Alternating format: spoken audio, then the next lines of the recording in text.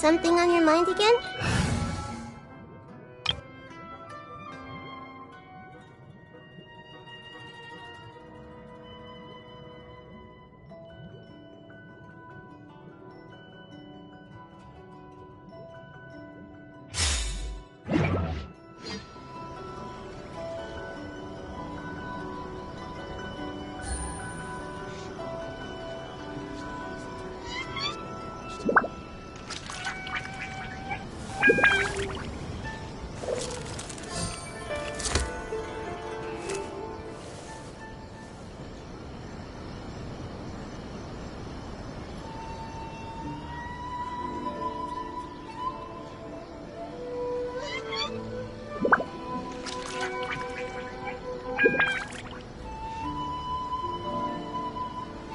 Navigating the world is a whole lot easier with a few different identities to choose from.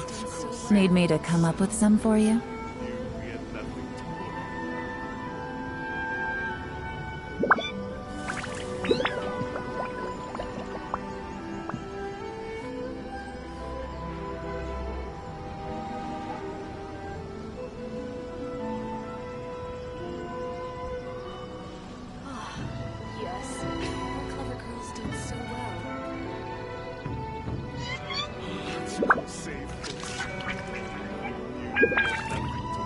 I got a new letter from an informant. Looks like the situation has changed again.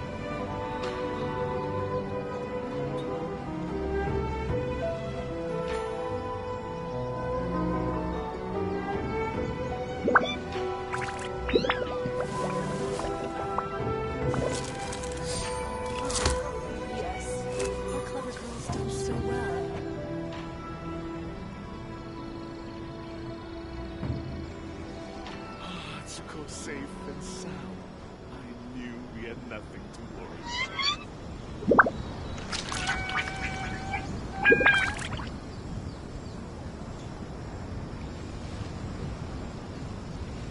worry. Good roll.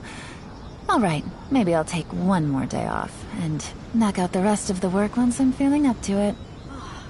Yes, our clever girls did so well.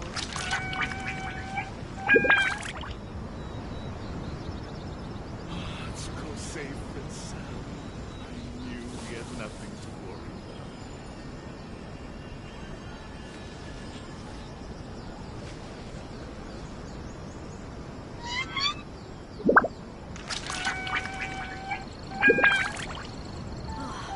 Yes, our clever girls done so well.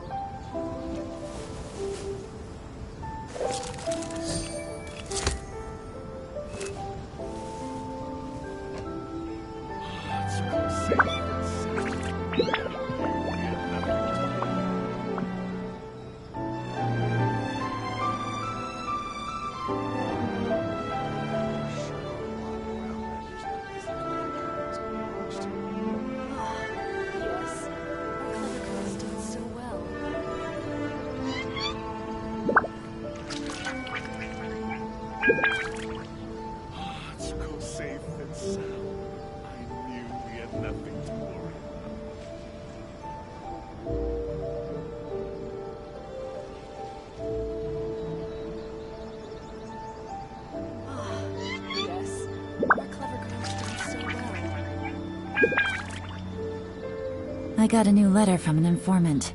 Looks like the situation has changed again.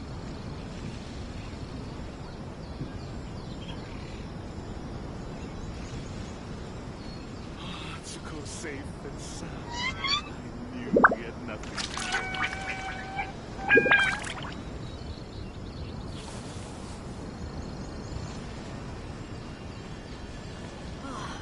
Yes, our clever girl's done so well.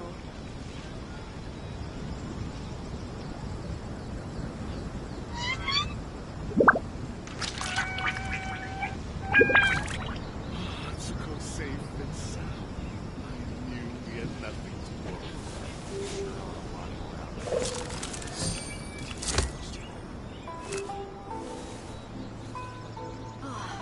Yes, our clever girl's done so well.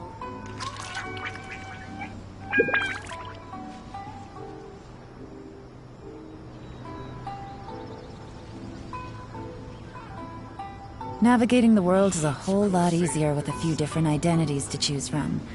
Need me to come up with some for you?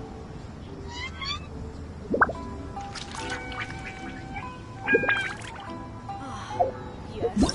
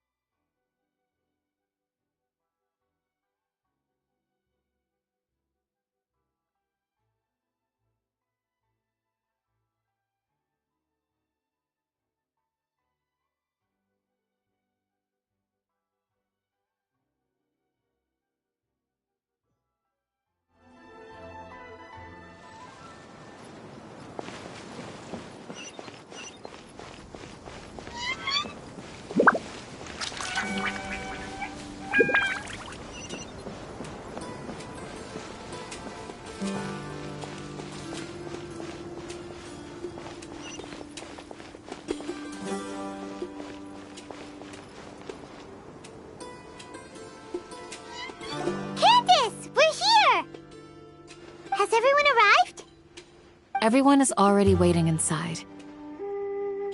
Well, what are we waiting for? Let's join them! Please, wait a moment.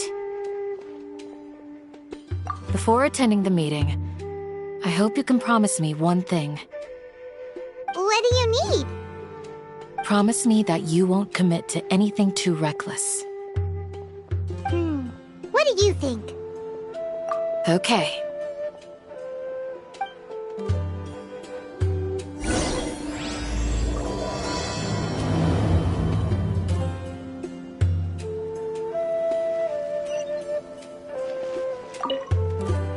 They're all waiting for you.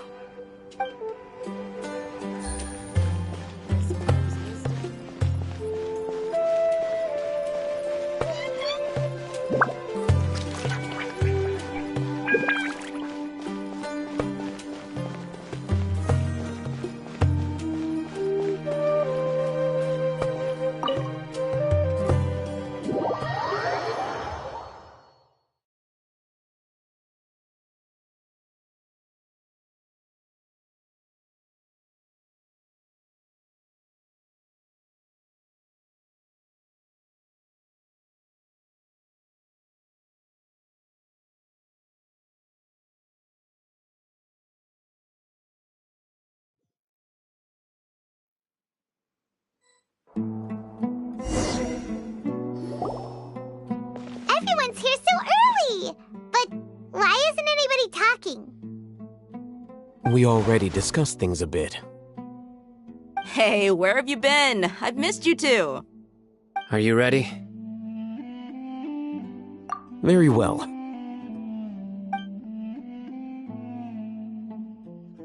Are you sure this is gonna work?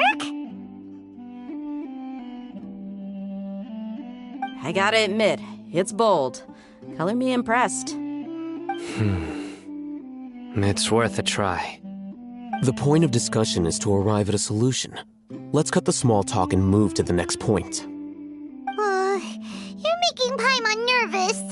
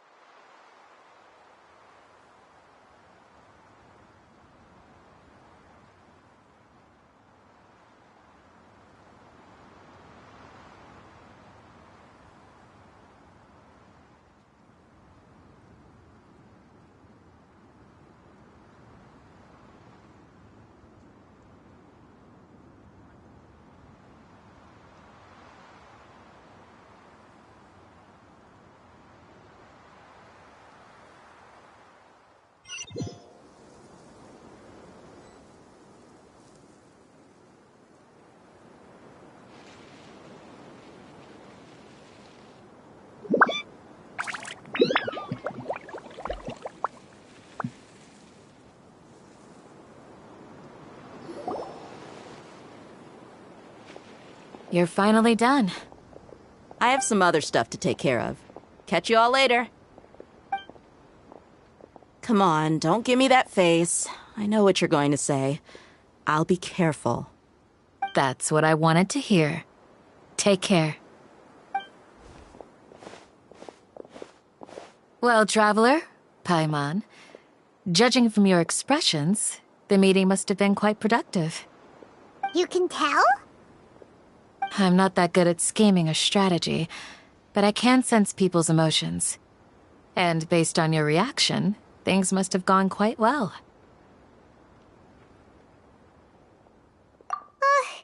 Paimon's a little worried. Hopefully nothing will go wrong.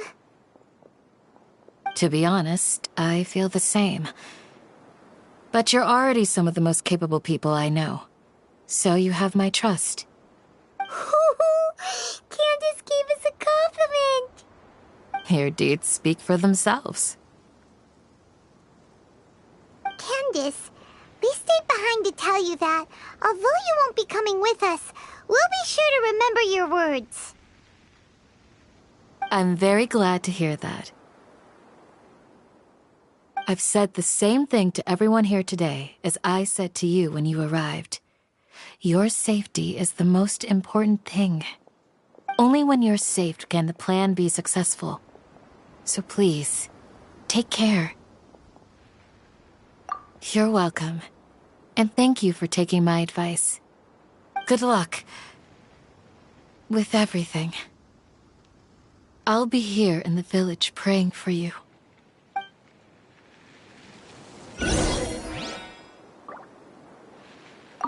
Stay safe, everyone. I'll be here, praying for you. Good luck.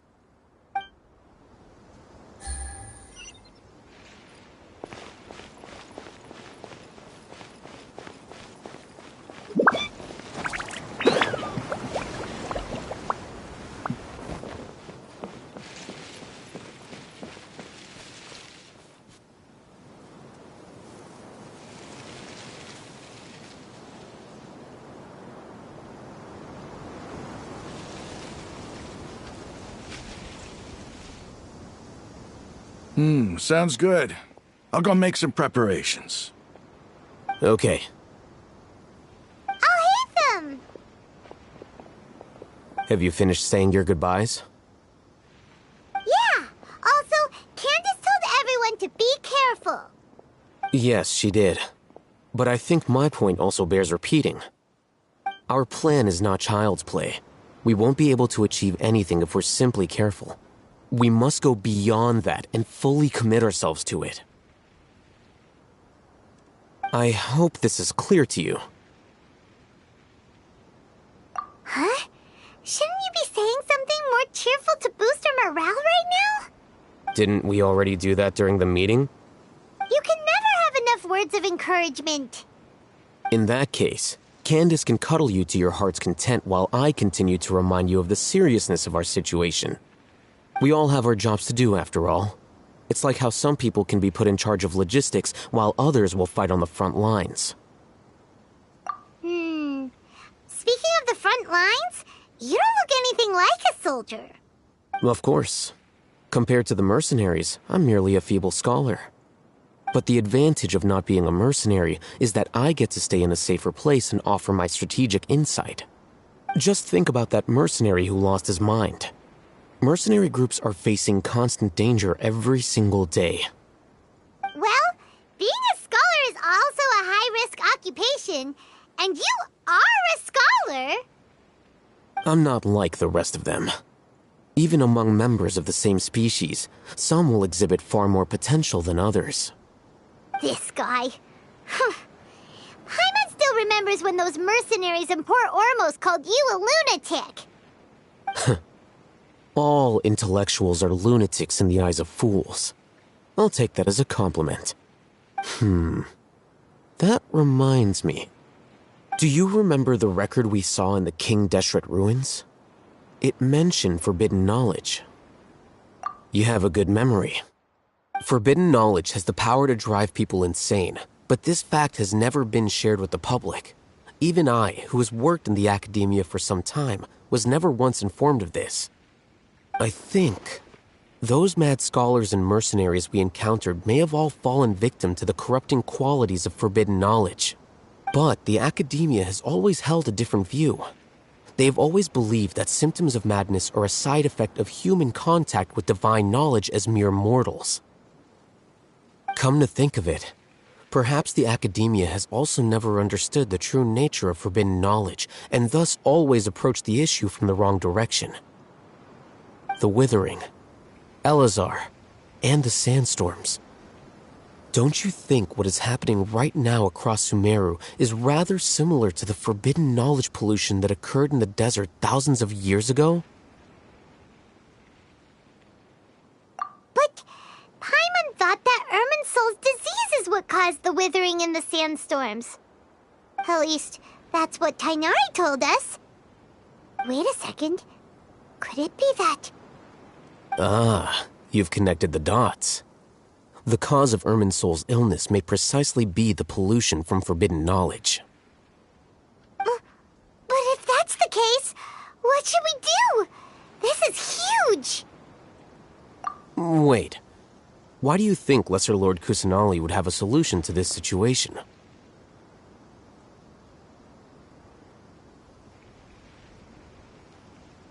You mean, it's related to the scene you saw when you passed out in the Avidia forest? That whole, the world forget me thing? In that case, it's imperative that we rescue Lesser Lord Kusanali. Only by working with her to save Irminsul can we completely resolve the problems Sumeru currently faces.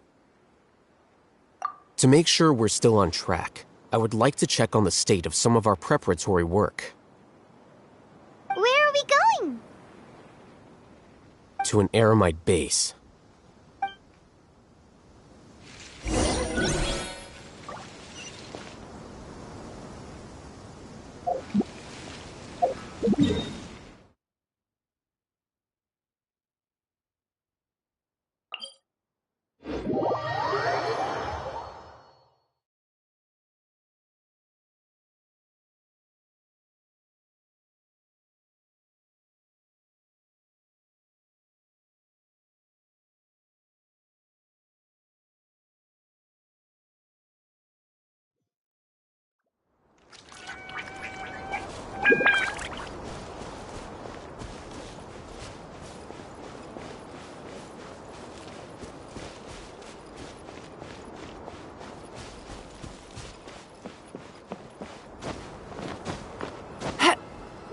Yeah.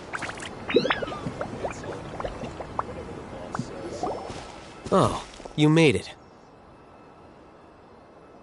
Huh? What are they doing here? I gave them some technical work to do. Ah, it's the scribe. And is that the traveler I see? How's the work going? Ah, yes! We have fixed the devices according to your instructions. One of them is already ready for use, while the others are still under repair. Aren't those devices for canned knowledge extraction? What are you doing with those? Look here. Huh? More canned knowledge? Are you going to put more weird stuff into his head again? What's that look on your face? Are you scared? Paimon's a little scared, but very, very furious! That's an interesting response. Anyway, we're not going to use this just yet. As I mentioned during the meeting, this knowledge capsule contains a decree I drew up in the past. The academia should also have their own copy. And according to the plan we just came up with... Traveler, I want you to record something into this capsule. Do you believe we can save Lesser Lord Kusanali?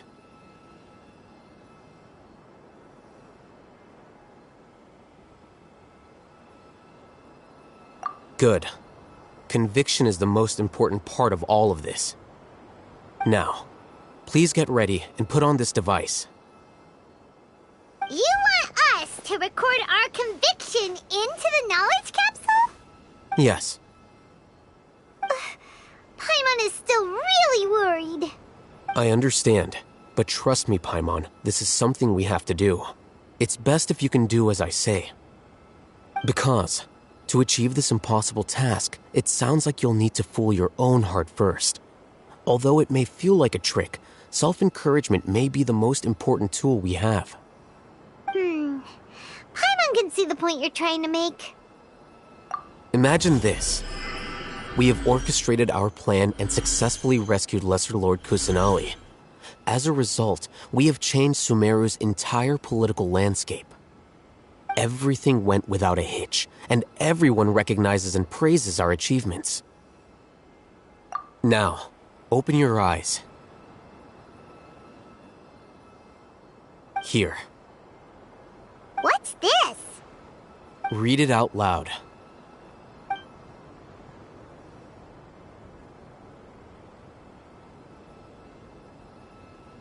It's done. Is your head okay? Does anything hurt? It's just a recording. There should be no negative effects. But what was the point of doing this? Paimon doesn't get it. And that's perfectly fine. In any case, these capsules aren't meant to be used by you. Huh? What do you mean? Have you forgotten? Our plan needs to account for those who have long relied on the Akasha. You may find it hard to believe, but for those people, everything the Akasha transmits to them is nothing short of absolute truth. Imagine if you've been using a device like the Akasha since the day you were born, and this device has always supported you during times of need. After all that time, what do you think you'd become? A fool? A machine? A slave to orders. And that's why rules are so important. In addition, those who understand the rules can delineate boundaries and identify gray areas. But why would you need to identify the gray areas? You could say that those kinds of ambiguous zones can be very interesting. One might even say they're advantageous in the right hands. Things you're interested in are really out there. Are all Sumeru scholars like this?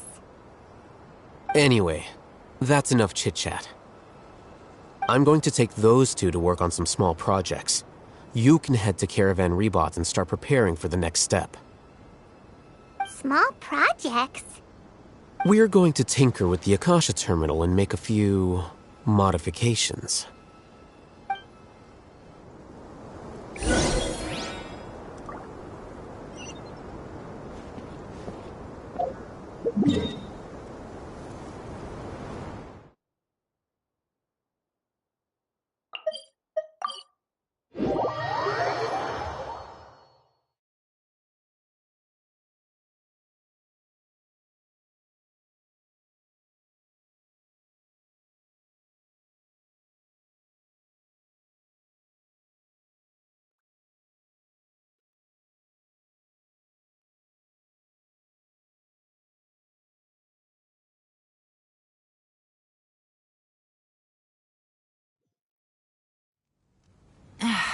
This blinding sunlight is such a pain.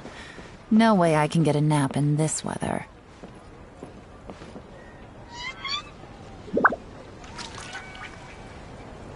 I thought we agreed on a plan.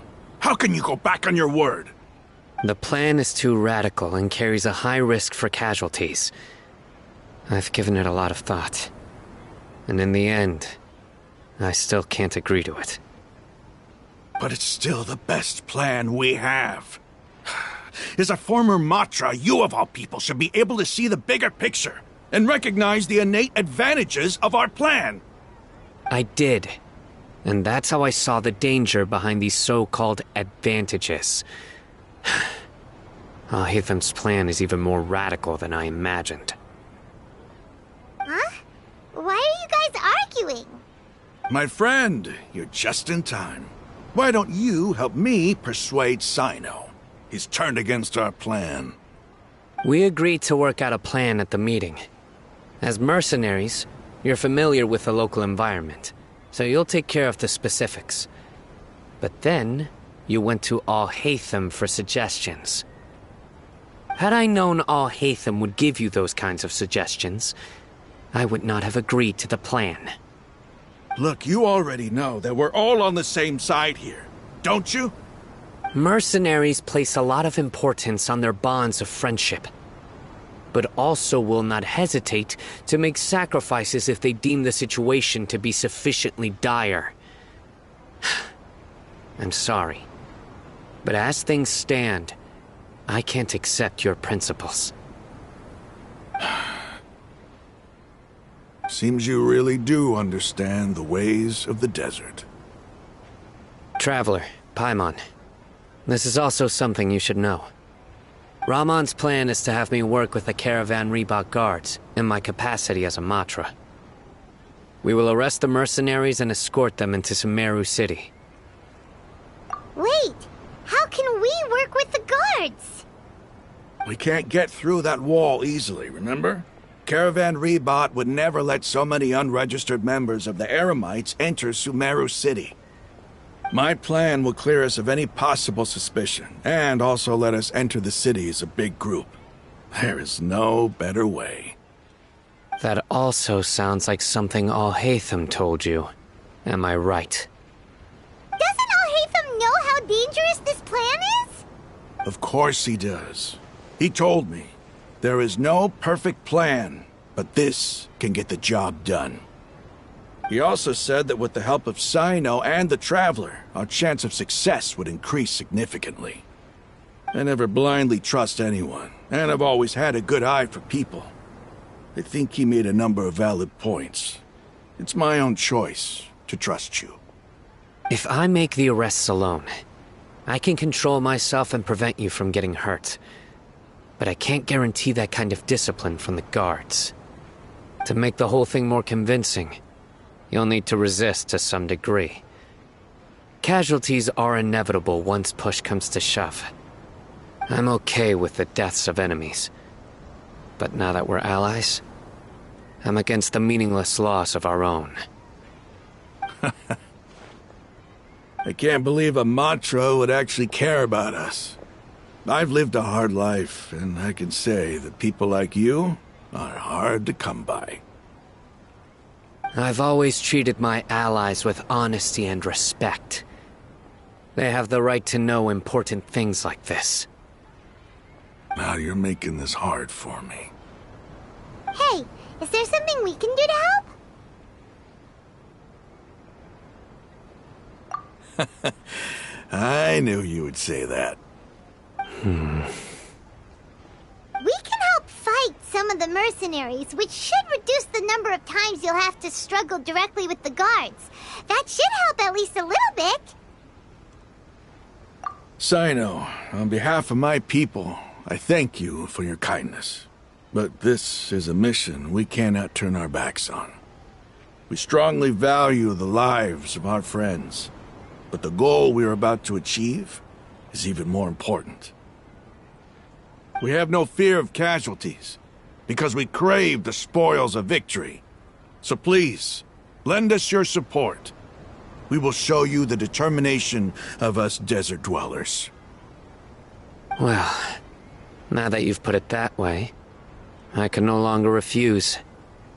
But remember, you need to follow the plan and not do anything reckless. Candace made it very clear that we can only achieve our goals if we can ensure our safety. Since you and I both recognize the significance of this operation, there should be no more animosity between the followers of the Dendro Archon and those of King Deshret. Everyone's life is equally important. Okay, you have a deal. Let's do this for our shared dream. The guards should be stationed in the courtyard nearby. You can find them there.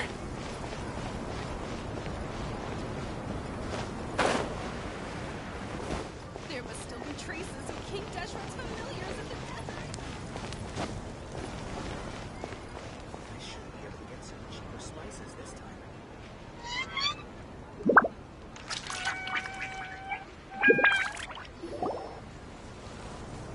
Guards! General Mahamatra! To what do we owe the honor? Keep your voice down. This is a secret operation. I'm going to arrest a large criminal gang near this location. According to the Academia's Guide and Regulations on Secret Operations, I have the right to ask for the cooperation of Caravan Rebot. Ah, of course. Mahamatra Sino's order is the Academia's order. Just let us know what you need. But who exactly are you planning to arrest, and how many people are you expecting? Depending on the scale of this operation, we may need to report it to our superiors. They're a squad of Eremites whose number is comparable to Ain el Akhmar in Port Ormos. They're involved in the theft and resale of supplies from the Academia. As many as Ain el Akhmar? This should definitely be classified as a joint operation. Then I suggest that you report this to your superiors as soon as possible, and treat it as a top priority desert operation. I will need personnel. Got it. Please wait a moment. I'll contact them immediately.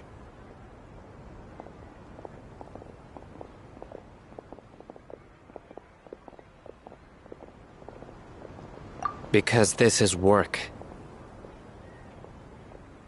Because I trust you. Paimon can't believe you're still in the mood to chat. This whole thing has Paimon scared stiff. Aren't you even a little worried? What if these guards already know that you have betrayed the Academia and are no longer their General Mahamatra? Even if that guard doesn't know, their superiors might, right? We discussed this, remember? The Caravan Rebot operation is of great importance. But don't worry, the guards there shouldn't know that Sino has stepped down. How can you be so sure? First, the other Matra still don't know why Sino has left, which proves that the Academia has been covering up the matter. Second, this is a crucial moment for the Academia's God creation plan. If something were to happen to the General Mahamatra, it's bound to attract a lot of unwanted attention. No matter how they don't seem interested in sharing the news of Sino's departure. A reasonable inference. I agree. Which brings us to our next issue.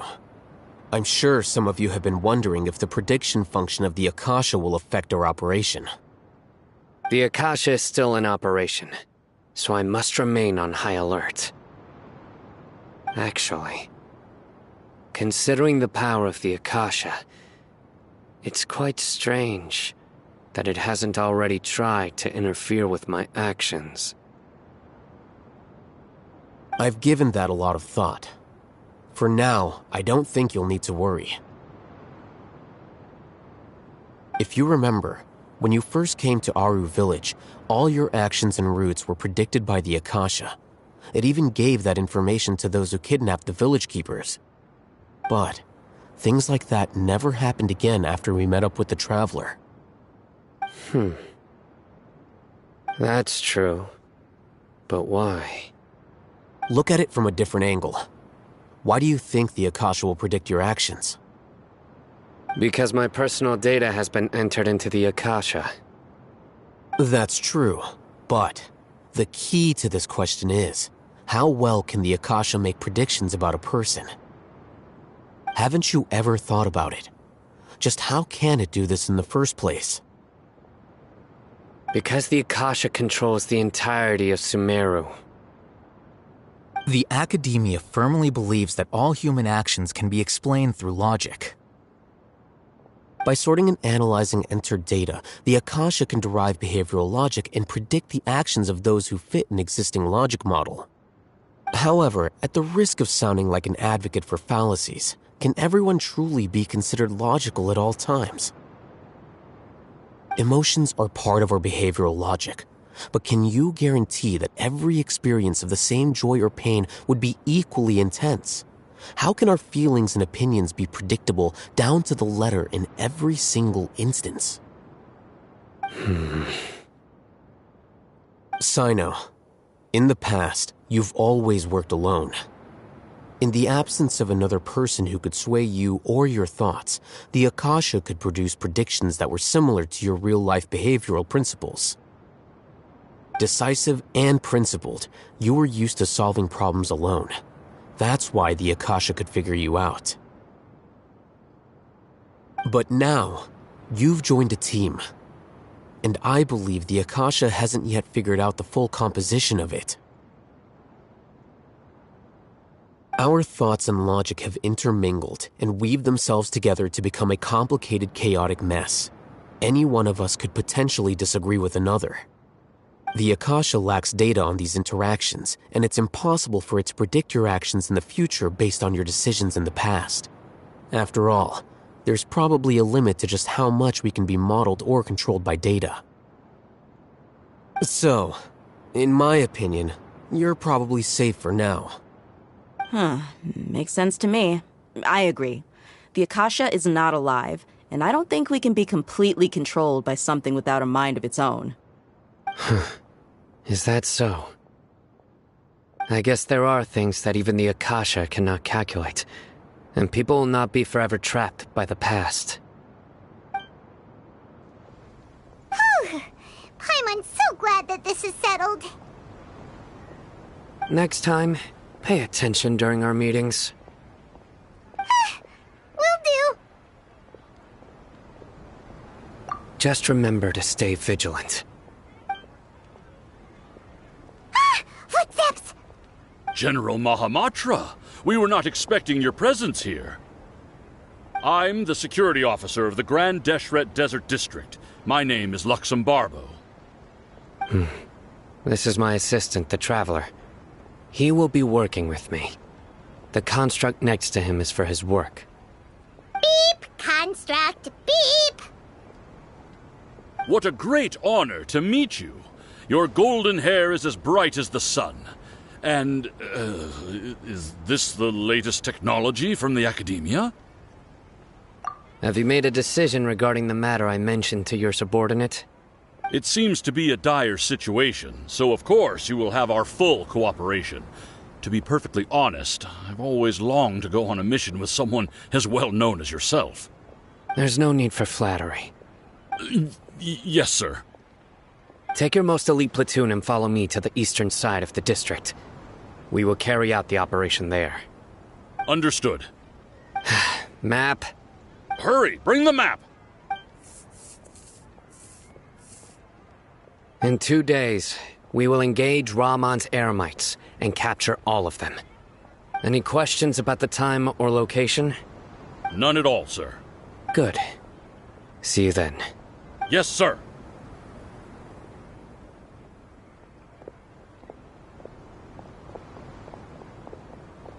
Maybe hanging around the General Mahamatra isn't so bad after all. Everyone's so respectful towards us. This is all due to the absolute authority of the Academia. And now, we're going to strike back against that massive pillar of power. Get ready. We will move out in 2 days.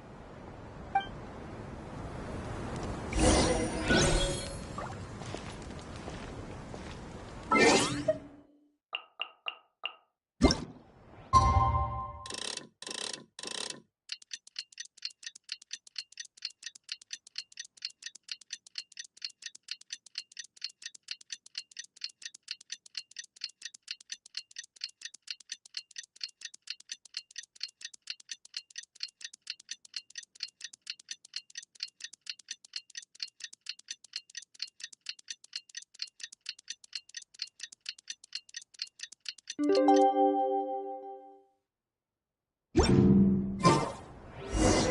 time for the operation! Let's go meet Sino in the desert!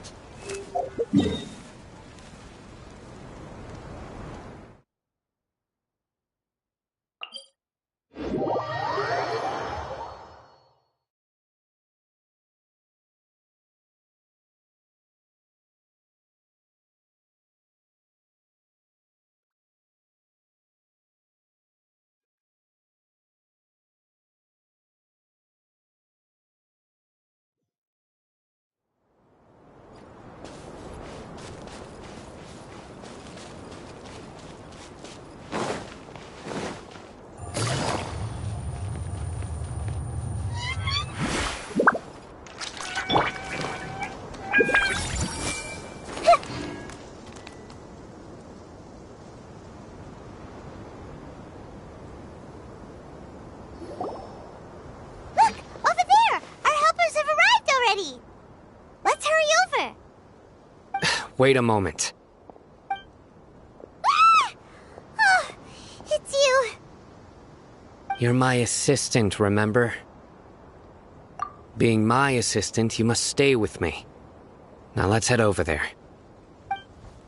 It's General Mahamatra and his assistants. We meet again. You're here early. It's to show how important we think the operation is. Since this is a big case for the Academia, we are prepared to give it our best. I'm glad to hear your sense of resolve. Remember, we must capture them alive. They are our only leads for the case. If they die, we will be unable to continue the investigation. Understood. Everyone! The Eremites are approaching from the west! Make preparations and be ready for combat. Halt! Oh? What a warm welcome! What do you want? Judging from those shiny weapons in your hands, it seems like you're not interested in a deal. Rahman, the Academia has caught wind of your smuggling and illicit sales. If you value your life, I advise you to surrender. Who are you supposed to be? A Matra from the Academia? I can't believe you came all this way just to catch us. I'm not here to talk. Oh. Nobody's given me this much time of day since I became a mercenary. Brothers! For that slight, let's wash our blades with their blood. Let's show them we Eremites are not to be messed with.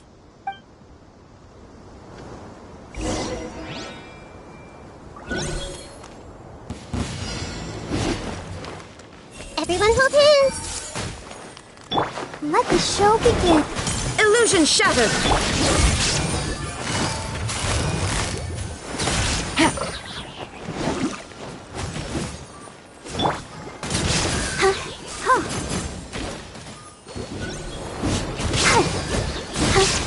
There is no escape!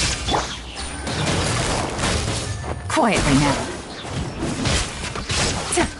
Things are about to get dicey.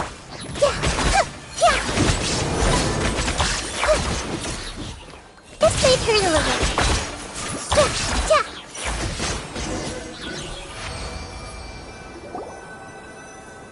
It's over. Ah! We have subdued them. The operation is now over. All Eremite mercenaries and related personnel in the area have been arrested. Ah, you pitiful Dendro Archon dogs! You'll regret this! I'm afraid you'll regret it first. King Deshret will curse you, and you will all! Silence! Oh, Restrain them and take them back to Caravan Rebot. Count their numbers and send them to the Academia as instructed by the General Mahamatra. Yes, sir!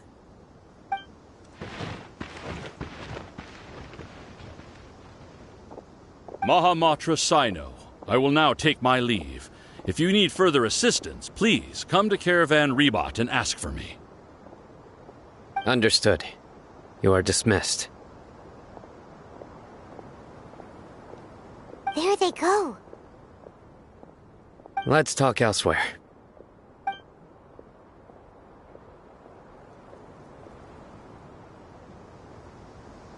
This part of the plan went really well.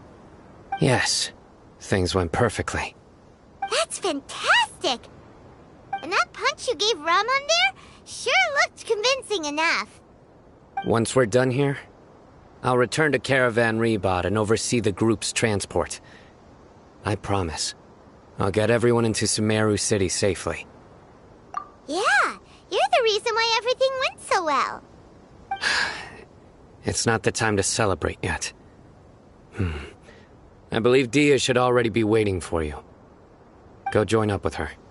She will need you to introduce her to Tainari. Speaking of which, is it really okay for us not to share the full plan with Tainari? What if he'll feel miffed about it and refuse to work with us? I have a very close relationship with Tainari. Given how well we know each other, I believe my message alone should be enough to bring him to our side. He knows I won't make jokes about things like this. If we need help, Tainari is the best option. Get ready for the next phase of the plan. Don't keep them waiting.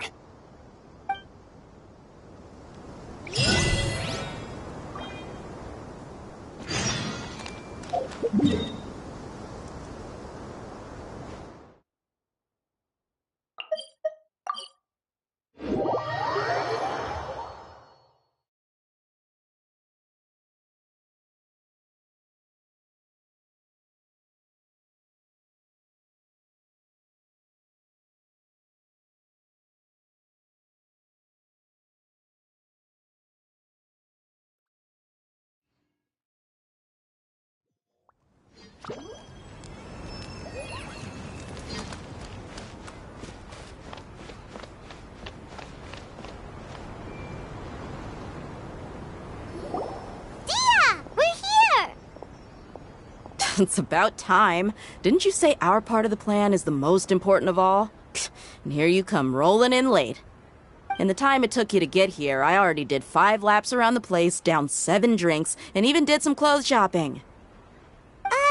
Sorry. We didn't mean to keep you waiting. I just wanted to fix your attitude and rub it in a little. After all, you took your sweet time getting here, and we've got important stuff to take care of. I just like seeing that serious look on your face. All right, I'll stop. All joking aside, I'm glad you're here. Let's get moving and take care of this as soon as possible. But where should we start?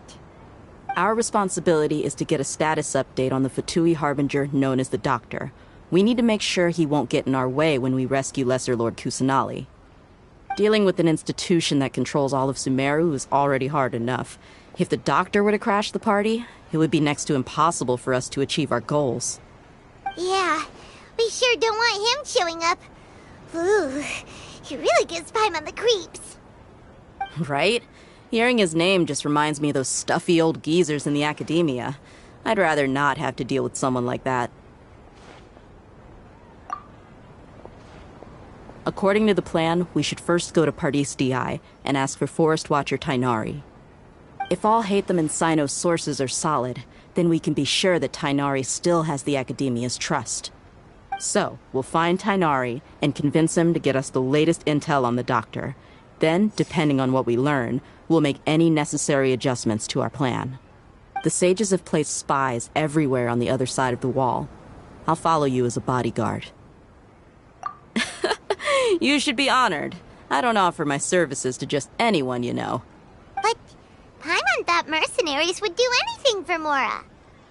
That's certainly true. But when multiple employers are vying for your services, you should always go with the best offer.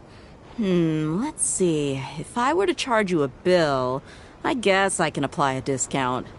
How much more do you want? Paimon's not sure we can afford it. How much do I want? Hey, how about paying me with a smile? What do you say? I haven't seen you smiling much recently. If you ask me, someone like you must look lovely when they smile. Come on, give me a smile so that I can be less worried. Looking good! I hope this pretty smile will become our lucky charm. There are many kinds of smiles, but only a truly joyous one can bring blessings to others. Let's consider this smile a down payment for our future victory. Let's go. It's time to pay a visit to Pardis Di.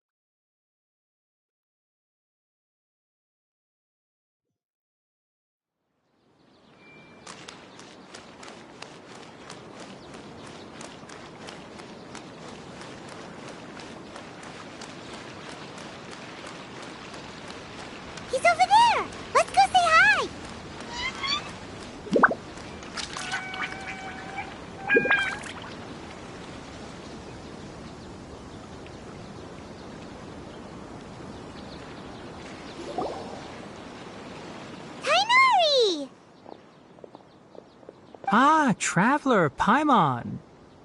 And you are? Hey there.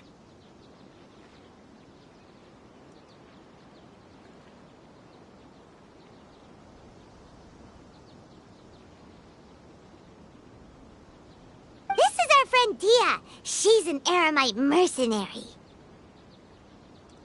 A mercenary? You must have some big news for me. It's something really important. Please help us out.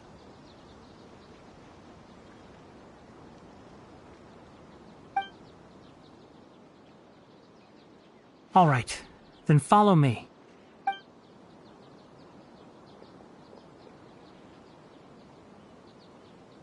This place is better. We won't be disturbed by any passerby. Okay, what is this important thing you want to ask me? The doctor, huh? He's that strange-looking Fatui Harbinger with the mask. Paimon thinks he has blue hair. Yes, I know him. Actually, he left Party's DI just a little while ago. He left already? Yeah, he came looking for me. Can I ask what it was about? Sorry to ask you like this after having just met, but your answer is very important to us. For now, all we can share with you is that your friend Sino is working with us.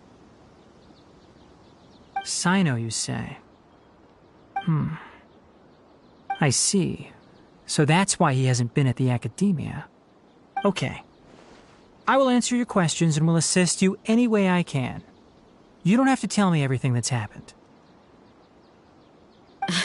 Sino's name really does work wonders. You're not even a little worried that we might have made it all up? Despite having just met you, I can sense that you're the serious type. Between you, the Traveler, and Sino, none of you strike me as the type that would conspire to deceive me. You don't need to tell me anything you don't want to. I'll also get straight to the point. The Harbinger you mentioned came to me because he wanted to take the scholar Hypatia away with him. Hypatia? Why would he want her? And what do you mean by take away? Is he planning to leave Sumeru? Yes. He told me his return to Snezhnaya is imminent.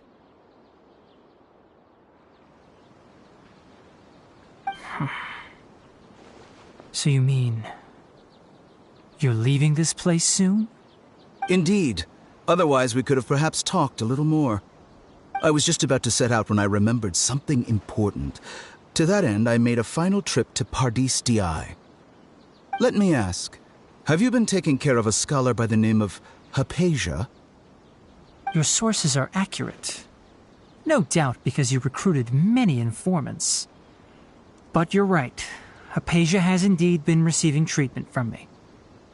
Forgive me for asking, but how's the treatment coming along? Given the way you're asking, I assume you have something to say. Since you asked, I'll be frank. I would like to take Hypatia to Snezhnaya. It's incredibly difficult to transfer a patient. As a scholar yourself, shouldn't you at least be aware of this? Oh? I can't believe your utter lack of faith in me, to the point of even questioning my general level of knowledge. How unbefitting. Well, you're the only one who's ever made such a request. I have my ways of keeping her safe during the journey. In addition, I can also promise that under my care, Hypatia will receive the most advanced and effective treatment. I will personally supervise her treatment and see to her recovery. Would that be agreeable to you? Hypatia was born in Sumeru and remains a scholar of the academia. Her situation has not become dire enough to necessitate her transfer to another nation. Transporting her to Snezhnaya is risky, and the potential benefits are unknown. As the person currently responsible for her treatment, I cannot possibly sign off on this transfer. Your suggestion is rude and reckless. I'll pass. I don't know much about the doctor, but after talking with him, I realized that, just like many other scholars, he possesses an aura of arrogance that I've come to detest. It's not so much that he's looking down on others, but more that he's so confident in himself and his abilities, to a point of near insanity. I would never refer a patient to someone like him. I prepared myself for a protracted battle of wits, and was really surprised to see him just give up on the topic. Still, his reaction really concerned me.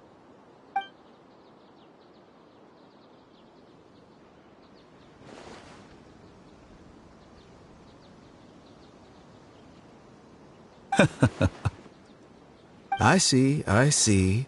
Of course, your opinion makes perfect sense. You're still young, but already quite stubborn. I must say, you are not like what I had expected. Under normal circumstances, I wouldn't just let you off the hook like this. But unfortunately, I'm in a hurry today, what with Her Most Noble Majesty the Tsaritsa calling for our return.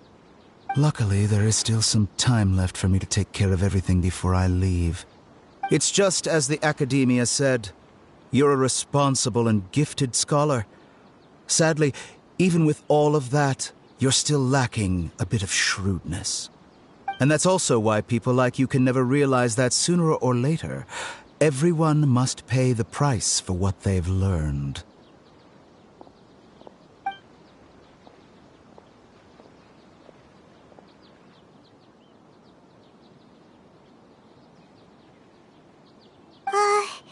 Paimon can't help but feel like he's hinting at something unpleasant. He asked a question, yet didn't care for my answer. Perhaps I'm nothing but a talking rock in his eyes. He never came off as malicious, but an utter lack of compassion permeated throughout our conversation. From his tone, I can sense that he's always looked down on others. I can barely believe it myself. But if that's true, the situation will be in our favor. I don't think I missed any details. Frankly speaking, I don't want you to do anything too risky. Now that you know a little more, it should be easier for you to stay safe. Sorry we can't tell you everything. We appreciate that you helped us anyway.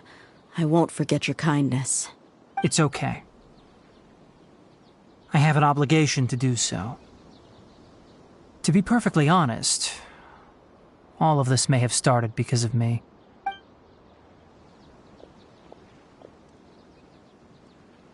Recently, my master wrote several letters to me, asking me to return to the Academia and assist him with his research. Hasn't he already asked you several times before? Yes, but there's something off about this most recent batch of letters. The handwriting and tone are both familiar, but some details have been omitted. My master will occasionally leave a few dots on the back of the letter. 1 dot means that he wrote the letter on a sunny day, and 3 dots stand for a rainy day. This has been a habit of his for many years, but I didn't find any dots in his recent letters. I believe something may have happened to him. I get it. Since you are always at Gandharvaville, you would like me, someone already working at the Academia, to investigate this matter, right? I'd like to ask you to do that for me. If you can keep yourself safe, please withdraw immediately at the first hint of danger. I can do that, but I have a feeling it won't be that simple. The Academia has been working on a big project. I'm not quite sure what it is, but your master might be involved with it. If the higher-ups really are hiding something, then it will be difficult to remove myself from the situation once the investigation starts. If the situation becomes critical, I'll leave the Academia. If you don't see me there for an extended period, that's your cue. All right, we've got a plan. I'll stay at Gandharvaville to support you. If that scenario comes to pass, you must be extra vigilant. And be wary of any messages or direct requests from the Academia. I must say, I didn't expect a warning like this from the General Mahamatra. Being loyal to the Academia doesn't mean blindly doing whatever the sages say. I know what I'm doing. On that note, aren't you also being quite distrustful of your alma mater? The academia, yes, but my master is a man of integrity. Even when I was a student, I was worried he'd get in trouble for sticking to his beliefs. I suppose he's lucky to have lasted so long. But in the end, it still caught up to him.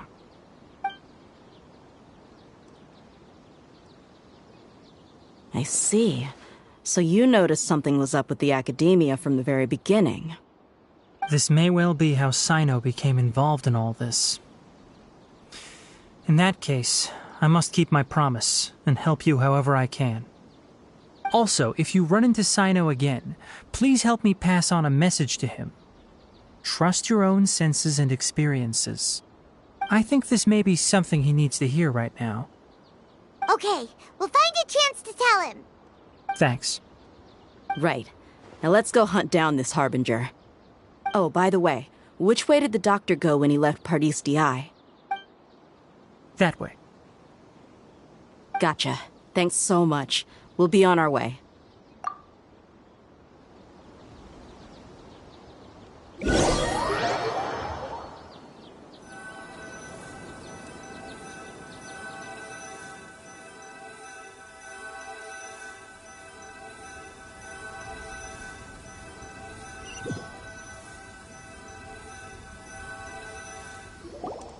According to Tainari, the doctor is leaving Sumeru soon.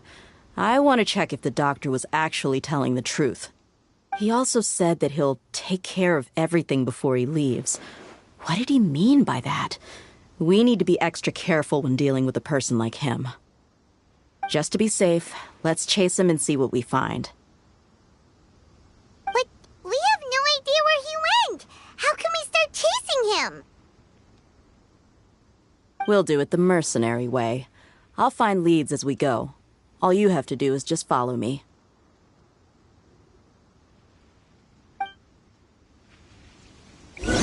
That Harbinger may have tried to cover his trail, but he still left some traces. Or perhaps he never even thought about concealing his whereabouts. Maybe that's just how arrogant he really is. Yep, we're headed in the right direction. The traces are still fresh, but there's no sign of his entourage. Clearly they're in a hurry. It's just as I thought.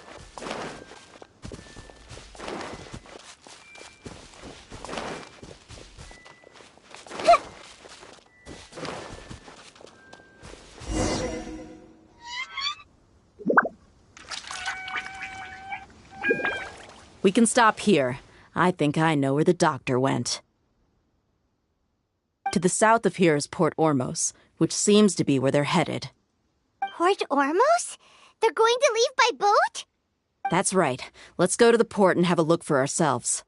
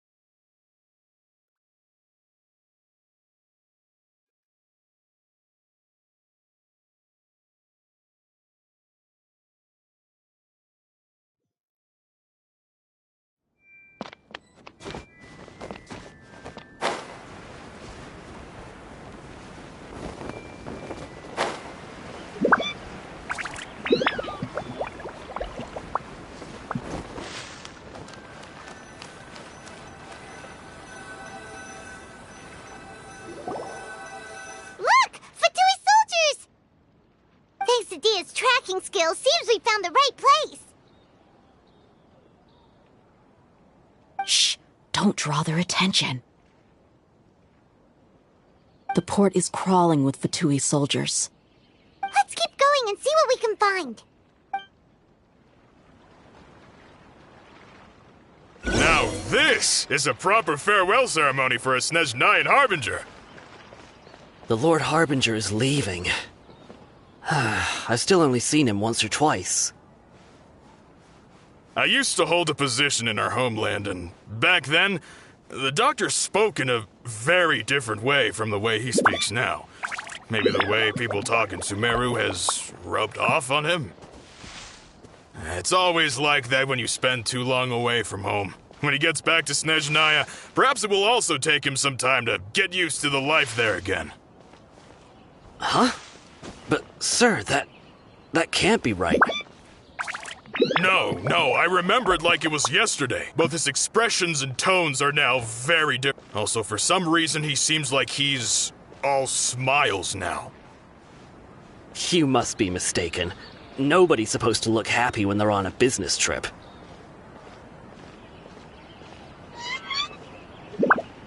The doctor is on that boat. So he told the truth after all. He is actually leaving Sumeru. Let's get closer and find a place to hide so we can observe him.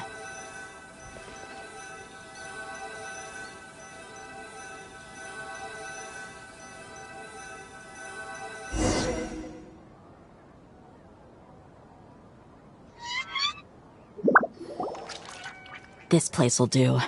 We can hide here while we keep an eye on the boat.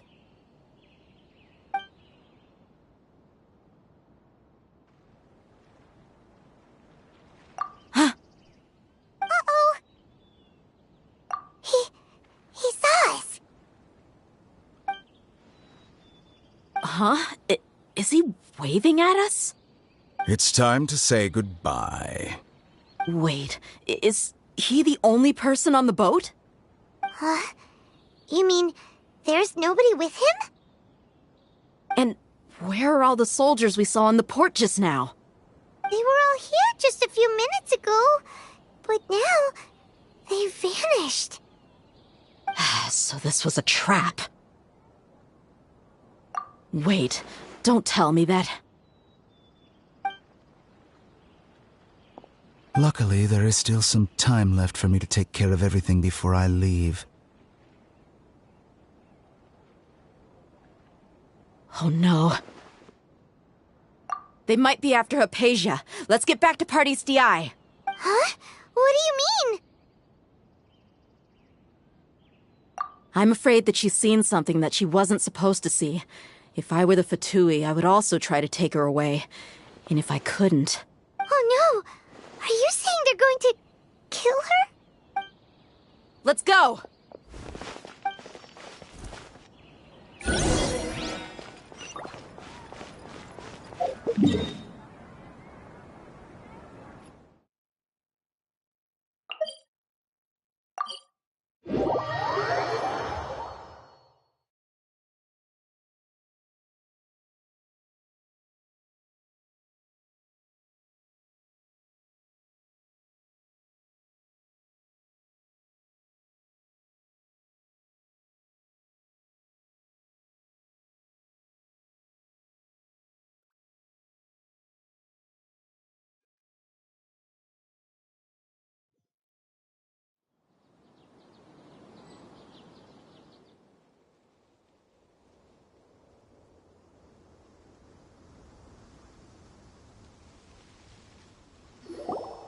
Party's DI is not a place you Fatui can just show up and do as you please.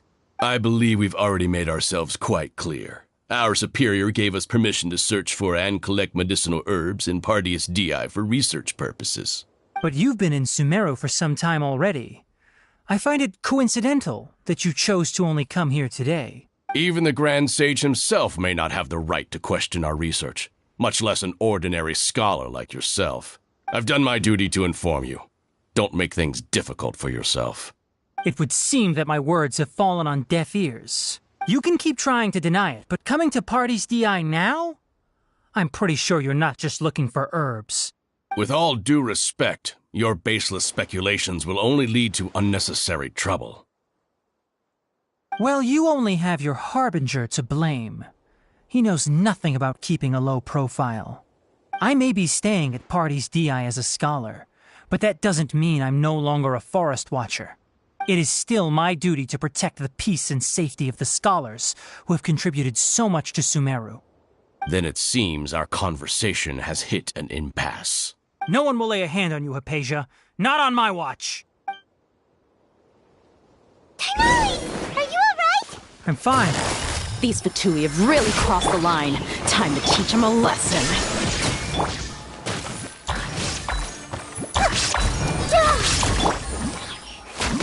Detoxifying! There's no use resisting! Give us Hypatia! Keep dreaming. Yeah, Tighnari, beat him up! To oblivion! The doctor's orders are absolute! Yeah? You've been someone's lapdog for so long that you don't know anything else now! My knowledge. Commit it to memory. Let the show be. Prepare yourself! This isn't good. Busted! Yeah, this might hurt a little.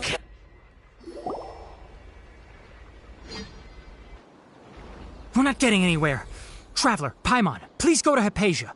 We need to make sure they don't try to sneak around and attack from behind. Got it. Hypatia's still here. Doesn't look like anyone's broken in.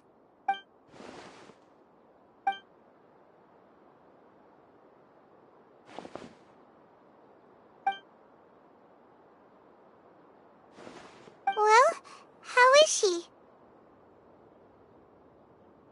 Oh, that's good.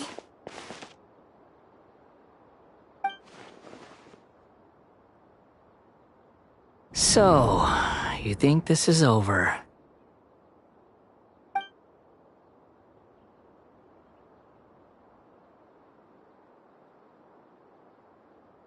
What? The Balladeer is here?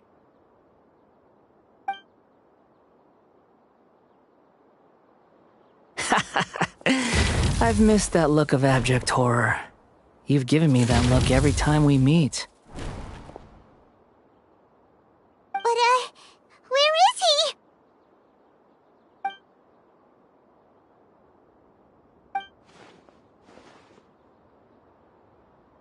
I can hear all of your thoughts, you know.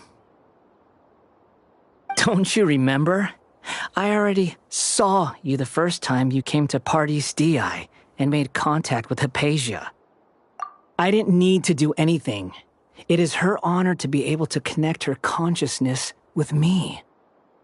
Who are you talking to? It can't be the Balladeer, right? That's impossible. I know you must be curious. I might as well tell you that I decided to enter Hypatia's consciousness the moment I sensed your touch. I wanted to observe you on a fool's errand. Hey, Traveler! What are you doing? My deification is nearly complete. All that's left now are just some final details. Do you understand? Even if you manage to rescue Lesser Lord Kusanali, it will be impossible for you to defeat a bona fide god like me. Is it wise to force that childlike god into a divine battle against me? Scholars consider the god of wisdom to be the sum total of their faith. It's how they can justify reverence for a god as they construct it. But this also shows that humanity's worship of gods is a combination of blasphemy and exaltation. It's truly laughable. Yes. What is it? Yeah, I'm in a good mood, which is why I'm talking to you like this. What do you mean?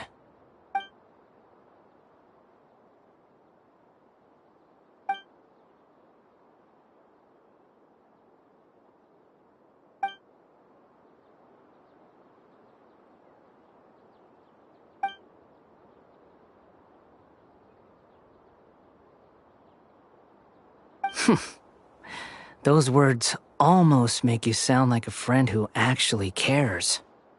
But you're wrong. I'm different from all of you. I was born to become a god. My entire life up until this point has just been a meaningless routine. Just think about a sheet of paper. By itself, it holds no meaning. The content recorded on it is what gives it value. All I had recorded down before were some painful memories and boring human feelings. Such senseless drivel should have been erased a long time ago. Indeed, to me, the sight of you fools in your futile struggles is far more amusing. Tell me, just what has this world done for you to protect it with such zest and conviction? I'm connected to your consciousness, so I can hear what you're thinking and sense the depth of your determination. This is a good conversation we're having. So here's a word of advice. Let go of your misguided guardian complex. You know nothing about the truth. It'll be for your own good, as well as everyone else's. Humans are a species that can only find bliss in ignorance.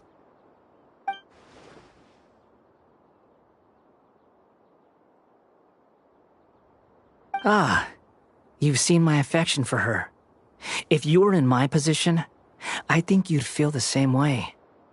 She peered into my consciousness and saw my past. Someone like that is qualified to become my first follower. All gods need followers. So Hypatia has been chosen. Her appearance heralds my imminent arrival at the throne of divinity, while her worship shall become my glory.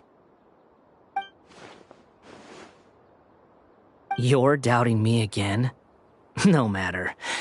Soon, you'll know what kind of authority you're challenging.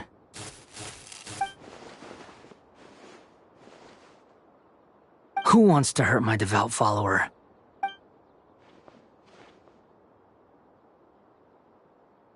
The doctor wants to hurt my first follower?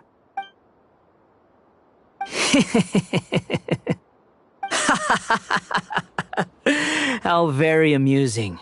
Has anyone ever told you that you're not good at sowing discord? The doctor has never known his place. Even now, the puny human thinks himself capable of interfering in the business of the new god. You're still too naive if you think a few words will be enough to convince me to destroy the doctor. But I'm willing to give you a gift, just like my expression of affection towards Hypatia. It is an honor for you to be able to stand here and speak with me.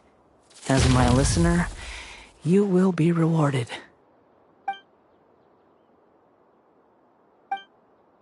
Both good things and bad things can be called gifts. After all, gods have never needed to be reasonable. Ah! Paimon hears thunder! That person Paimon couldn't see was the Palantir? Oh, he sure chatted with you for a while.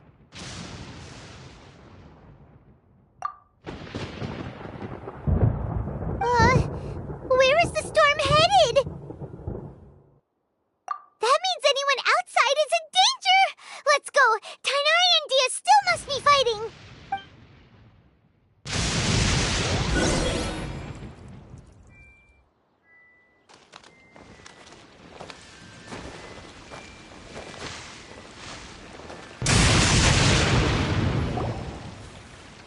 Oh!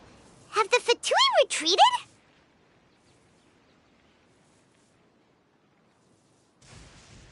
Hey! What happened to you? He's hurt. I'm fine. Don't move. I've seen eremites get struck by lightning before. You need to rest. Struck by lightning? We were fighting, and just as things started looking grim, the weather suddenly became extremely strange. Lightning started attacking everyone, almost as if it were alive. Luckily, there were only two of us, and both of us were nimble enough to dodge most of the strikes. There were a lot of Fatui, though, and they were being torn to shreds by the bolts of lightning. With that, all the Fatui soldiers were forced to retreat.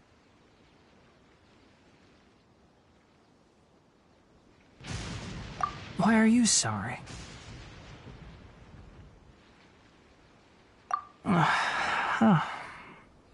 It's all right. I'm sure you also never expected this to happen. Don't blame yourself. My wound aside, you look like you've seen something unpleasant. Is Hypatia all right? Hey, didn't I tell you not to move? Just in case. Let's go to Hypatia's place and talk about things there.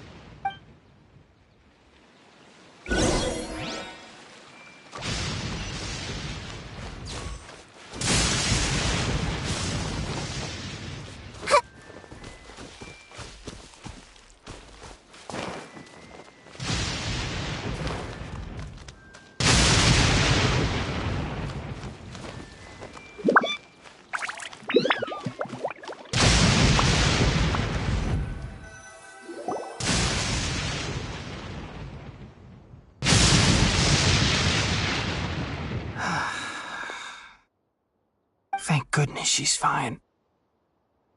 Hey, how about taking care of yourself first? I understand my condition. The wound is not fatal. I'll be all right. Ugh. The more you understand medicine, the worse of a patient you become. I know. They always think they can push through the pain. Oh, he sat down.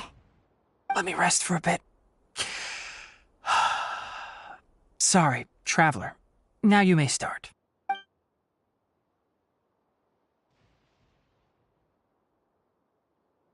So that's what you were talking to the balladeer about?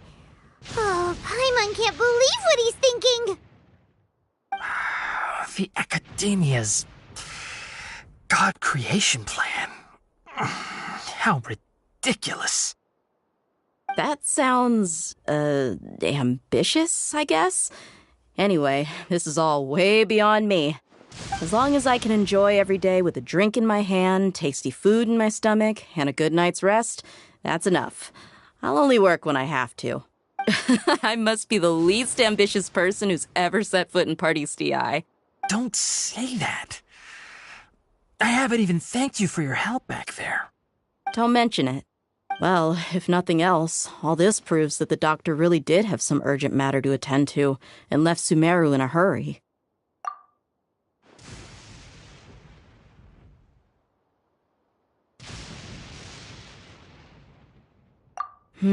Maybe the Fatui want to cover up some secret of the balladeer. Is that why they tried to seize Hypatia? You said the balladeer claimed that Hypatia has seen his past. So, what could be there? Have you noticed? The balladeer is not happy with the doctor's actions. He thinks the doctor has no right to consider himself as his equal. So, if the doctor was to show up again, would the balladeer zap him with lightning? Based on what the traveler has said, I think he would. Having the doctor gone benefits him as well as us. In other words, we've successfully completed this stage of the plan. The doctor is out of the picture now. Yay! That's a big accomplishment! I'm also happy for you. Thank you for the help, Tainari. Make sure you rest up for now. Yeah. All right. Okay, that wraps things up for us here at Party SDI. Traveler, it's about time we rendezvous with the others at the Grand Bazaar. Let's continue to keep a low profile. You can head there once you're ready.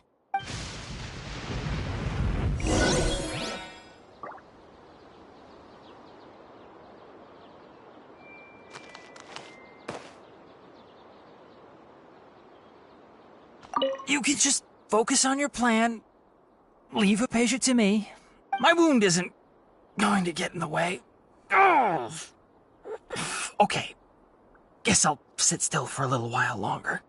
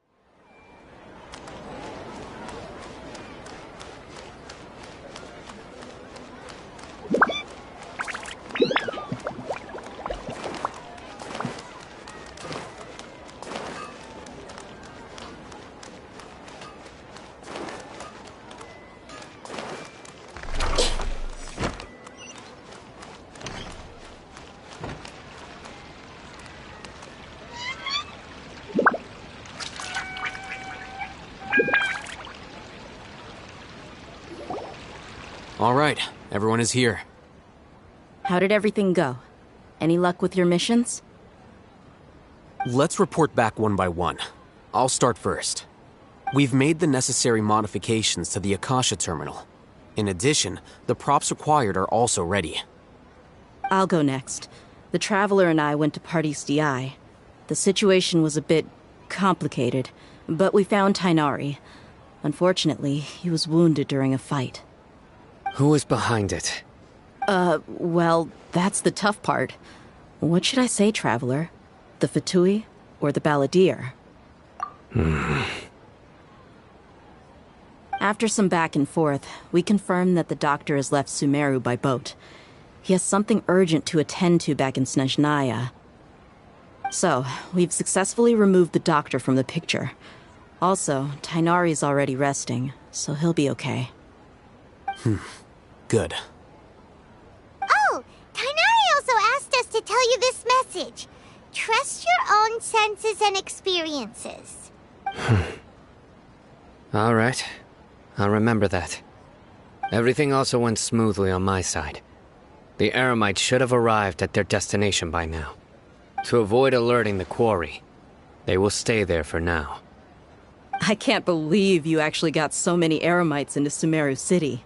It's all thanks to Rahman and his brave team, as well as their bold strategy.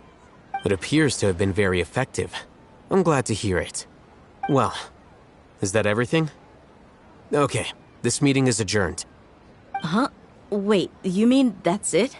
Well, what else is there to discuss? Shouldn't you end with some words of encouragement? You know, to fire us up now? Personally, I'd rather we all go home and get some rest. I'll hate them. Ugh. Oh, and if you wanted someone to say something to that effect, then I must reiterate that I'm here to strategize and not to lead. So you should find someone more suitable to do that. But I thought all of you Academia big shots were great speakers. Then I should remind you that I'm the scribe. I know that. So what? A scribe is responsible for recording meetings, not speaking. Fine, whatever. Well, Sino doesn't seem to be much of a talker either. I guess that leaves it to my employer. Employer? Yep. The Traveler hired me. That's right. So come on, boss. What do you have to say for the team? Yeah, say something to boost morale. Huh? What are you all doing here? Oh, it's Nilu! Hey, everyone. I'm not disturbing you, am I? Not at all. I was actually just about to go find you.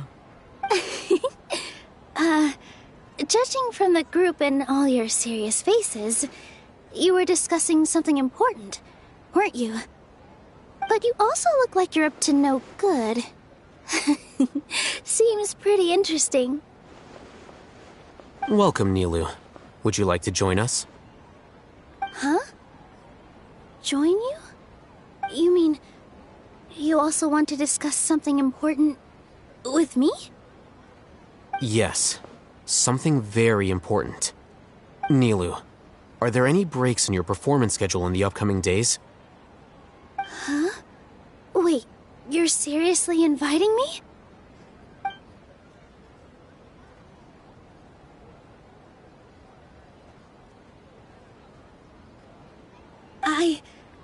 I can't believe my ears. You are truly the bravest and most passionate people of Sumeru, well, that I've ever met. Ahem. Oh, right. The Traveler and Paimon are not from Sumeru, but you are awesome as well. That's right. I must admit that I'm a little scared. But I'll try my best for Lesser Lord Kusanali. If I can somehow use my abilities to help you, then count me in. Remember, believe in yourself. Okay. I'll get my friends at the Grand Bazaar to help us tomorrow. Just remember not to say too much. Be discreet. Yep, you got it. All the preparations are done. Now, can we finally conclude this meeting? So, have you thought up what you'd like to say, boss?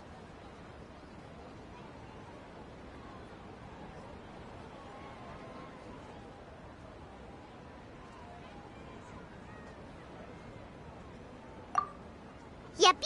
It's a grand plan and we're all super awesome.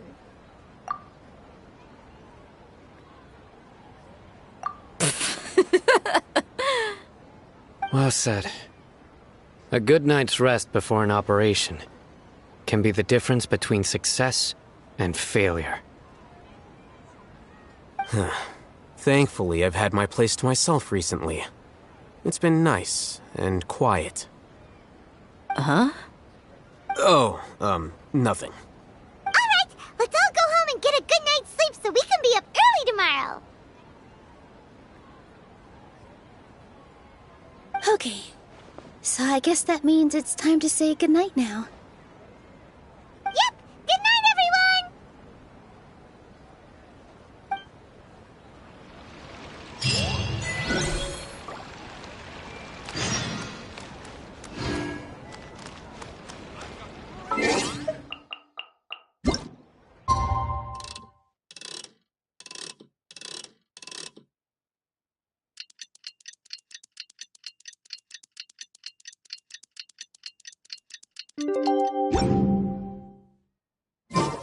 Today is the Academia's Neogarbaha Day. We can finally put our plan into action. Alhaitham should be waiting for us. Let's go to the Academia and find him.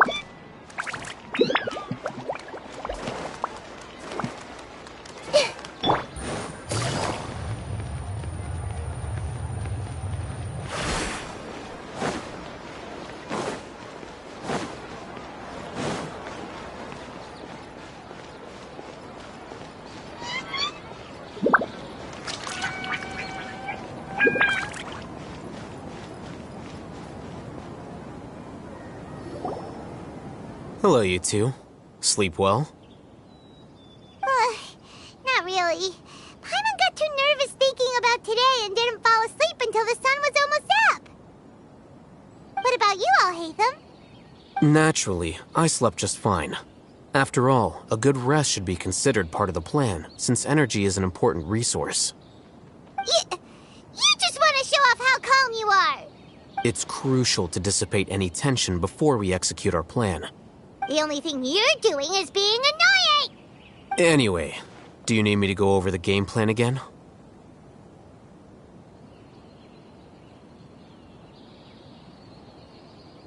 Our target is Grand Sage Azar's office. Everyone in the Academia knows that's where the Grand Sage's console is. Only they can operate it. Many restricted commands and operations are executed via that console. I'm sure that console has a way to free Lesser Lord Kusanali. You know, Paimon's been thinking, what kind of technology could let the sages imprison even a god? That isn't something they could have accomplished with their scholarly talents alone. In the sanctuary of Surasthana, there's a device of Greater Lord Rukadevata's that she once used to isolate herself while meditating. 500 years ago, the Grand Sage at the time modified the device so that it can no longer be controlled from the inside. They were effectively trapping one god with the power of another. So, how are we gonna get to the Grand Sage's office? Don't forget, today is Nyagarbha Day, arguably the most important day to the Academia. The sages and core Academia personnel are busy loading the latest batch of research developments and legal decrees into knowledge capsules so that they can be entered into the Akasha. All the Darshan's researchers have their noses to the grindstone, and the Academia's grounds are flowing with all sorts of people. It's the perfect time for an infiltration. When the Grand Sage leaves his office to supervise the entering process, that's our cue to access the console and free the Dendro Archon. Well, yes, that's just the visible side of our plan, after all. If precedence holds, the Academia should have already started preparing for Nyagarbha Day. Everyone should be in position. All that's left is for us to lead the charge. Let's go. So are we just gonna walk in through the front door, or...? Yes. Were you expecting a stealthier approach? Paimon can't think of a good comeback. Alright, it's all on Alhaitham if things go south.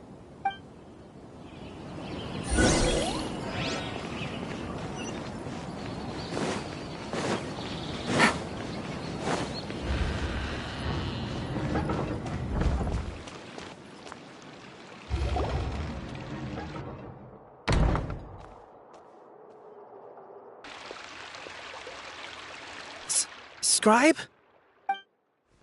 Please, wait. Are you Scribe Alhaitham?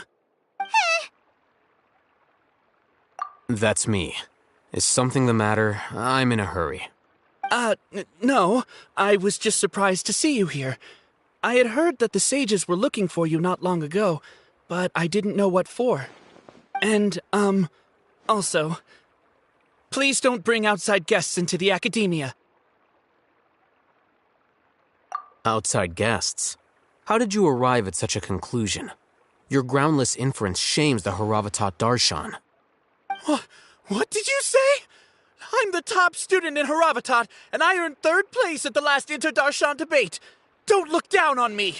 That wasn't my intention.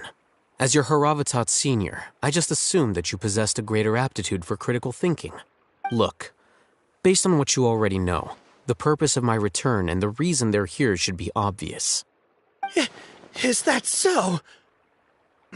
Wait a moment. Let me think. Don't tell me the answer. The sages search for you. A blonde-haired traveler. Outside guests. So, from the start, the sages weren't looking for you, but this traveler? And you were gone from the academia for so long because... Hey, shh. Yes, you've proven yourself as the top student in Haravatat. I surmise you've arrived at the correct conclusion. As I expected. Please, forgive me. I wasn't thinking clearly just now. Thank you for getting me back on track. It's nothing. We'll be on our way then. All right. Thank you for your contributions to the academia, Scribe.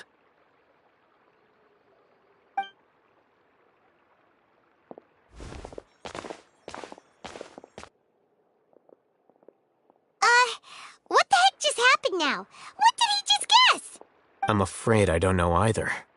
You have no idea? Mm-hmm. He convinced himself of whatever truth he came up with. That is the so-called pride of a scholar. If someone questions their academic facility, they will instantly feign understanding to keep up appearances. Nowadays, the academia is rampant with this type of scholar. Their obvious farces of intellect only serve to highlight themselves as fools. Wow, so there are special ways to deal with smart people. We don't even need to make up our own excuses. We shouldn't waste any more time. It would be problematic if we missed our window of opportunity. Let's go.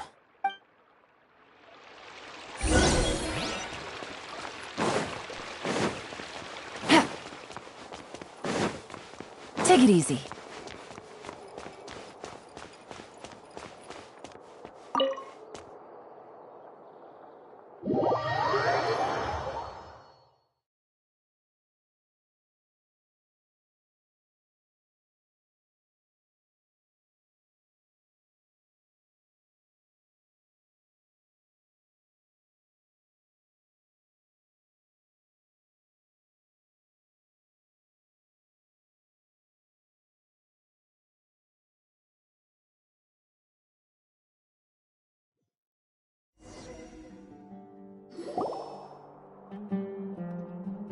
Is this the Academia's library?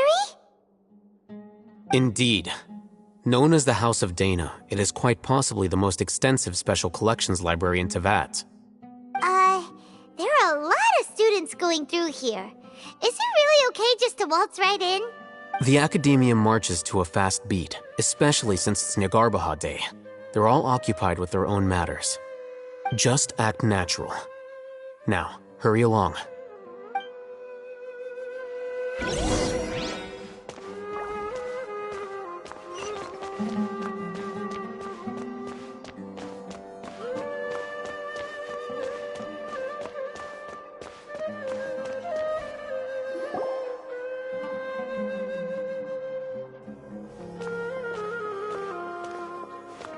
What's this platform for? It's a lift that Academia personnel use to access higher floors. Are we gonna take it then? The Grand Sage's office is up there somewhere. No, not right now. We can't guarantee that we won't run into the Great Sage. Let's step back and observe for now.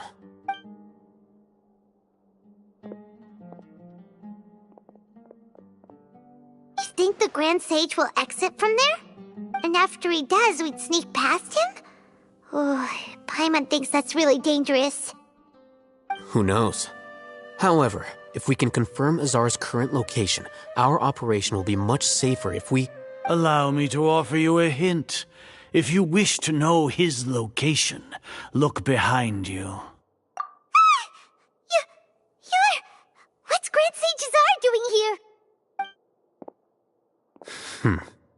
Do not tell me you believed the Academia would not grow suspicious of you after such a prolonged absence, scribe. An eyewitness had informed me of your whereabouts, so I came to personally welcome you. Great Sage, I didn't expect you to care so much about me. I'm truly flattered. I'm sure, but compared to you, I am far more interested in these two unexpected guests. You are the Traveler and Paimon, correct? It's a pity that only now have I been afforded the opportunity to formally meet two of Sumeru's most esteemed guests. I do apologize for my lack of decorum. Excellent.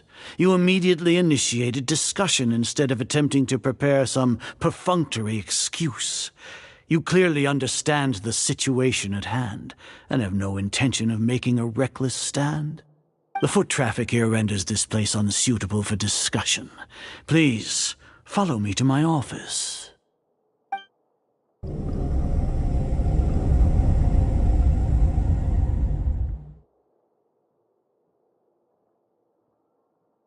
This place is crawling with guards. There's no way out for us. All right then, Traveler. What did you wish to discuss with me? Today is Niagarbaha Day, so I still have many responsibilities to attend to. There is little time for idle chit-chat before I detain you all. You seem to know quite a bit about our endeavors. If that is so, then you should be praising our great work, rather than using your trivial misgivings in a futile attempt to sway me. Trivial? Then tell me, what do the Fatui want from me? Worthless. Those are all completely worthless. Benefits, divine power. These materialistic words do nothing but debase our great work. Creating a god. Yes, we are using human wisdom to create a god. If humanity cannot attain omniscience and omnipotence, then we shall create a god to reveal them. This is the pinnacle of human wisdom.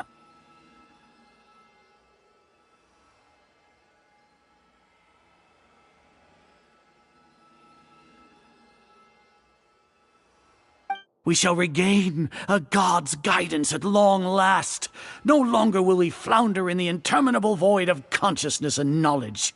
Even Ermin's soul will be freed from its plight. For our nation of scholars, this is the ultimate aspiration. No cost is too great to realize it. You will never understand the rapture of having a god be born within your very hands. With your degree of knowledge, you cannot even comprehend such an emotion. Gods exist on a plane that far eclipses humanity's. Lesser Lord Kusanali, what can she even do? Care for the people? Fend off sandstorms? Fabricate silly fairy tales? These are but child's play for the Academia. Does that make us equal to the gods? We are a people favored by Greater Lord Rukadevata. Though I may have personally not seen it, our forefathers bore witness to true wisdom. The ascension of the Lesser Lord has brought nothing but bewilderment to the scholars. They all ask, is that truly what true wisdom is supposed to look like? With that in mind, it is better to keep her isolated in the sanctuary of Suristhana. so our academy will not become embroiled in turmoil. What a pathetic justification! Do you really think that only the super smart or powerful should be able to call themselves gods? As per your judgment, Grand Sage, they are indeed dangerous individuals. Not only are they acting against the academia, but their ideologies have the potential to lead scholars astray. Looks like there really was merit in my assignment. Alhaitham? Are you talking about us? Anyway, I've brought them to the academia as ordered, but it took some time and trouble. Oh, that reminds me. Here's the investigation report you had requested. It's a summary of my time spent with the Traveler, an array of information about him ready for your perusal. Alhaitham? So you're still on the academia's side! We finally started to trust you!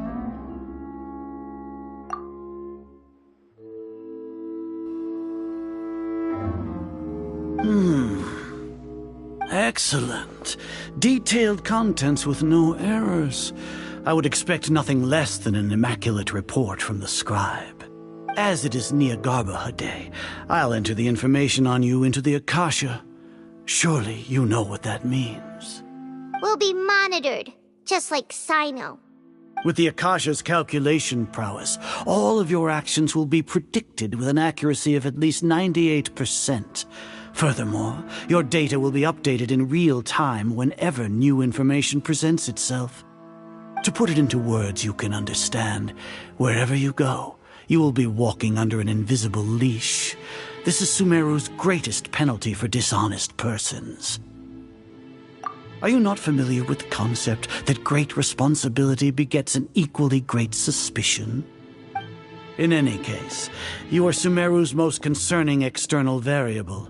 Locking you down will greatly decrease the chance of any undesirable outcomes coming to pass. You're despicable! Despicable? Perhaps from your perspective, but I suppose you had mentally prepared yourselves for this, no? Your ploy was to sacrifice the Traveler here, was it not? Lord Azar, I know what you're trying to say, but I've been following your plan this entire time. Why are you doubting me at this juncture? Must I delineate your entire plan? Very well, I will spell things out. First off, I received an eyewitness report that you were spotted with the Traveler at Caravan Ribat. However, you immediately departed for the desert and escaped surveillance range. Judging by the time, you all likely encountered the truant General Mahamatra in the desert. Am I correct? Maybe Paimon shouldn't have mentioned Sino just now. The Academia had not received correspondence from its scribe for a prolonged time. You were also in the company of the Traveler, a close associate of Lesser Lord Kusanali and General Mahamatra Sino, who had defected from the Academia. With their instigation, what was the probability that you would betray the Academia?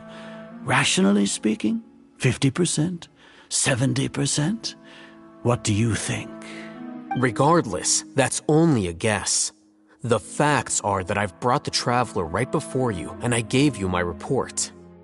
Indeed, your boldness deserves praise. To think that despite status as an outlander, the Traveler is still willing to sacrifice for the sake of your plan. If I'm correct, you have a contingency plan to save Lesser Lord Kusanali and ruin our great work. Sneak into the Academia on Niagarbaha Day, using Alhaitham's status as the scribe. For there is a good chance that an opportunity to save the Lesser Lord will arise. Should your intentions be discovered, Alhaitham will turn traitor and sacrifice the Traveler, thus proving his innocence. He can then stay inside the Academia and continue searching for a way to proceed forward. As for Sino, according to the Akasha's calculations, he will soon return to the Academia and confront me in person. I suppose this is also a part of your plan? You'll see me as a traitor regardless of what I say, no? Even if you impugn me, it would have little effect on you all. You misunderstand. Losing our scribe would irreparably damage the Academia's regular operations and the development of Sumeru's future academic systems. However, under the current circumstances, even that is trivial compared to what we stand to gain from our great work. You said that I betrayed the Academia, but you, Azar, you've betrayed all of Sumeru, betrayed its archon. So flight is turned to fight at long last. Guards!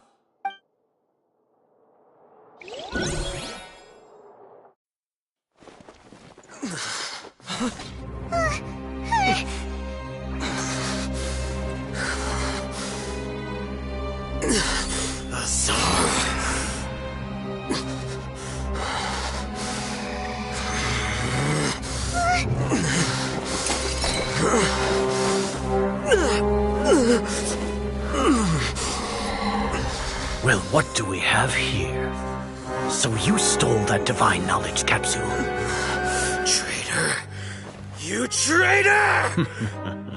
Even the most rational scholar will yearn for the power of a god in a moment of desperation. Aren't you doing the exact same thing as me, Alhaitham? Unfortunately for you, no god will lend you their power. Azar!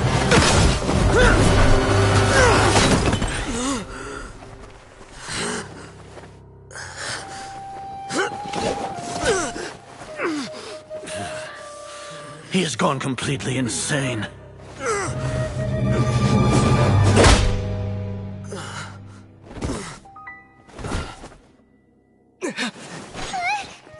Take him to the Matra and exile him to Aru village.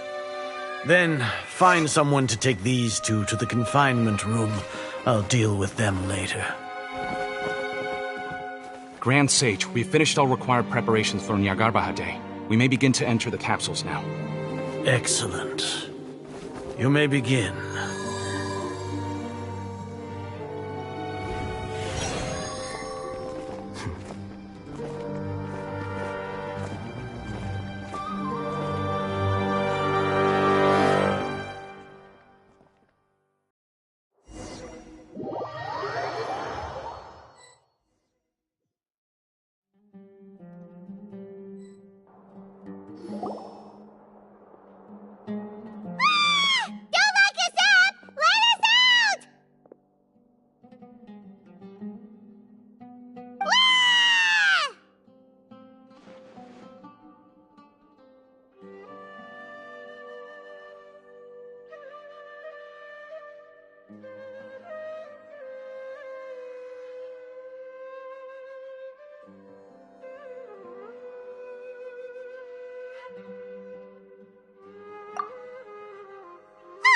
Yeah, Paimon got a bit carried away there. How was Paimon acting just now? Great, huh?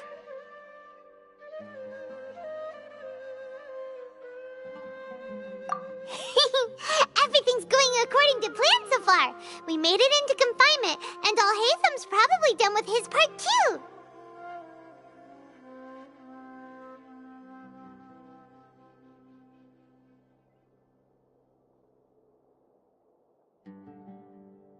We even managed to trick Grand Sage Azar!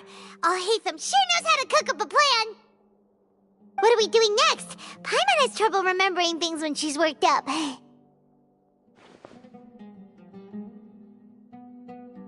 Right! Paimon thinks it went something like this. Apart from that, we still have yet another goal in the first stage of our operation, which is to send the Traveler to the confinement room. What? Why do we want to get him locked up on purpose? He's always been the person the Sages are most afraid of, as well as the greatest obstacle to their successful implementation of their plan. They are very aware of the risk he poses to them. Once the Traveler is imprisoned, the Sages will likely think that everything is under control. And with their guard down, the next phase of our plan will have a much higher chance of success. I can already see the pompous looks on their faces. Oh, that's a super tricky plan. But Paimon still thinks it's not really worth it. That isn't the only reason, of course. He has a more important task once he's in confinement. According to the Academia scholars in Ramon's custody, Lesser Lord Kusanali has sealed off her consciousness in the Akasha ever since she was captured by the Doctor. That way, they can't pry any more information from her. Even if we break into the sanctuary of Surasthana, it will take time to awaken Lesser Lord Kusanali's consciousness. We need to do that in advance. So our job is to wake up Nahida! Okay, totally worth getting thrown in jail for. The confinement room is inside the Academia, close to the sanctuary of Surasthana. It's a completely enclosed space, and you won't be receiving any visitors. I'll work with Ramon's scholars to make some modifications to your Akasha terminal. Once you're in, get as close as you can to Lesser Lord Kusanali and try to connect to her consciousness. However, as for whether she'll actually wake up, that will depend on our luck.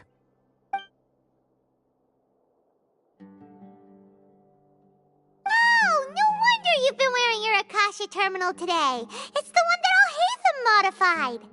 Paimon thought they'd take our Akasha terminals when they locked us up in here. Were they being careless?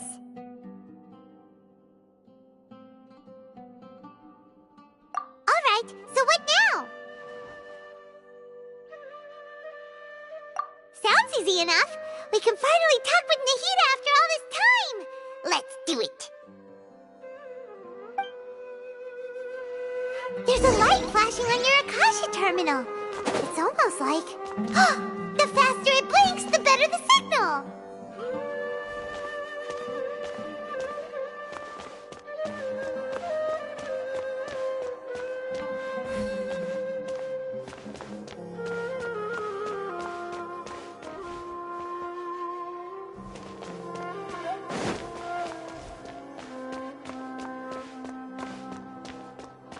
Here?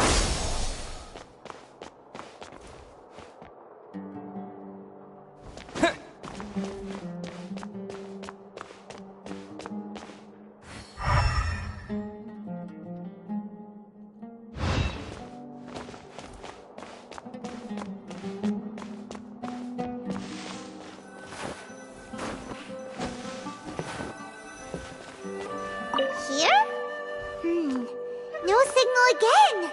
Is it getting jammed?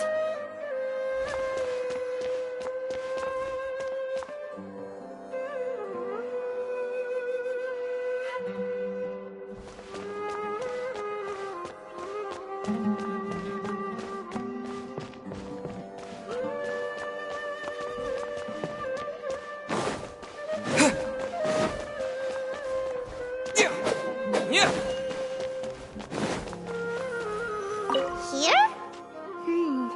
No signal again. Is it getting jammed?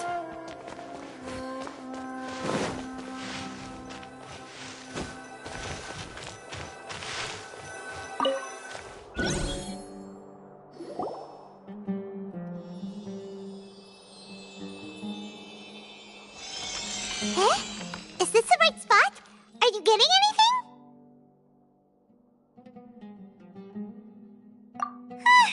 Please work.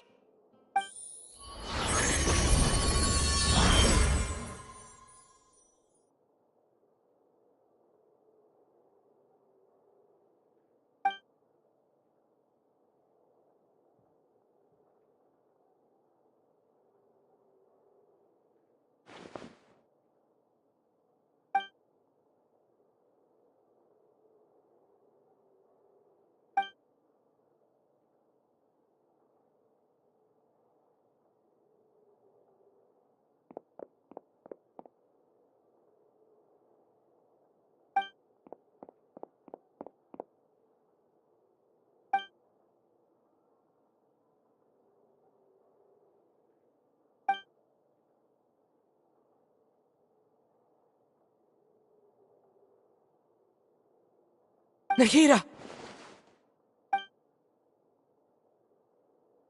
Hey, Nahida!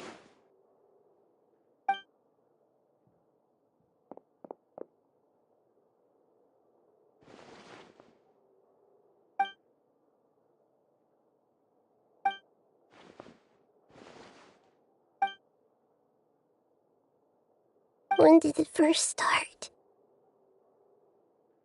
Oh, right. It started from the moment I was born. I want to become a worthy archon. So I've kept studying. Kept listening to my people and their hearts. Kept looking for a way to save Irminsul. So I can catch up. Catch up to Greater Lord Rukkhadevata. But I'm stuck in the sanctuary of Surasthana. The sages are creating a god to replace me. And I'm forced to lock my consciousness in this boundless darkness. Nahida!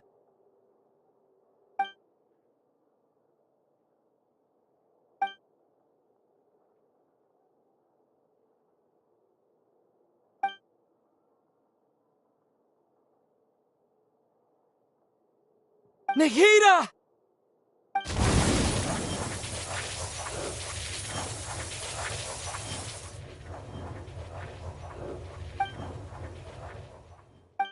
It's so quiet here.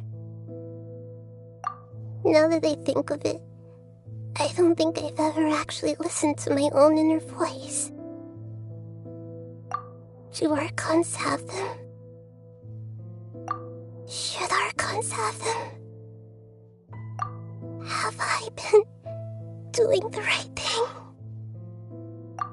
Am I really not needed? How do I really feel about all of this? It's so quiet here. Since you're the god of wisdom, you've known the answers to all these questions since the very beginning, haven't you? Who are you?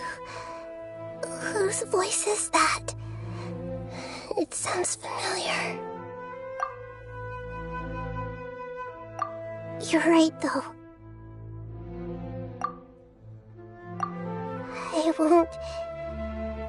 I won't ignore my own voice anymore.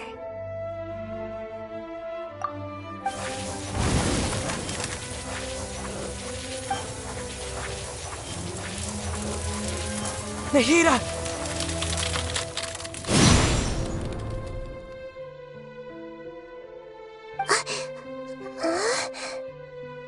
Nahida? Did you wake me up? Thank you. Why are you here? We're here to rescue you. Are you alright? I'm fine. It's just... when I think of everything that's happened to me, I feel really angry now. You should have been angry ages ago.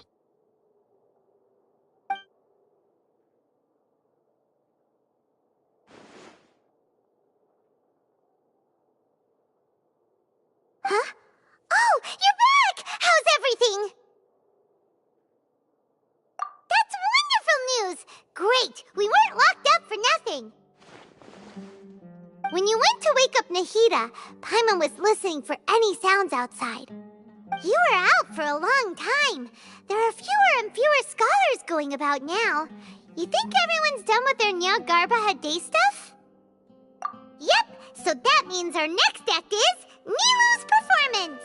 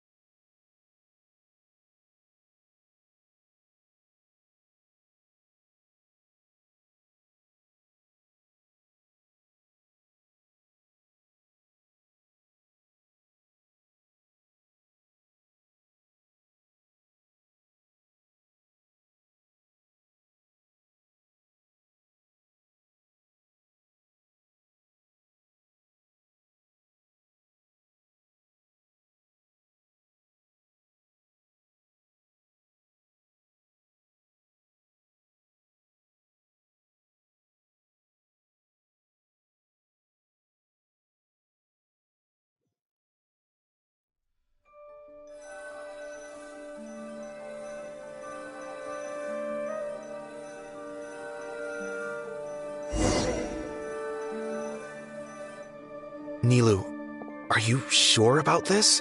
You're taking such a great risk for them. I'm sure, and I'm going.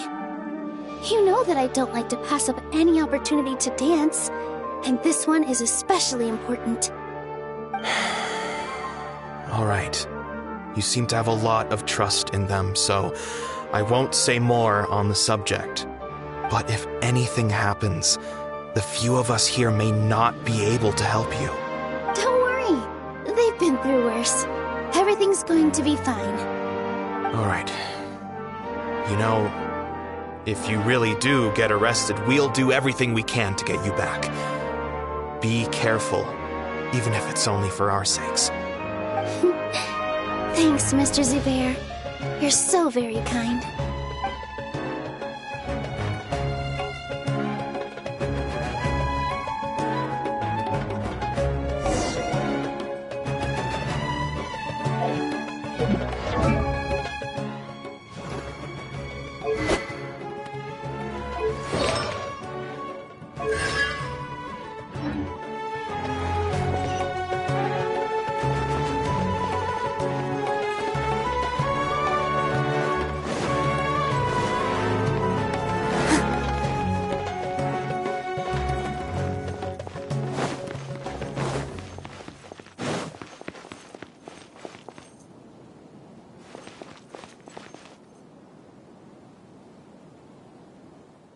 Nilu, how's it going? Nervous? Definitely more than usual. But it's because I'm worried I won't dance well enough. It's okay. Just focus on your performance. We'll take care of everything else. You sure know how to talk. Taking all the credit, even though we came here together to help out. Well, thank you both. I'll have to treat you to a meal after all this ends. I really, really appreciate all of your help. Ooh, that sounds great. Huh? How can we say no to that? All right, let's get back to business. Nilu, we'll be here to keep people from going to the academia so they don't interrupt your performance. I was planning on telling them something like, the Academia's been conducting a weird experiment, and some of their test subjects escaped. It's really dangerous there, so stay away. Oh, you couldn't think of anything better? Oh well, I guess it does sound like something the Academia would do. I think it sounds great. I'm counting on you guys. Don't worry, it'll be a piece of cake.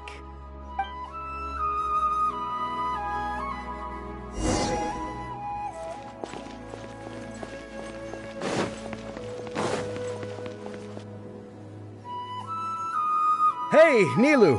Sorry, it's great to see you, but I'm really busy right now. Our bait people away with Yalda candies plan is working beautifully. Do you want some candy? We have more than we can give out. Vihar, thank you so much for doing all of this. And even dressed up as the Knight of Flowers, no less. I'll pass on the candy, though. I cut back on sweets in the period leading up to a performance, and I'm about to start one. You have a point. The stage is cleared and everything's ready, so you can start your performance at any time. Yeah, thanks to you. I'm really grateful. All right, time to hit the stage. You're welcome. The honor's all mine, since I'll have such a great view of the show.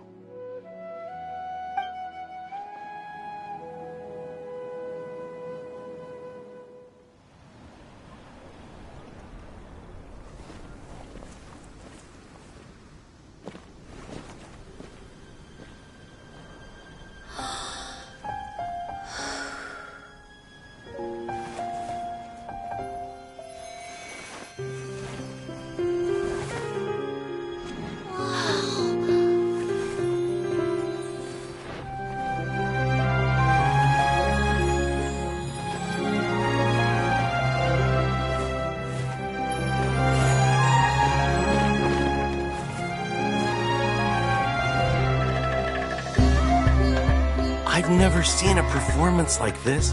This is incredible. Yeah, but I heard that public performances like these have been banned. I can't believe she's doing this here.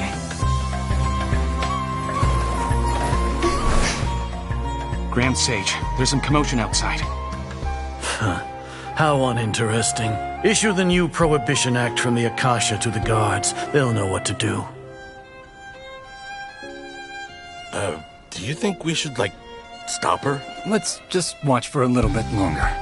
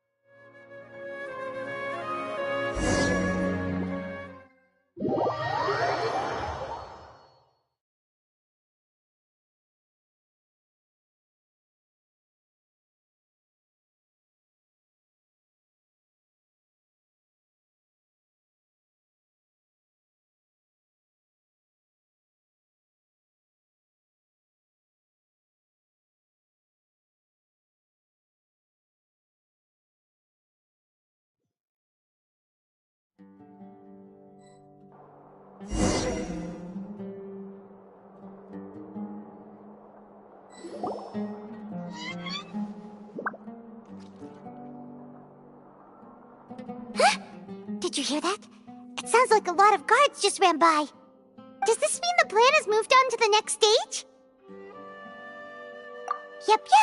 It's great that everything seems to be going well.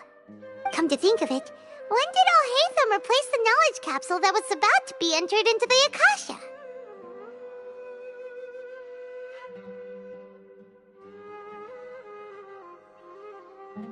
Oh, so that's when he did it! Paimon was too nervous to notice.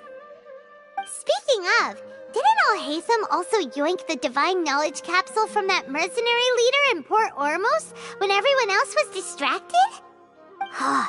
It's a time-tested trick of his.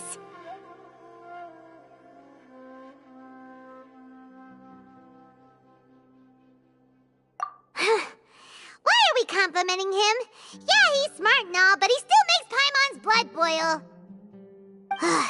Let's review our plan for this stage again. It's not like we have anything else to do right now anyway, and it'll help us feel more confident. Paimon remembers that Nilu's task was supposed to go a bit like this. Now that Lesser Lord Kusanali's consciousness has been forcefully sealed, the core figures of the Academia and their guards have started to wear their Akasha terminals again. With the Doctor's technological support, they think they have nothing to fear. How despicable of them to rely on such a person. But this is also our chance. I was originally asked to draft the knowledge capsule for the Artistic Performances Prohibition Act when I was still at the Academia. It should be on the Grand Sage's desk right now, and will be entered into the Akasha during the next Nyargarbaha Day. Are they really going to stop all artistic performances? That's horrible! I'll make an identical knowledge capsule, but this time, I'll smuggle some misleading information into it. We only need to find an opportunity to switch the capsules. Once it's been entered into the Akasha on Nyargarbaha Day, if someone were to be seen performing in public, the sages would definitely use that opportunity to announce the ban, and so the misleading information will be disseminated amongst the guards. Sure sounds complicated, but it seems like if everything goes well, we'll be able to get rid of all the guards in the Academia without any effort. That's pretty clever, getting right into their heads. I just have one question. Even if we manage to get the misleading info out to the guards, how can we be sure that they'll believe it? People who are used to relying on the Akasha become less inquisitive, and their ability to distinguish truth from misinformation is significantly reduced. They will view everything the Akasha releases to them as the unequivocal truth. The Akasha will turn humans into machines. I've seen it happen many times. Yikes. Good thing I didn't wear it for long when I was working in Sumeru City. At first, I thought it was a good thing, too. By the way, this plan still requires a performer, right? Do you have someone in mind? Nilu of Zubair Theater. I know her really well. We can trust her. I'm kinda hesitant to ask her to participate in a dangerous plan like this, but we can ask her in person. All right. After the guards in the Academia are gone, then it'll be time for me and my stowaway brothers to shine.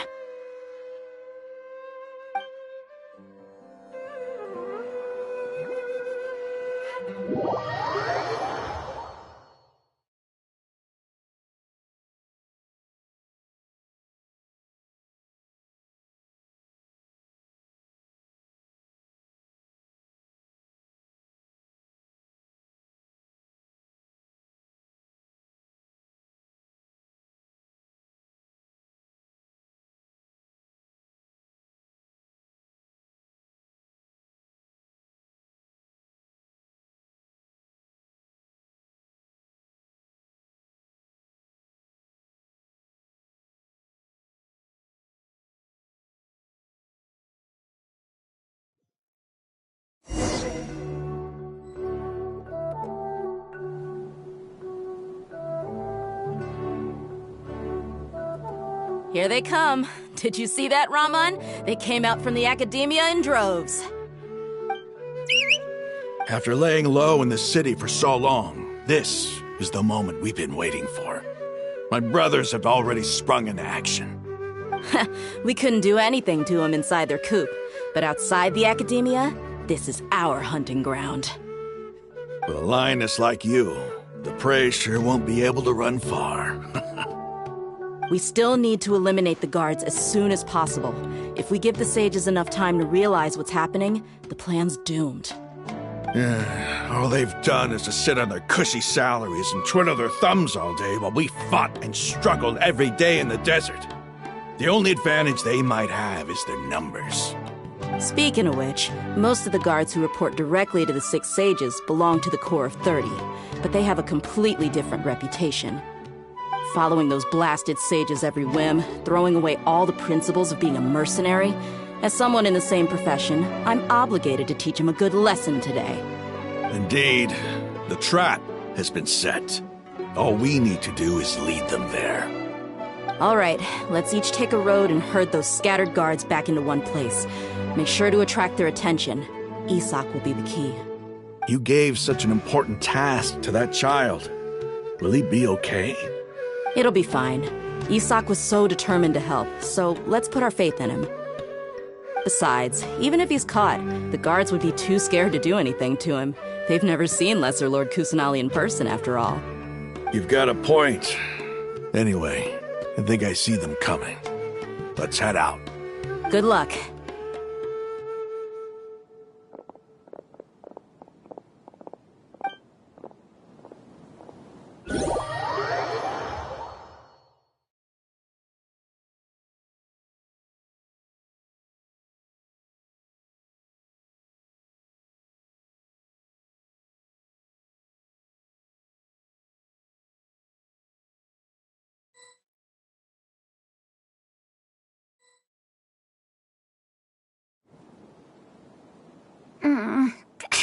This outfit. Hey, do you remember what you need to do, Isak? When the guards get here, you'll pretend to be Lesser Lord Kusanali and run away from them. Oh, yeah, I remember. Of course I do. I'm just a little nervous. Relax. Don't think about getting caught. Even if that happens, we won't leave you behind. You only need to think about getting the guards' attention and leading them to the Grand Bazaar. Leave the rest to us. Okay, got it. I'm here to pay back Lesser Lord Kusanali for helping Grandpa. I won't get cold feet. Hey, they're here. I can see the Academia guards. All right, it's time, Isak. Take a deep breath and go. You can do this.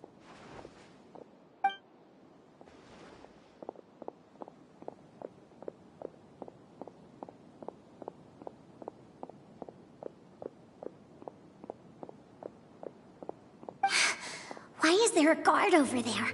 Did he already run ahead of me? This is different from our plan. But there's no time. I need to make a choice. Huh? Did I just see something dart by? I'd better go have a look. Were my eyes playing tricks on me? I should go check to see if someone's hiding over there.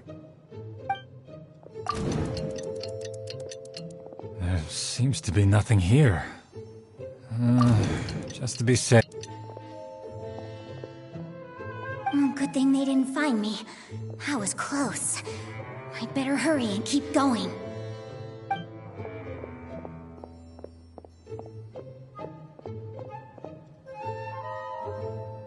Hey!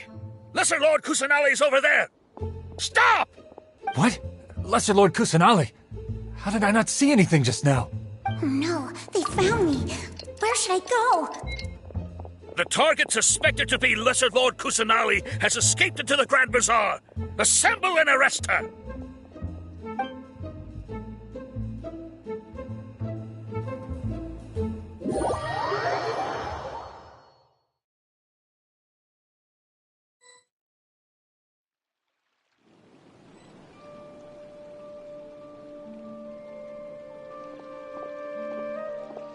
Where did she go? How did she disappear? Did we lose her? Hurry up and find her! Hey, why is your team here? Didn't we say to split up our search? Hurry! Hurry! This place is... Why are you all here? Yeah, isn't it one heck of a coincidence? Everybody's here. What on earth is going on? I suppose that's all of you? Who are you? Did you set us up? What are you planning? Phew, that was rough. I almost got caught. Little brat! So you're not actually Lesser Lord Kusanali. Who exactly are you all? Eremites from the desert? Just some colleagues. Think of this as a business competition, or a personal grudge.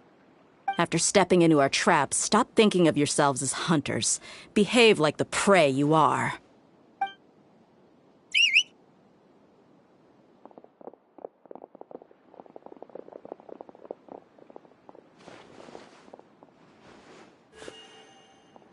An ambush? How's that possible? This is Sumeru City, but mercenaries from the desert somehow ambushed us! You've spent all your time hiding away in the academia. This place has long since become our hunting ground. Brace yourselves!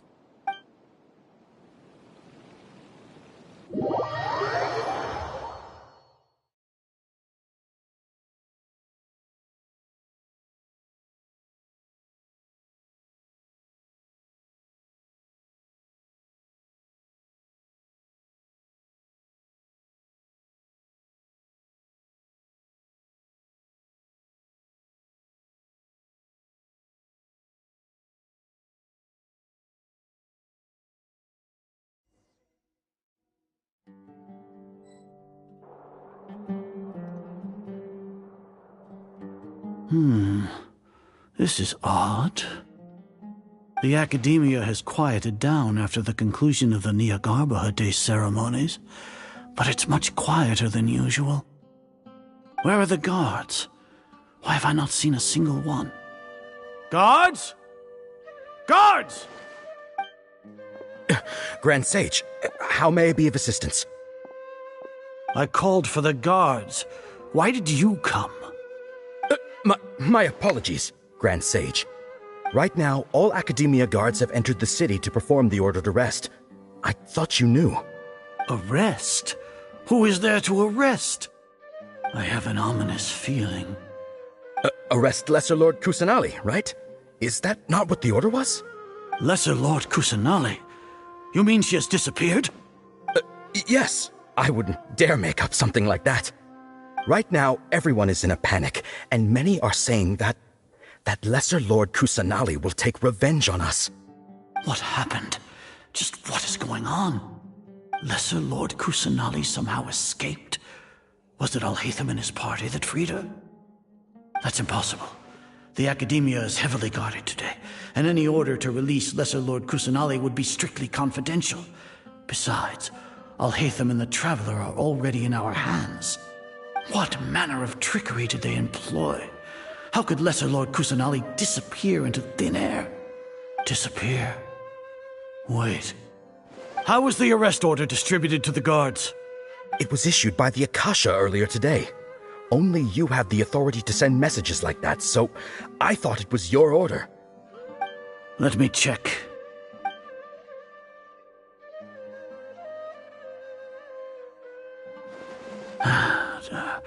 Here. Lesser Lord Kusanali has escaped from the sanctuary of Surasthana. Go to the city and arrest the escapee immediately. The Akasha indeed contains this information, and it clearly appeared in my mind. How did they bypass my permissions to issue this kind of message? Was it the report about the Traveler that Alhaitham submitted? No. I specifically checked that knowledge capsule before entering it into the Akasha. Could that have been a red herring? Well, even if I figure it out now, it won't make any difference. The important thing now is to confirm Lesser Lord Kusanali's status. Have you been to the sanctuary of Surasthana to confirm that Lesser Lord Kusanali has indeed escaped? Confirm? No, I haven't. It may be a bit offensive to say this, but Grand Sage, what you're saying doesn't make any sense. How can the information in the Akasha be inaccurate? What the Akasha decrees is fact. That is common knowledge to all of us. If we have to confirm the information and knowledge from the Akasha ourselves, then how is that any different from us learning that information ourselves? Wouldn't Greater Lord Rukkhadevata's legacy lose its meaning that way?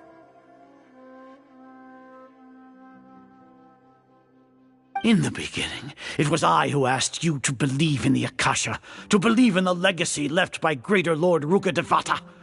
Are you trying to use my words against me? No, Grand Sage.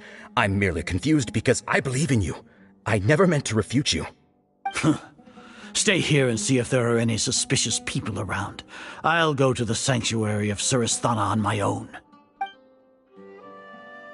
Yes, Grand Sage.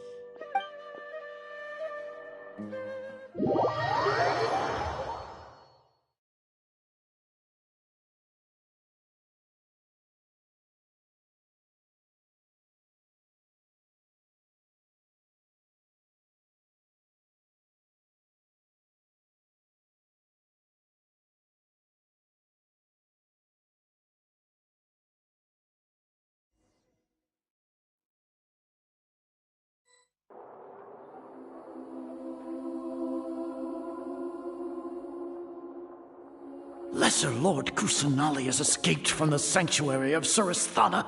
Go to the city and arrest the escapee immediately. How can that be? Stop thinking about it. Stop. It must be a trick of theirs. As long as I personally confirm it. Ah! Impossible. That's impossible. There must be something wrong with my eyes.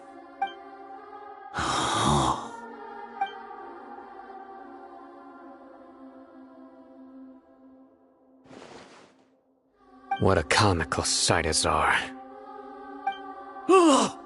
Once the Akasha has put certain thoughts into your head, even the Grand Sage can no longer see what's right in front of him. You all can only see the world in your mind, the one you think you know. And precisely because of this, you disregarded Lesser Lord Kusanali's existence. She has been a wise and worthy archon. Sino, have you been waiting for a chance like this? The Akasha predicted that you would return to the Academia to confront me, but I didn't expect it to turn out like this. I was careless. No, you were blinded. Your faults stem from your reliance on the Akasha. You're still the same as always. I truly did not expect a proud person like you to cooperate with Alhaitham and the Traveler. People change, Azar. Admit it. The Akasha can't predict my actions anymore. Then tell me, what have you found during your investigation? You want to buy time? This is the sanctuary of Surasthana. Under your own regulations, even Academia staff are forbidden to come here. No one will come to save you. As for the investigation, I've at least confirmed that you are guilty of insurgency against the Archon. A serious crime. So what? Did you do all of this so I would plead guilty in front of you, General Mahamatra? No. I want you to plead guilty in front of the Archon herself. You once said that I had no standing to judge you. So now, how about judgment in the name of a god?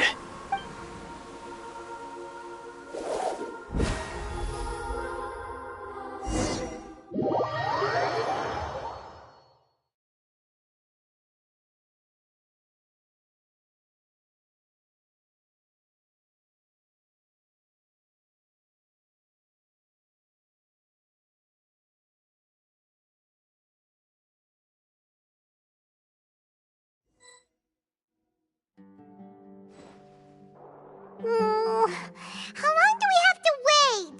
Paimon wants to know how things are going out there. Paimon hasn't heard any sounds outside for a while. Hopefully something bad didn't happen. Yeah, but aren't you scared that we might be locked up in here for the rest of our lives? Thinking about it, at least Paimon has you. We could still chat like this. When Paimon thinks of Nahida being imprisoned alone in the sanctuary of Surasthana, Paimon can't help but feel sorry for her.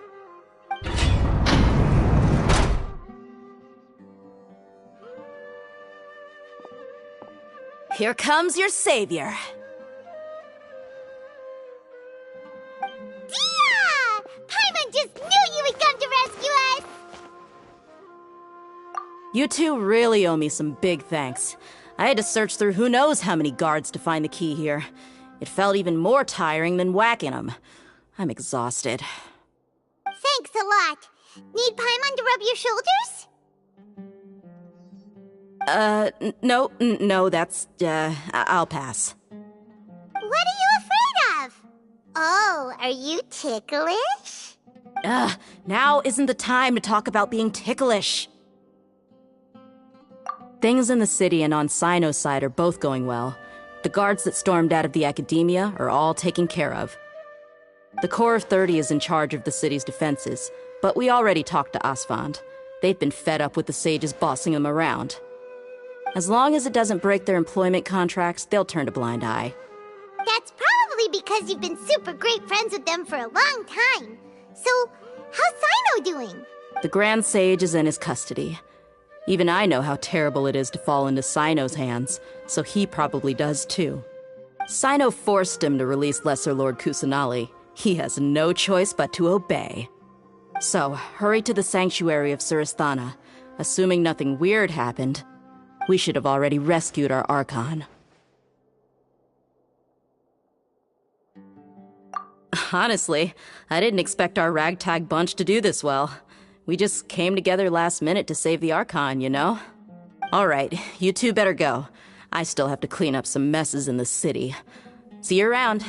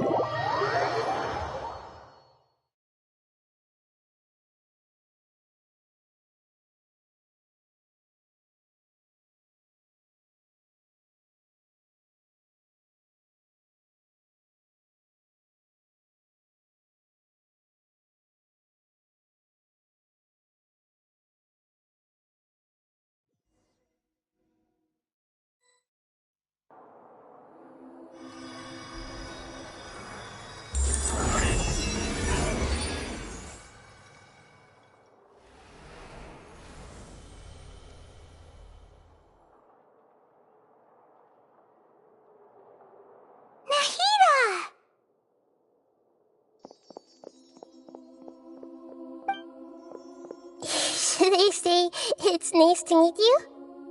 This is the first time we've met in real life. Before, we've only met in dreams, consciousness, or when I was in someone else's body. Thank you so much for coming to rescue me, but I also need to apologize. During this time, I did some self-reflection. My sense of inferiority and yielding to the academia led to all of this, and created so much trouble for you all. Exactly! We're here because you're a good archon and one of our friends! Thanks, you two. Amazing. So this is how it feels to walk out of that cage with my own body. It's like I just had an endlessly long dream. I can't even tell if I just woke up or was only now born into this world. My concept of self has become so clear. But now doesn't seem to be the time to indulge in this feeling. This is really embarrassing. You all just rescued an archon, and now she needs your help to save her country, and even the entire world. It's okay. With you here, Paimon's sure that everything will work out. There's one more thing. What is it? For all the things the academia did to me, and for all the folly it committed in the name of wisdom, as their archon, I will make them pay. Ah! Wow! That's the spirit! You're finally standing up for yourself and not letting people walk all over you! I understand now. To be a better archon, I first need to better myself. If you haven't even figured out how to be a caterpillar, how can you be a butterfly? Yes, true. That reminds me. I wonder how far along the academia is with their god creation plan. We need to hurry and prevent the birth of that false god. I need to make some preparations. Since I'm now free, I can establish a direct link to the Akasha and control it. First things first, I need to remove the restrictions that the doctor put on me in the Akasha. After that, I'll make some adjustments and revoke the sage's permissions. The Akasha will then be like how it originally was, only operable by the Archon. After all, the Academia betrayed Greater Lord Rukkhadevata's trust. This might take some time. In the meantime, you should also work on your own preparations. If we don't stop the God creation plan in time, we'll be in for a tough fight.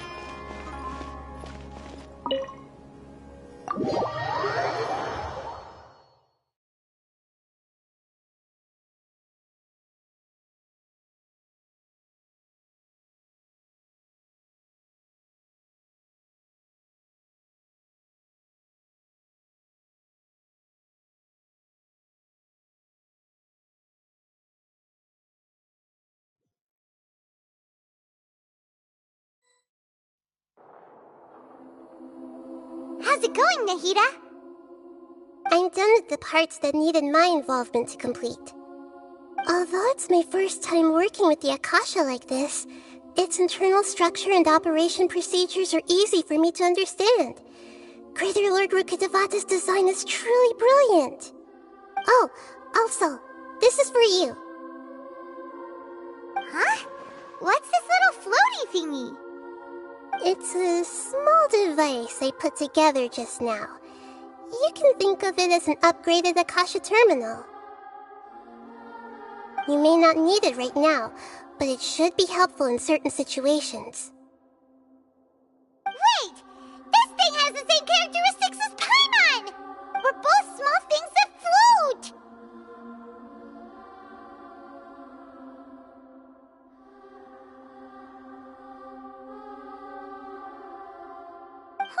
All the things that make Paimon special got copied! When Paimon appears with the Traveler from now on, people won't remember Paimon because she isn't unique anymore! It's alright, Paimon. It can't replace you. It's only a flying device, but you're the Traveler's irreplaceable friend. You're so good at comforting people, Nahida. If only the Traveler was as smart as you.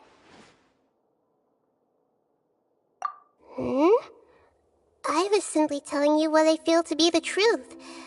I wasn't trying to comfort you. Nahida, you're natural at this. What you just said made Paimon even happier.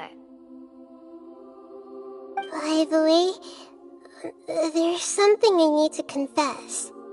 Even though I'm the Archon and in control of myself again, I'm not very good at fighting. You may have heard that an Archon's power is derived from their people's faith. However, I'm not as well loved as Greater Lord Rukkhadevata. If we get into a situation where combat is our only option, I'll have to count on you, and I'll do my best to provide support. I'm glad I can rely on you. So the God of Wisdom isn't good at fighting? That actually sounds about right.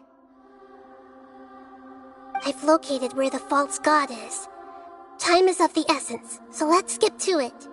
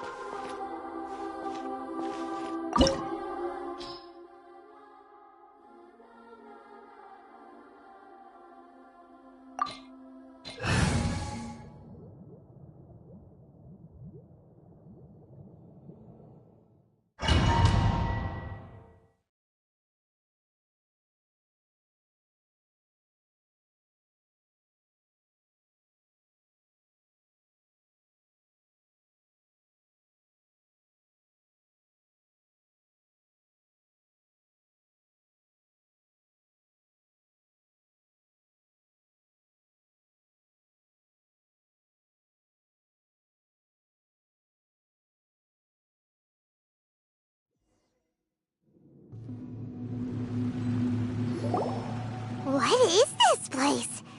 Is this really the way we need to go? Wow. Who would have thought there'd be a place like this hidden right slap bang in the middle of the city? The sages wanted to realize their god creation plan without being discovered. The safest and most convenient way would be to build within the academia itself. That's true. They were already hiding one god, so why not two? Judging from the structure here, the project is a huge undertaking. The sages really saw the god creation plan as their ultimate goal. But this place doesn't look like it could have been constructed by the academia alone. The Fatui under the Doctor sure didn't hold back. They provided a lot of technological support. Yeah, or else they wouldn't have been that generous. Is that it, though? I've always felt that this Doctor is different from the Academia sages. He doesn't seem to share their sense of urgency.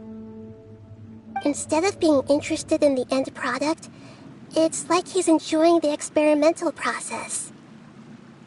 The Fatui Harbingers are all such weirdos. So, the doctor being weird is actually normal.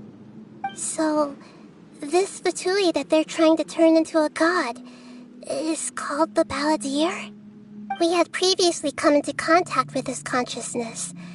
He harbors particularly strong obsessions. One is the desire for a gnosis, since he was created to be the vessel for one. The other obsession is probably related to his past. I can't quite explain it. Paimon knows that he was a prototype puppet for the Raiden Shogun before he became a Fatui Harbinger. That's why he wants a gnosis so badly. There's no way he'd willingly be a test subject. Not with that temper and ego of his. It sounds like you know the Balladeer quite well. I see. Tell me more about him and what he's like. The more we know now, the better we can plan for and react to any future situation.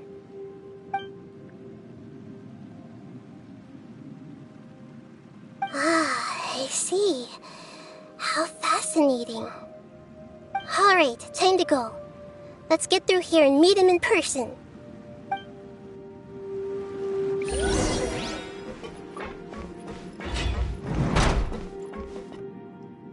Time to work. No more backups. Put your back into it. Everyone hold hands. There is no escape. Here comes the power. No slacking off. My work. Let's not waste time.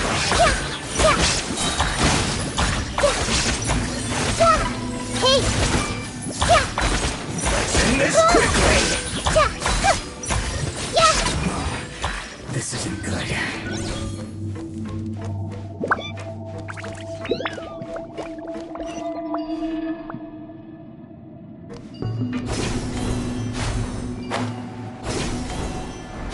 It looks like we can climb up these pipes.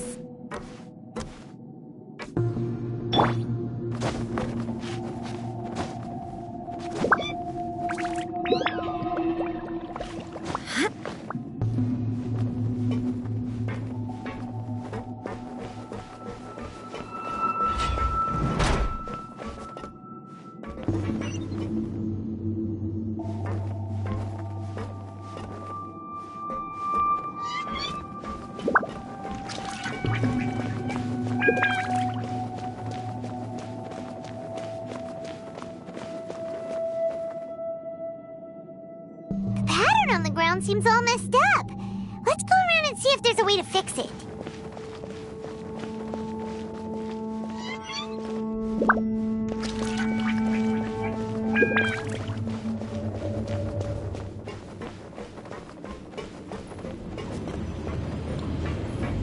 It seems to have stopped. Let's continue.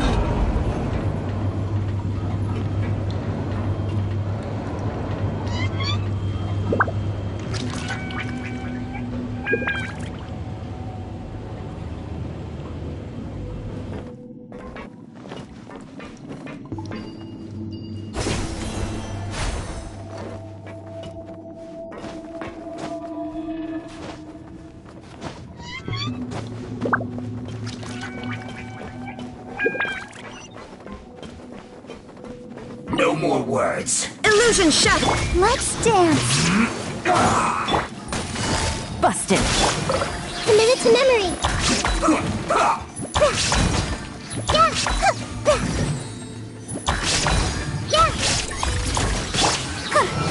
Stay right there. There is no escape. I see everything.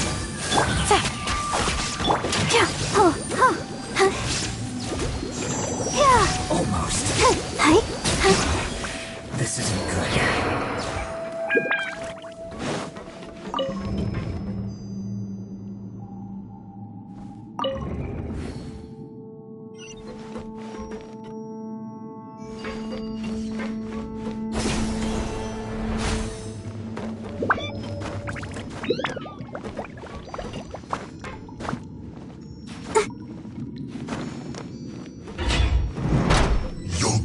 Frostbite.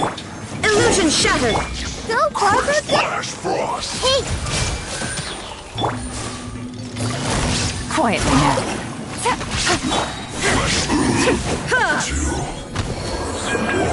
Time down. Busted. Everyone hold hands. Yeah. Prepare yourself.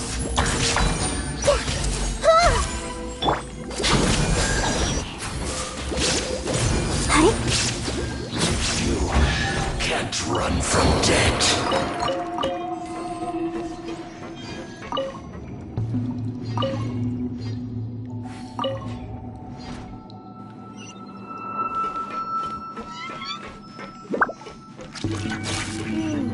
The cart is stuck. Maybe there's something wrong with the tracks. Let's try adjusting the direction of the device to clear the tracks.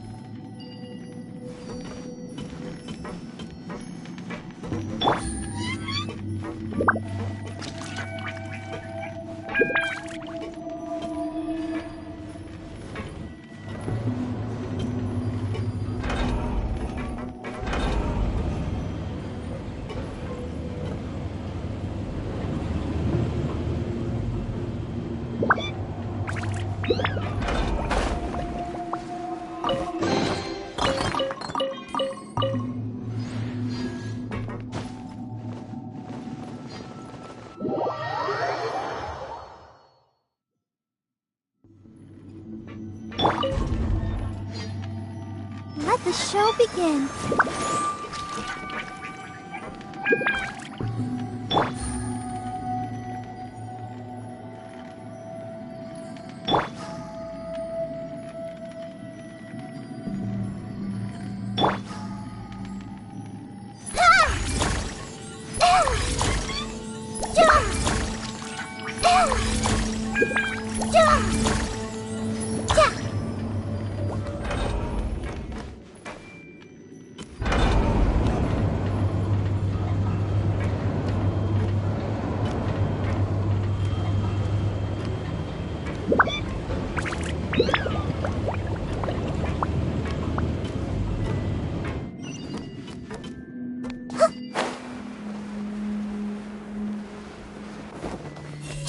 I'll put you on.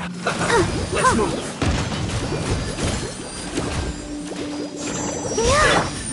There is no escape.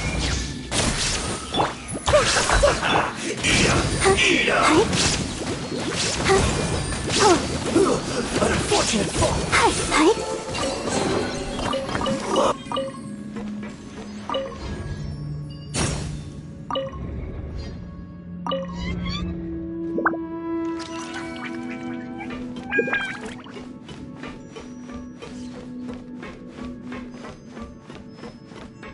I'll protect us.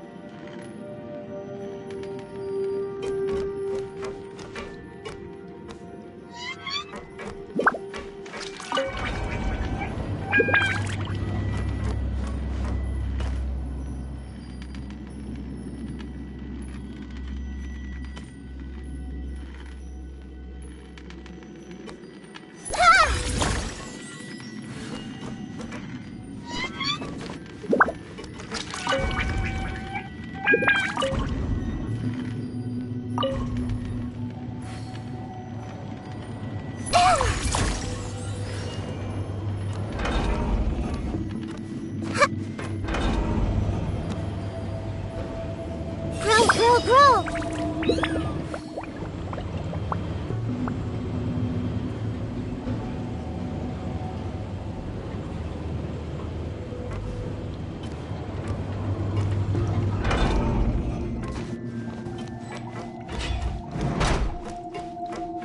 I see everything.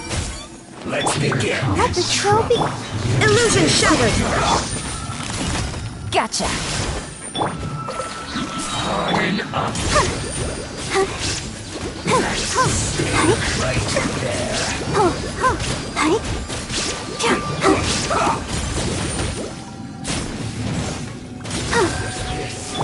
Shine down. Some quiet. Take it easy. Come at me. Don't be a killjoy. We've only just begun. Everyone hold hands.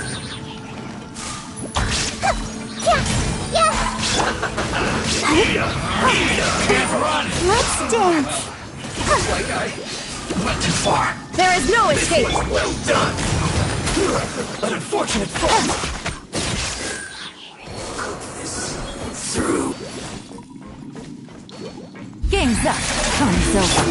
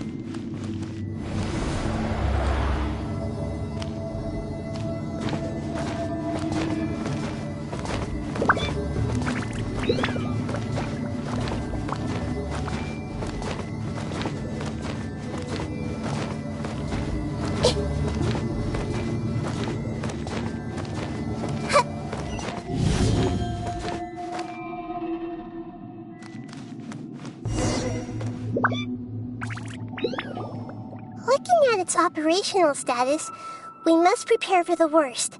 The god they wanted to create is likely close to completion or already completed. Oh no, what should we do? Paimon can't imagine how hard it would be to fight against a Fatui Harbinger with a Gnosis.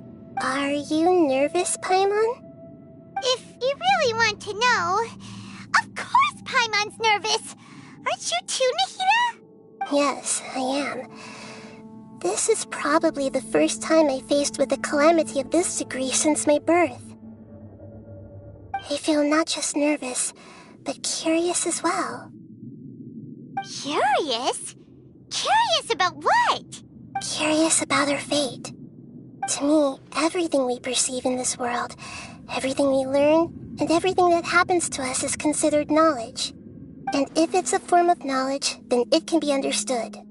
However, only fate is about that which has yet to occur, so it has always drawn my curiosity. So to me, fate is the ultimate knowledge. That's also why I love observing humans and all the things that happen to them. It all brings me great satisfaction. And now, at long last, I'm not just an observer anymore. I will personally experience my own fate with you by my side. Isn't this such a wonderfully exciting thing? Ah, so that's what you mean. Paimon thinks she understands what you're feeling. Agreed. Okay, let's continue on. I can sense his aura from here.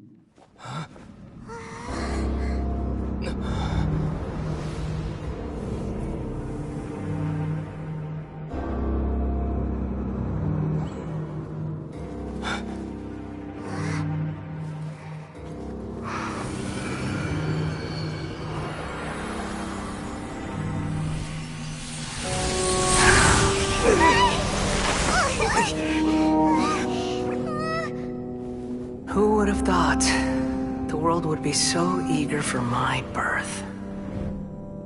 I remember you, Booer, the god of wisdom, and standing beside you, the traveler. Is he all-knowing and powerful now like Greater Lord Rukkhadevata? No, I can't feel the same kind of divinity I felt from the Greater Lord.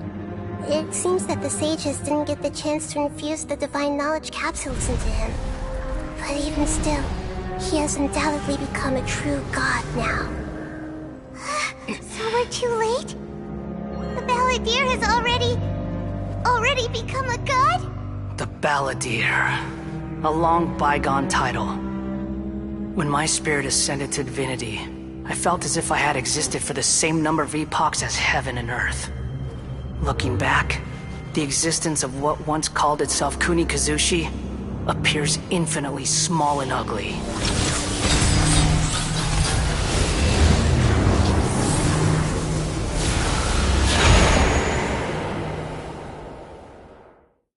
This imposing aura, it really feels like the gods!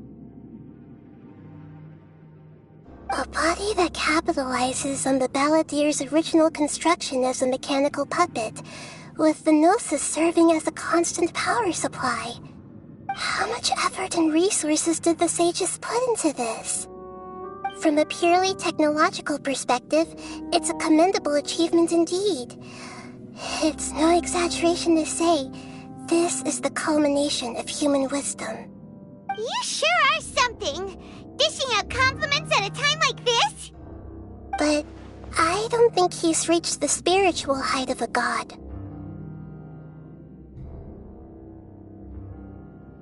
Strife is engraved upon every god and every gnosis brought forth into this world. Can you feel it?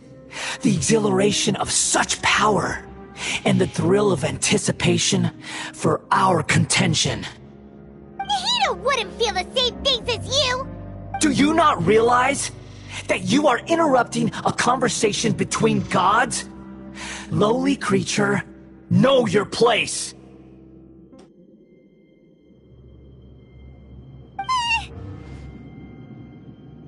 The strife engraved upon a gnosis. You're talking about the Archon War. Tevat's current peace was not easily won. I didn't personally participate in the Archon War, but the way I see it, all those losses were meaningless, driven by the demands of the laws.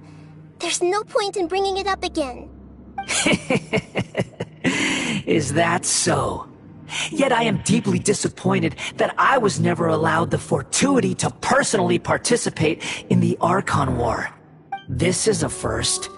Encountering a god in this world who does not crave power. No wonder your own people have abandoned you, god of wisdom. Your judgment is as your existence, unsubstantial. This is where everything ends, Booer, the god of wisdom. You should know that wisdom cannot solve every problem. Like now, where your only option is to face me in combat. Come! Let us reenact a scene of the Archon War. Come and inaugurate my birth as a god.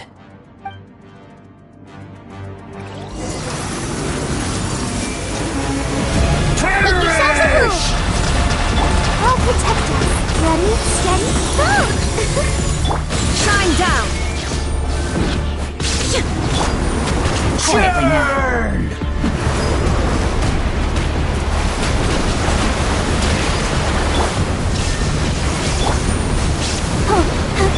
This may hurt a little. Feeble human!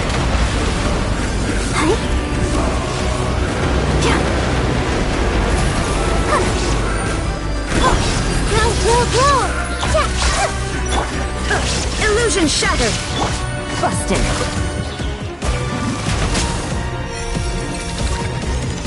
At my command, you shall fall!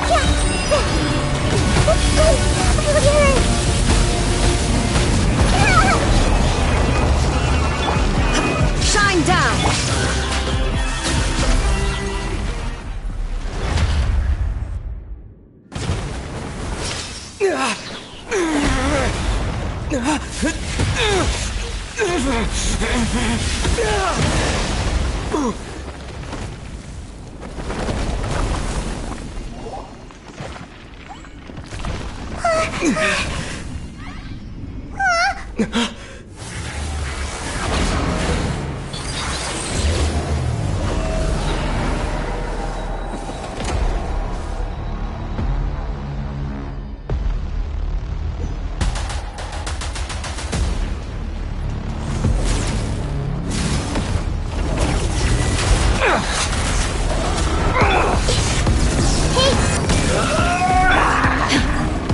There is no escape!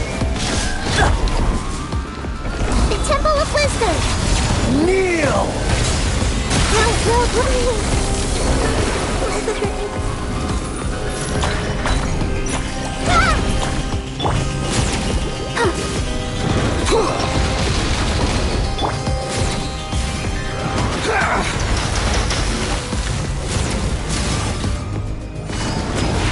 Gotcha! Burn to oblivion! Shine down! Take it easy. Things are about to get dicey.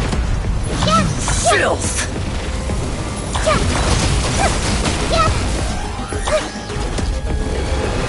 Reality is pain!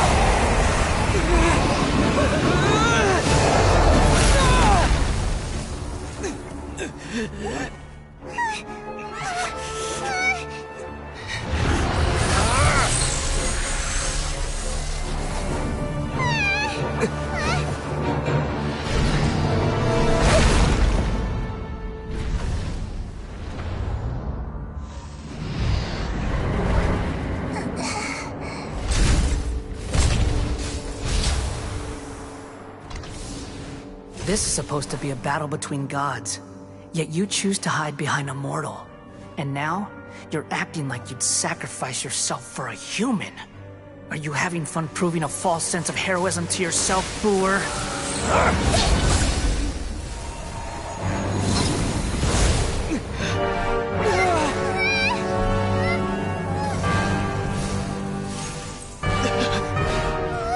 The data collection is almost complete.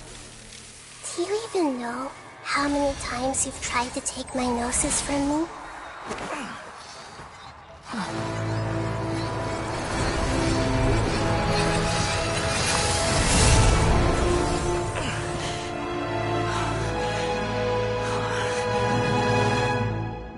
We just concluded the 168th loop. Did you know that in the effort to create you, the people of Sumeru were forced to live through the exact same number of Sub-Zerus festivals and samsara cycles? The power of dreams. When did you use it on me?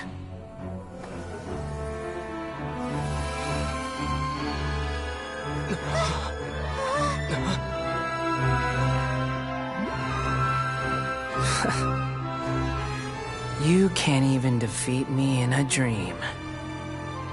What do you hope to achieve with this little trick? Come, Traveler. Just like before. Allow me to awaken the memories in your dreams. All that battle experience! It's more than that. Compile everyone's wisdom in the name of the Archon. That is the original function of the Akasha.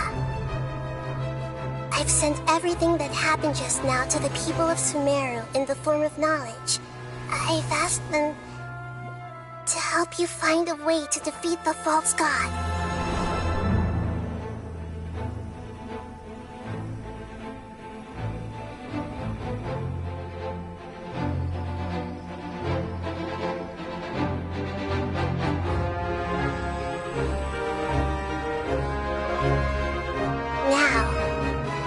Sumeru's wisdom is at your disposal. Meaningless tricks won't save you.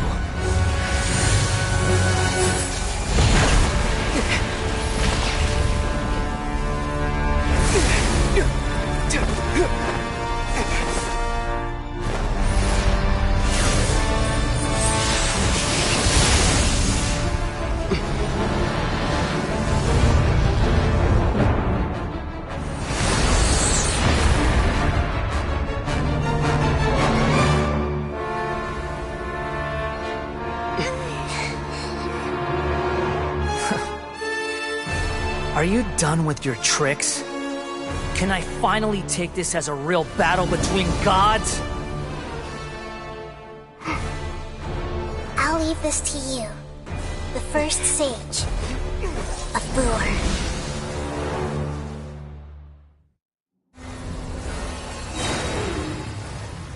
1,000 eons, mine to dominate!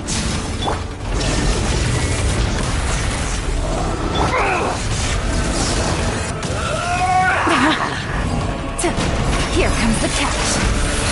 Oh, I'll protect us. Kneel! It's my scar.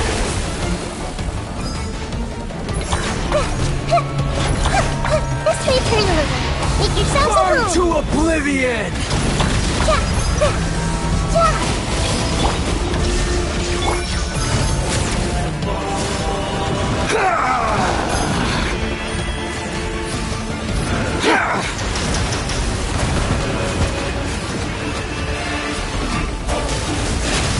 Kneel!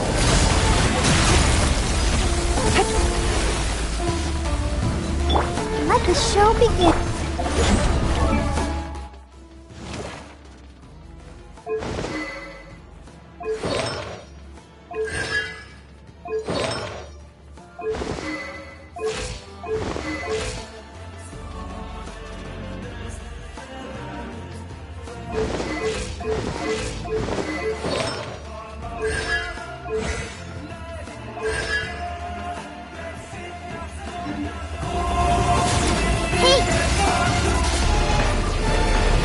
Reality is pain!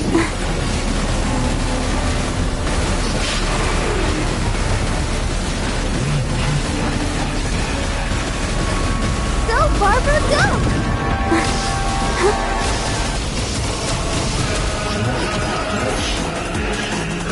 Let's dance. There is no escape. Burn to oblivion!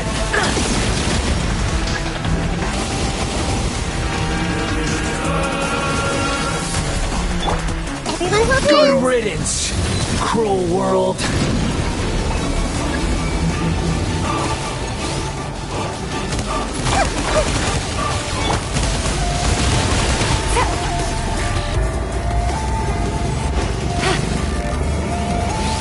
Illusion shattered. Inazuma shines eternal.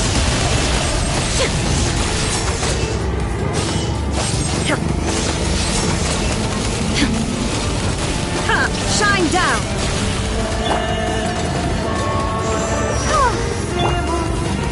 Hey! Come on! We can do it! There is no escape. Your new god awakens! Now, your eyes have been opened.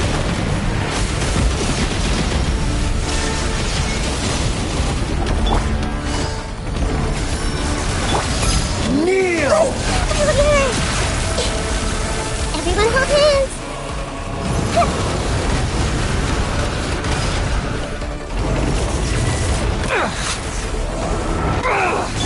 Let the show begin. Quietly now.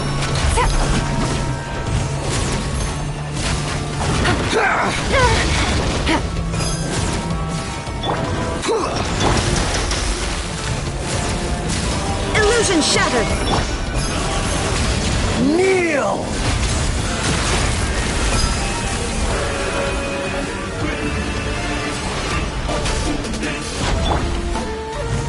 I see everything. Reality is pain!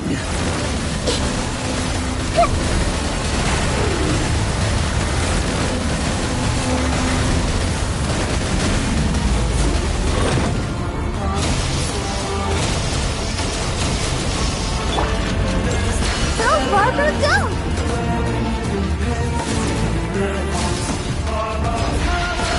Burn to oblivion!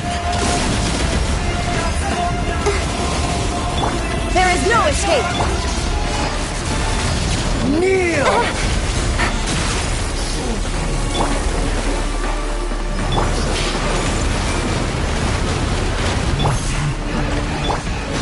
Everything shatters!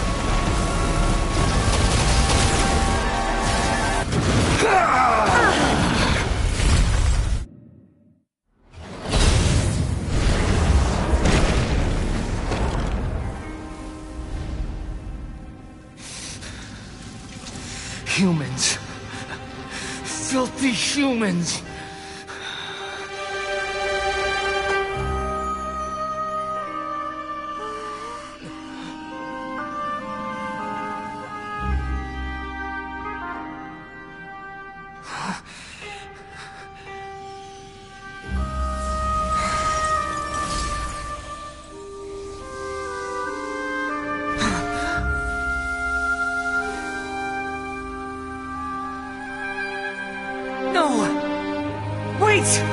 Please! Anything but the Gnosis!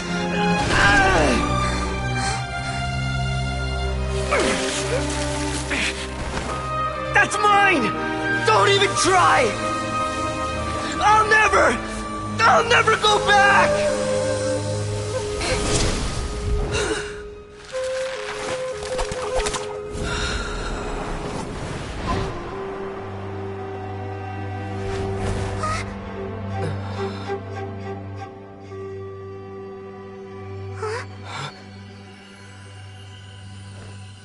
We haven't yet found the answer to the most important mystery. Irminsul is still waiting to be saved. With the power of another Gnosis, we may now finally understand the last memory of Greater Lord Rukkhadevata.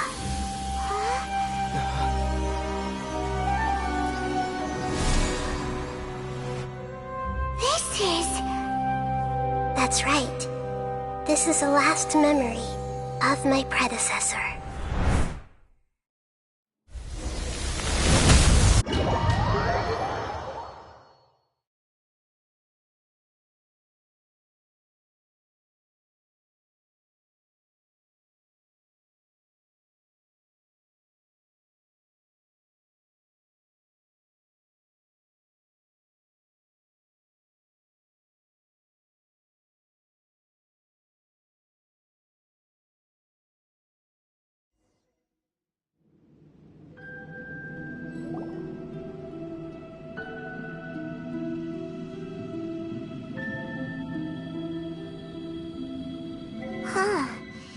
This sure seems very different from what Paimon imagined.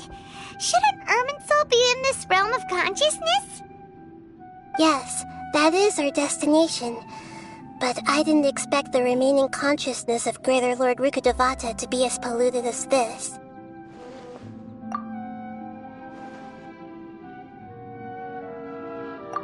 Forbidden knowledge?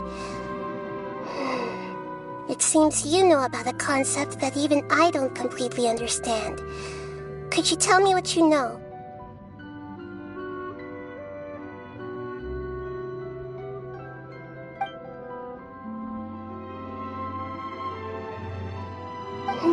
Your inference seems logical enough.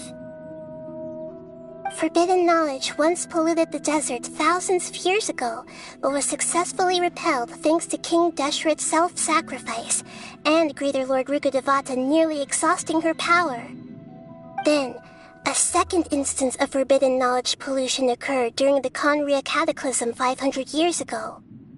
But I'm afraid it is much more serious this time, with Irminsul itself already in danger.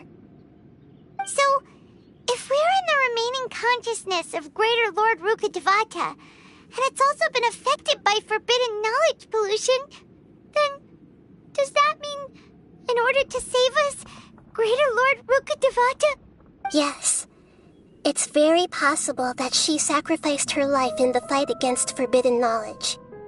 She didn't completely eradicate forbidden knowledge, but if it weren't for her actions, the pollution would have been far more rampant over these past 500 years. The way that everyone, including me, has forgotten everything about forbidden knowledge may very well be due to her restoration of Irminsul. Do you feel sad, Nahida? I'm just sharing her pain. The pollution of her consciousness here is severe. There is madness, chaos, and pain all around us. Did she fight to resist the forbidden knowledge pollution in such terrible conditions, all the way up to her last breath? She even used her last remnant of lucid consciousness to leave a clue for us to follow.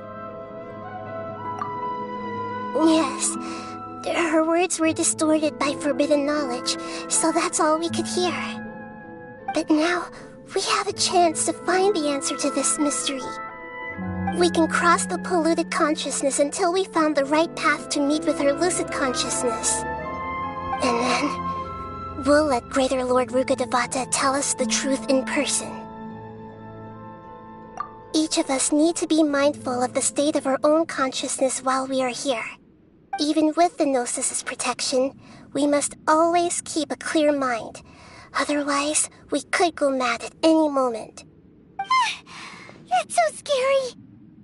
Don't worry, it should be easy enough for you to keep that mind of yours clear, Paimon. Let's go.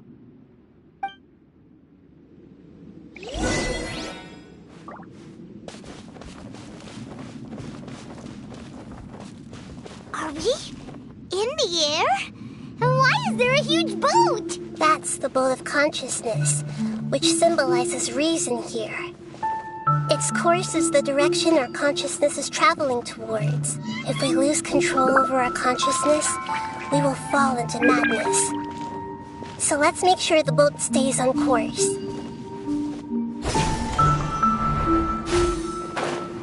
Wow, what are these? The monsters seem to have been affected by them.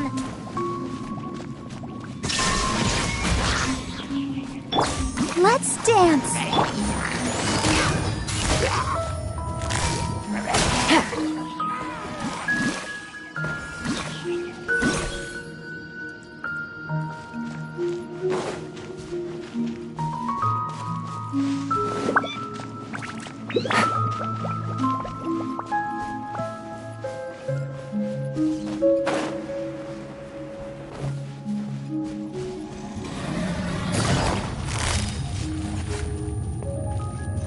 Busted.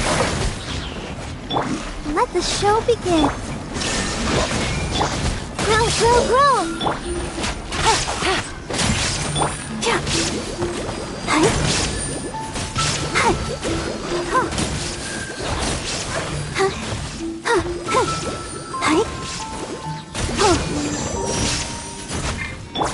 This might hurt a little.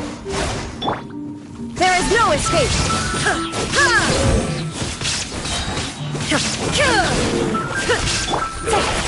Quietly now.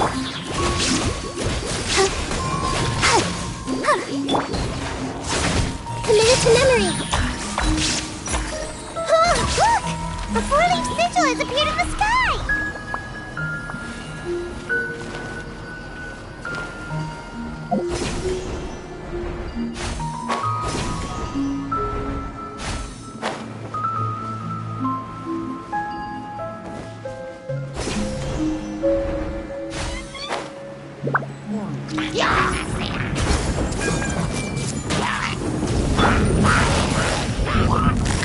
Busted. I'll protect us.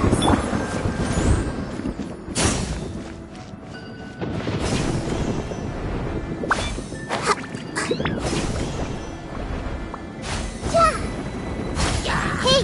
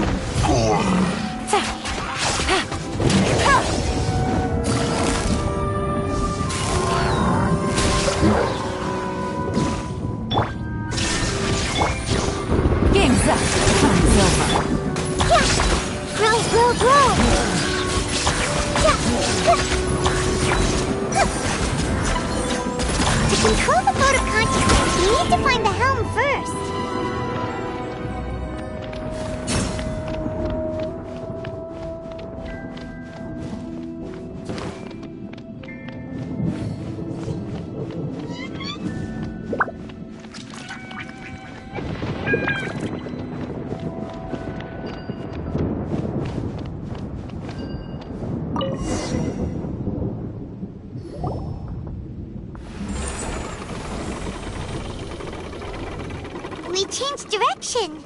Are we still going the right way, Nahida? Mm-hmm. Judging from the current route, the boat of consciousness will soon take us out of here.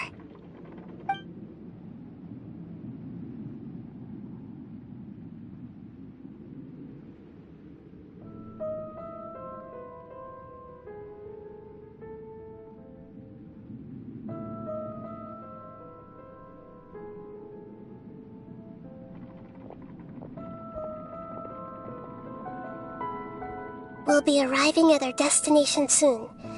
How are you feeling? Are your minds still intact? Huh? But everything's been completely normal for Paimon. Hopefully there won't be any more interruptions. This time, we should be able to meet Greater Lord Rukkhadevata. Are you saying you've never met Greater Lord Rukkhadevata before? No. It seems that my birth and her death took place at the same time. Otherwise, I think she would have given me a little more guidance, and I could have done a better job. Hey, you've done a great job, Nahida. Let's get out of this creepy place and go meet her.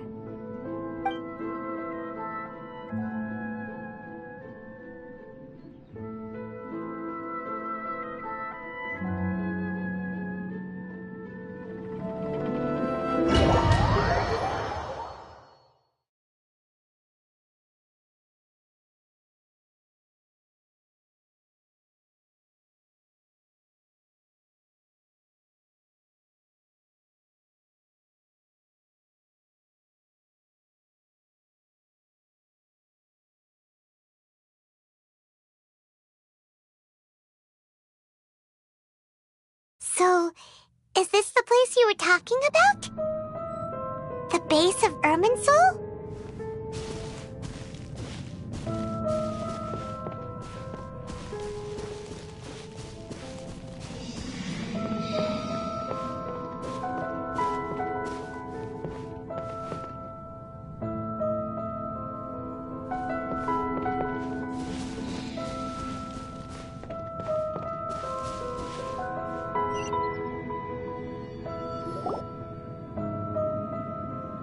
Well, this is the place.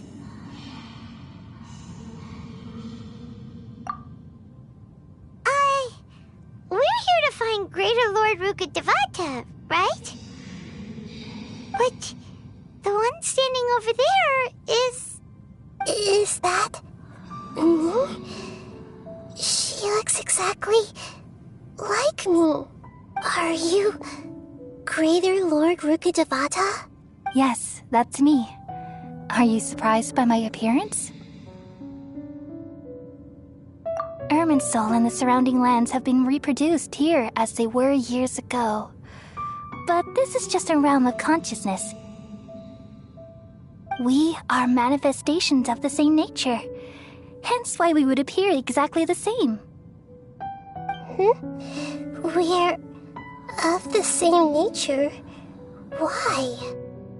Because you are me, and I am you. You are me in the new samsara. The new samsara?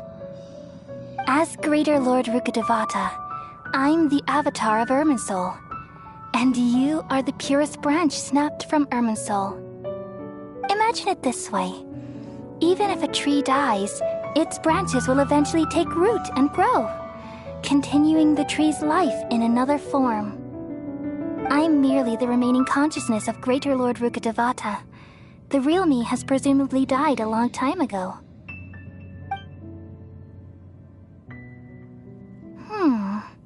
Judging from your appearance, I've probably been dead for 500 years.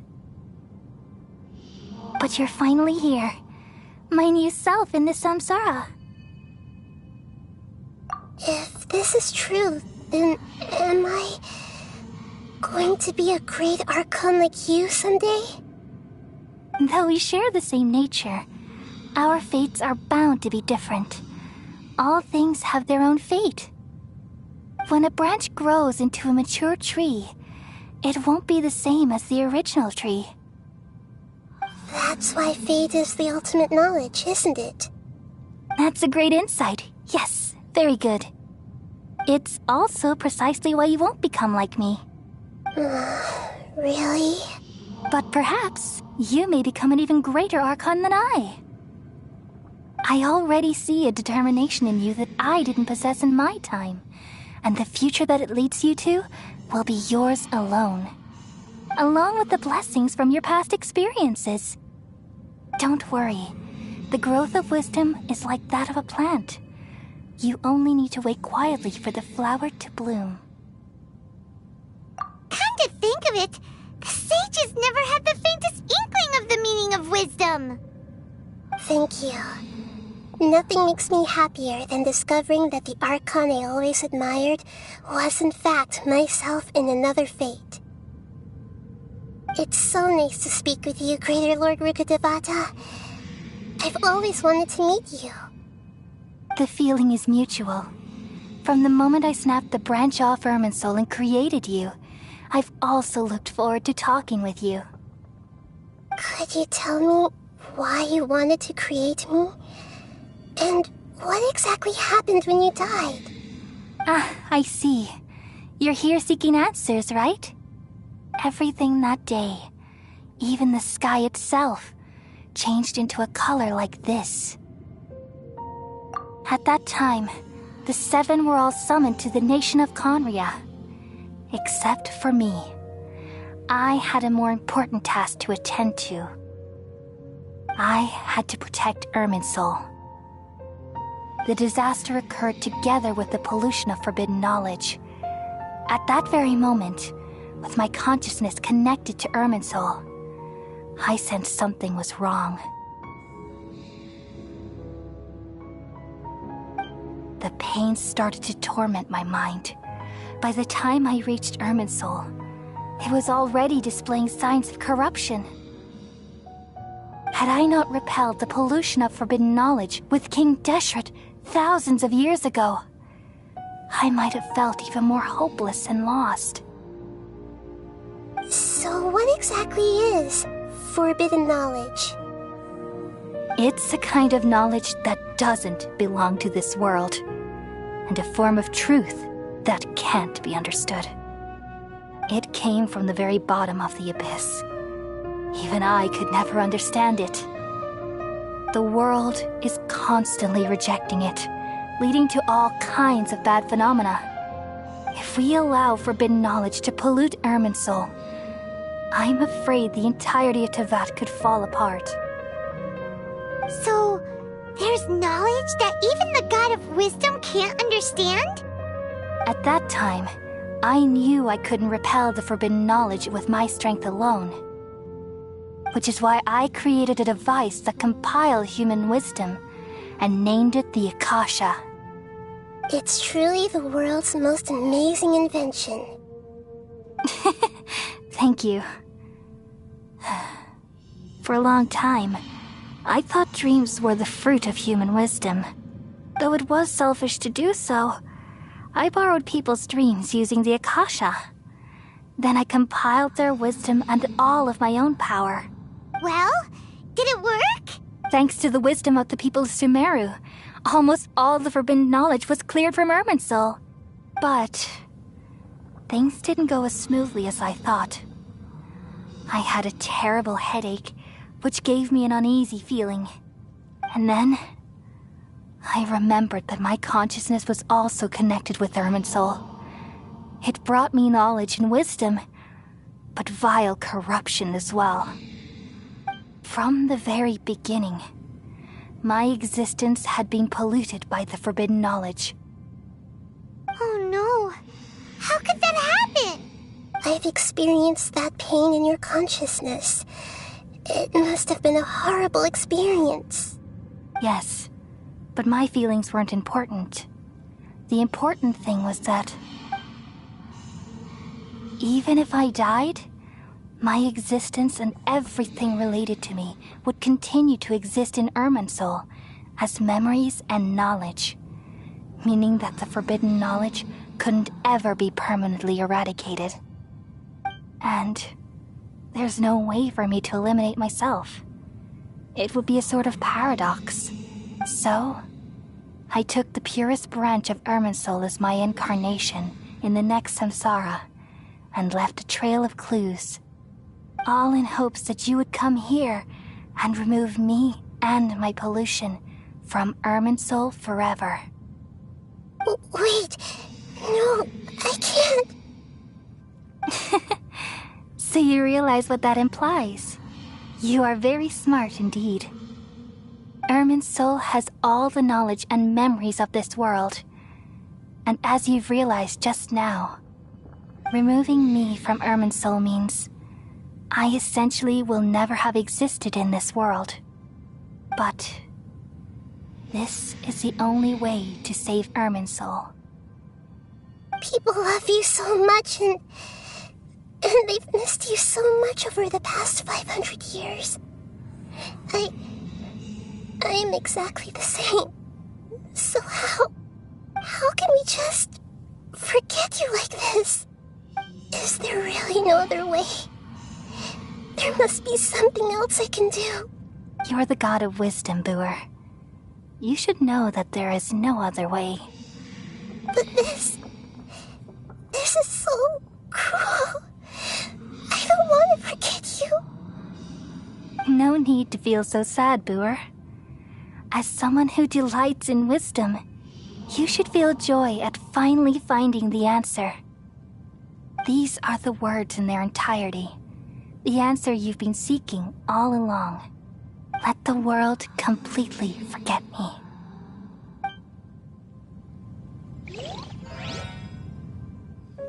We all nestle under the great tree of wisdom, peering out to perceive the world. From the earth and from the rain, we perceive its wonders, until we become a white bird to perch atop a branch, and finally snap off the most important leaf. Once upon a time, I alone dreamed in this world. In my dreams, everybody would also dream after they fell asleep. Wild and wonderful thoughts would emerge from their minds.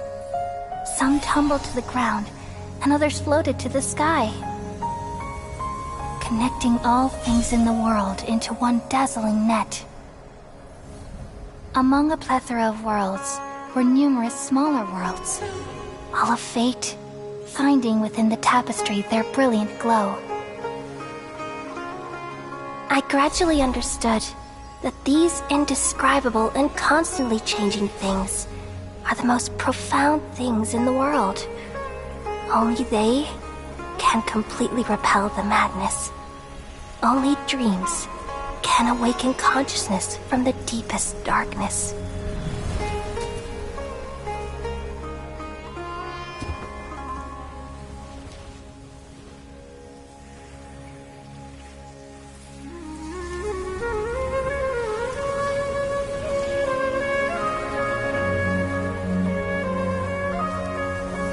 I'm the one who posed this question, yet also the one who sought a solution.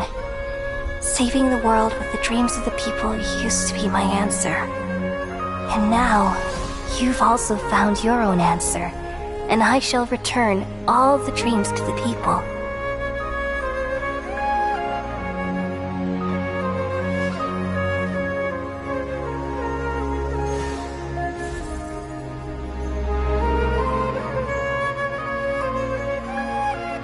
Goodbye, people of Sumeru.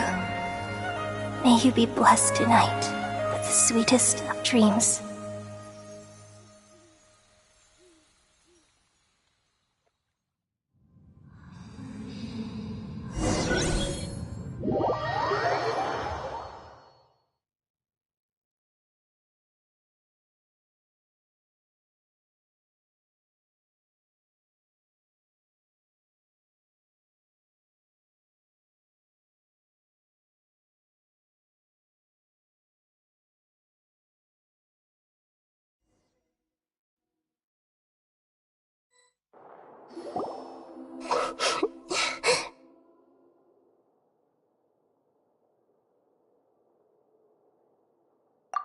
I'm alright.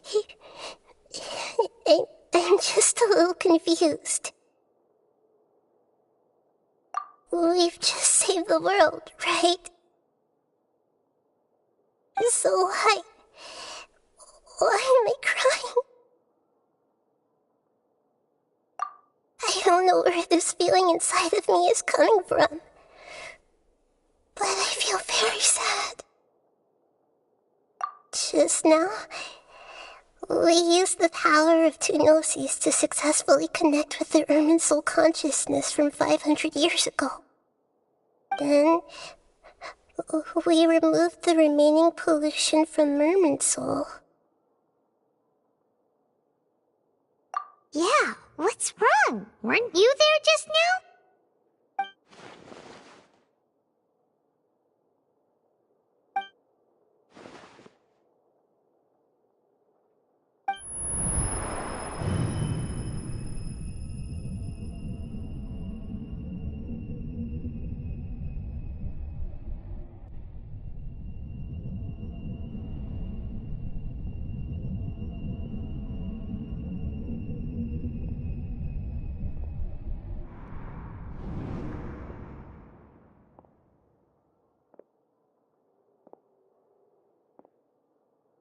Huh? That sound. Traveler! Paimon! I've been waiting here far too long. But finally I have the chance to be alone with you. All the precious time I wasted has finally paid off. The doctor! What have you done? Just a type of sound wave that can quickly put defenseless people into a dream. As I expected, it doesn't have any effect on gods. This is the only thing of interest I found among the sage's research. I thought I'd take it for a little spin. Don't worry. I know you would never forgive me if I actually killed them. I'm here to negotiate with you. Naturally, I won't do anything dangerous that could potentially damage our relationship. Negotiate with me? I heard you had already left Sumeru. Why are you here again now? I left Sumeru, but I also stayed in Sumeru. Even the God of Wisdom is restricted by the habits of cognition. How disappointing. You mean there are many different versions of you in this world? An astute guess. Even the same individual will have different cognitions at different ages. A long time ago, I made a major decision in hopes of preserving all my perspectives of how I observed the world. Observation is the first step of any experiment, but observing the current world doesn't satisfy me. It lacks an important dimension, that of time. So I saved segments of all my ages and made them into independent individuals. That's all there is to it. Indulge me. How does the God of Wisdom find my method of seeking knowledge? It's an insult to the very concept of life. Life inherently has many rules and restrictions, each with its own significance and reason to exist. They can't be broken on a whim. Good. Amazing, even. Indeed, it's difficult for humans to make peace with themselves, not to mention oneself from a different period. Since you were in the academia, why wait until now to show up? You could very well have stopped us and helped that fake god. Simple. Let me ask you this. Would any staff member ever help the subject in the middle of an experiment? It was my experiment. So why should I interfere with the results? The academia saw the plan to create a god as their ultimate goal, yet you only saw it as an ordinary experiment. You really are crazy. If the experiment succeeded, you would have had a new god on your hands. How would you have faced your own god then? Would you still take the same stance? Would you still hold the same view of yourself? I'm first and foremost a scholar. These results should be left to the judgment of the hypothetical me confronted with that outcome. But you're right. And that's exactly why I'm disappointed with the conclusion of this experiment. As an individual, you don't have any sense of belonging. You seem to have even fewer convictions than a typical scholar. Oh no, I certainly have my own convictions. They just don't fit your standards, that's all.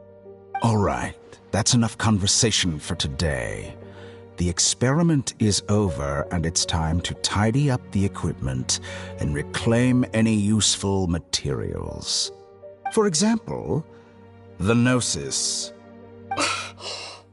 Lesser Lord Kusanali, you're an intelligent archon. I'm sure you understand the disparity in our combat abilities at this time.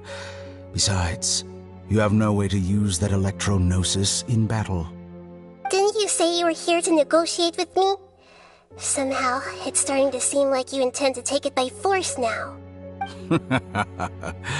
I'm merely stating a fact. After all, I'm also a scholar. Naturally, I hope to show proper respect and dignity to the God of Wisdom. Your hypocrisy is built on absolute confidence. I understand your scheme, but... what if I were to destroy the Gnosis now and awaken the heavenly principles? Awaken the heavenly principles? Do you think that's really possible? The heavenly principles have been silent for many years, but the Gnosis are symbols of their control over Tevat and all the laws. Will the destruction of a Gnosis attract the attention of the heavenly principles? And if so, how do the Fatui plan to deal with the consequences? Do you dare to gamble such a possibility with me? Gamble? How surprising. I thought you would show evidence or use rigorous reasoning to prove your point.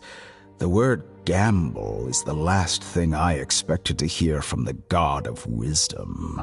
But this is a clever move. You must have seen through me when I first captured your consciousness. As a scholar, I respect all possibilities. This has always been my principle and is an essential trait as an experimenter. Indeed, I can't ignore this possibility. So tell me then, what are your conditions? This foreign Gnosis will only lead to disaster if it stays in Sumeru.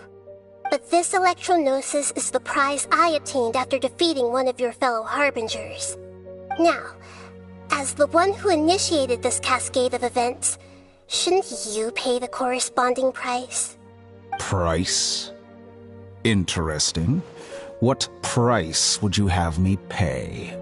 How about erasing all your other segments?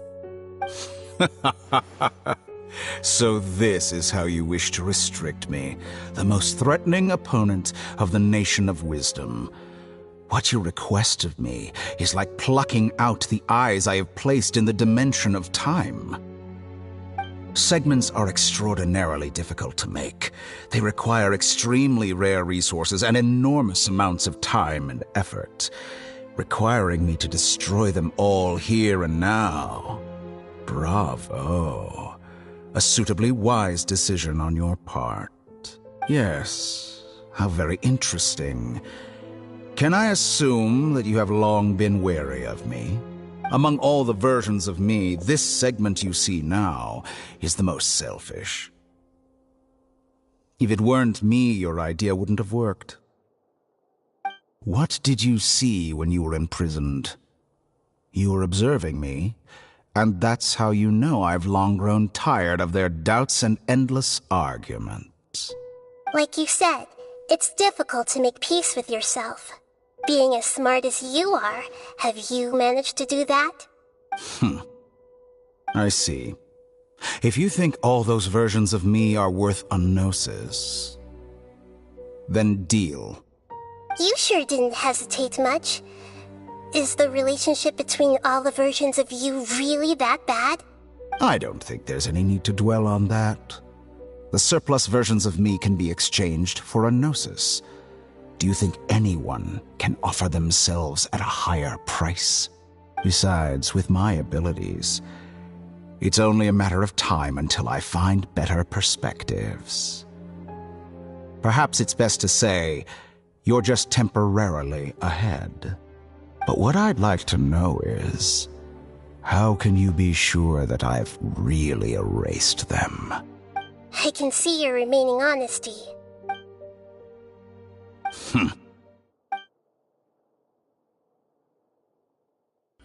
What a ridiculous decision! Sheer You can't be foolishness. serious! How could I have been so short-sighted? You think this is the end? I'll have my revenge! You'll make Good this moment riddance. count. You will regret this!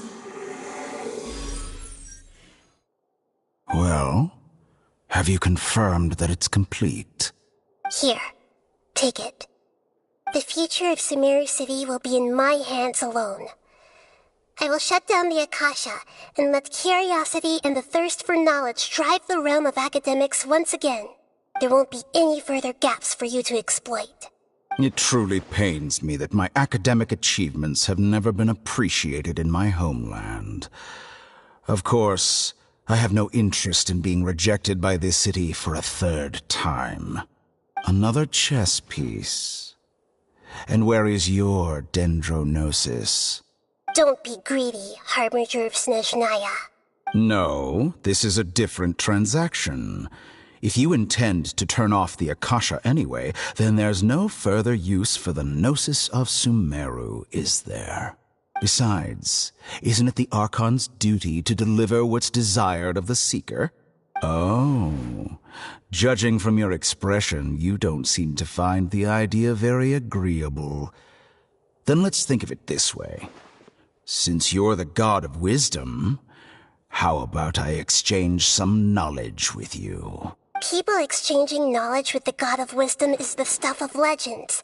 Yet here you wish to exchange knowledge for the God of Wisdom's property. Arrogant as that is, it has piqued my interest. Let me ask you, have you in all your mighty knowledge ever heard the rumor that the skies of Tevat are fake? Huh? That's the secret hidden by Ermin's soul concerning the truth of this world. Once I finish telling you about this, it will be time for me to say goodbye. With negotiations, we've all gotten what we wanted. I'm very glad I got to meet you like this. Your arrogance may know no bounds, and convictions may mean nothing to you. But I'll still listen to what you have to say.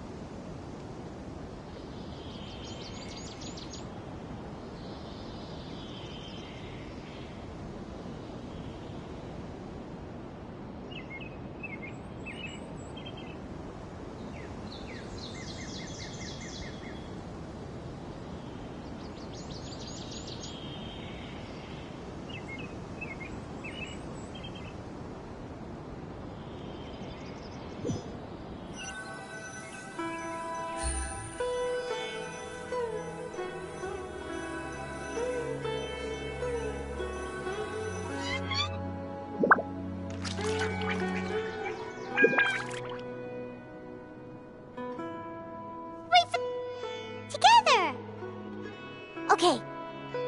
Wake him up.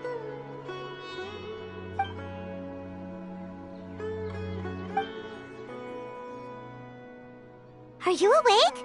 Kali says it's time for breakfast. Come on, get up! Good morning! How are you feeling today? Good to hear. It looks like we've recovered pretty well. Not even Tainari could stop us from going out now, right?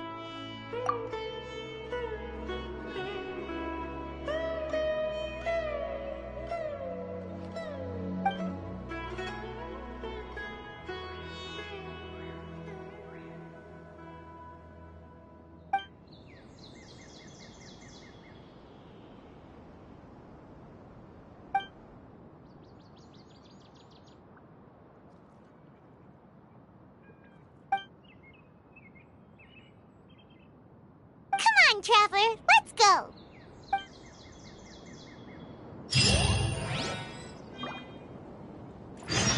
Surely that little girl must be leaving soon.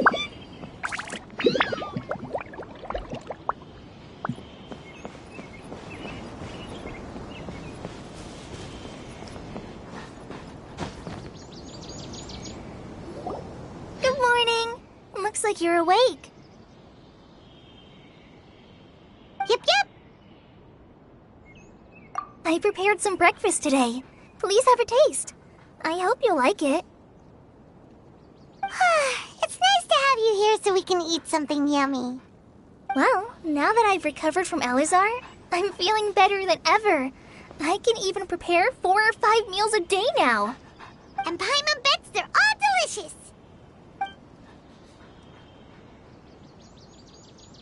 Oh, by the way, someone brought a letter for you after you went to sleep last night.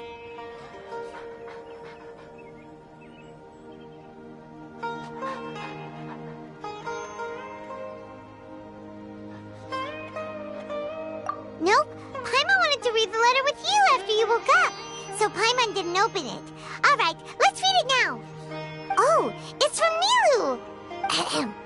We're going to hold a feast at the Grand Bazaar and celebrate Cyno's reinstatement as the General Mahamatra. As heroes of Sumeru, please be sure to attend. I'll wait for you.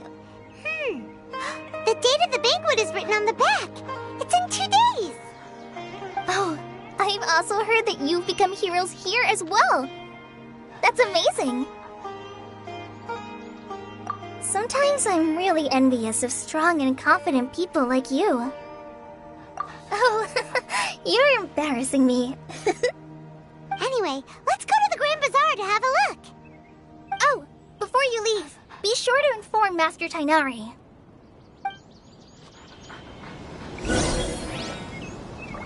Everything has been getting better lately, and my mood has been improving as well. You can come find me anytime if you need anything. You're welcome. I was just doing my duty.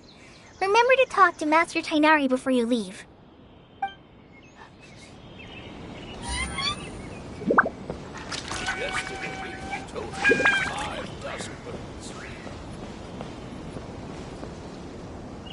The rainforest is the best place to live. Tainari!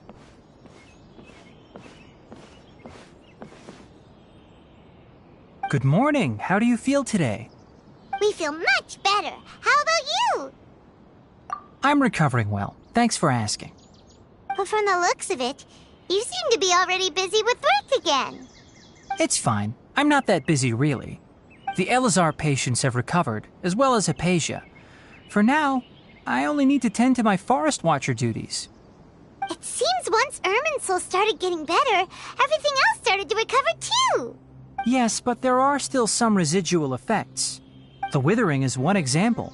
Though it won't spread anymore, the existing zones won't just disappear. We forest rangers will still need to do the work. By the way, we have some good news.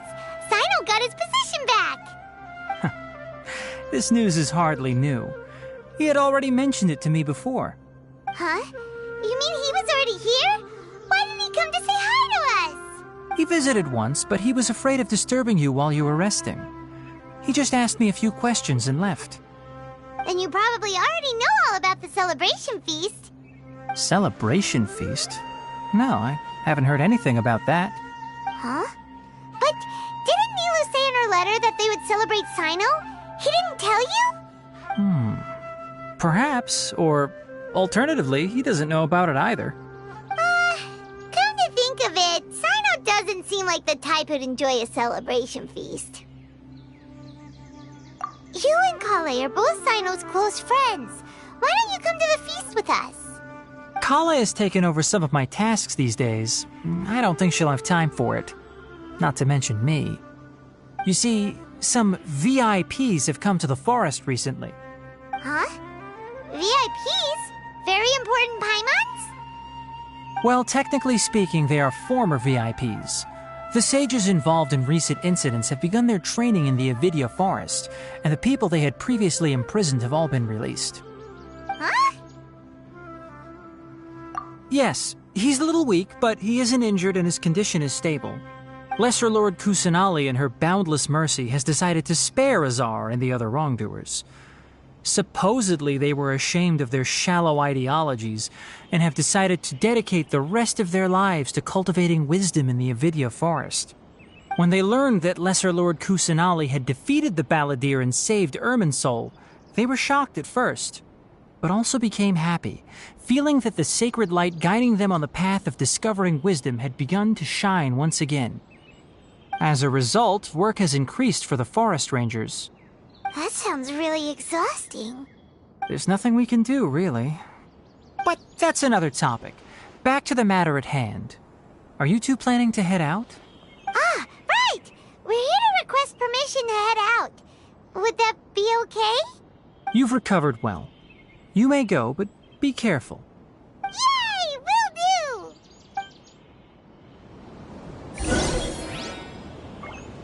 Is there anything else you'd like to ask about? Ah, yes. Thanks for remembering her. She continued her training in the forest after she recovered. As a scholar, she never slacks off. A lot has happened lately. Kale and I have been busy, but don't worry, we'll take care of ourselves. As for Sino's reinstatement, the more I think about it, the more I suspect that he just doesn't have a single clue about this feast. But this does remind me that Kale and I should find an opportunity to celebrate him as well. He has helped me a lot during this time. And you as well. Thank you. Take care. Please, find me if you need anything.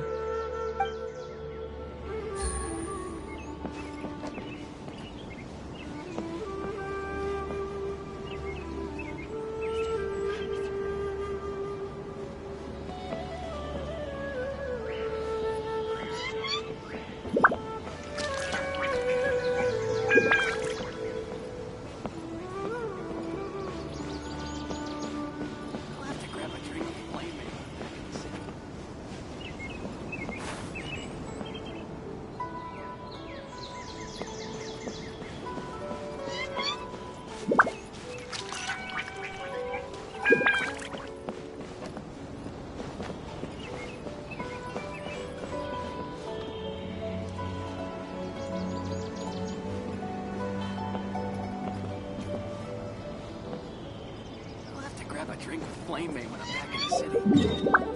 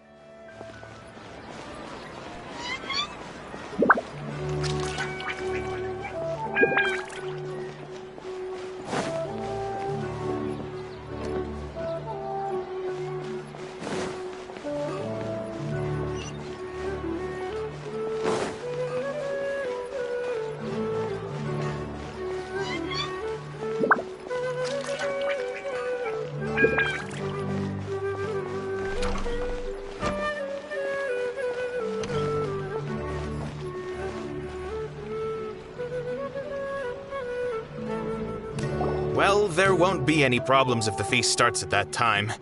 Everything has already been prepared. Mr. Zubair, I finished tallying things up here. Well, except for the guests. Is a simple reply really that much to ask of our guests? It's affecting our arrangements. Oh, it'll be fine. Besides, it never hurts to get things ready in advance. I was thinking the same thing. The feast will be held sooner or later, right? Hey, Nilu! Traveler, Paimon! We got your letters, so here we are! You're the best! The other guests haven't even replied yet. Huh? Are we the only ones that have arrived? Yeah. I had someone deliver letters to all of our guests. But maybe everyone is still busy with other things. Look, I get it. Sumeru is in an extremely important period of transition right now, but even if your friends are important figures, they shouldn't just ignore your request like this. Nilou is Sumeru's #1 celebrity, after all. You have no idea how happy I am to talk to people with good taste. If you consider enjoying Nilou's dance as having good taste, then almost everybody has good taste. Because Paimon thinks everybody will love her performance. That's right. We all think she's amazing too. Nilou is an absolute favorite among those of us who frequent the Grand Bazaar. For Outlanders, you have a great eye. Master Zubair, let's have a vote for the most outstanding audience members next time. I think these two may win. Nonsense! It is not for us to determine the value of an audience. But indeed, we could try giving gifts to people with particularly good taste. I heard there's a device in Fontaine called a camera that can record people's appearances as pictures. Such pictures would make superb gifts. Ooh, good idea.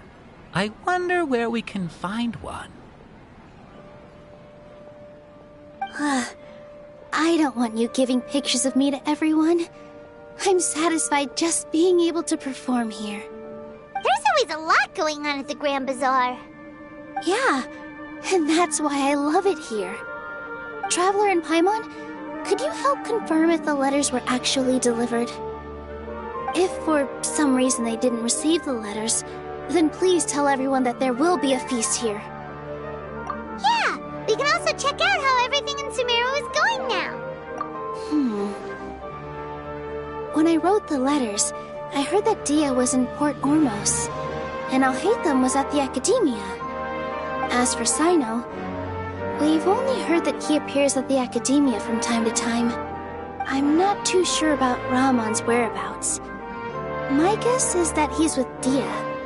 As for Dunyarzad, I just hope she's feeling better. I sent her a letter, but I was afraid of disturbing her. If you have time, please ask about her for me. Okay, got it. Let's go, Traveler.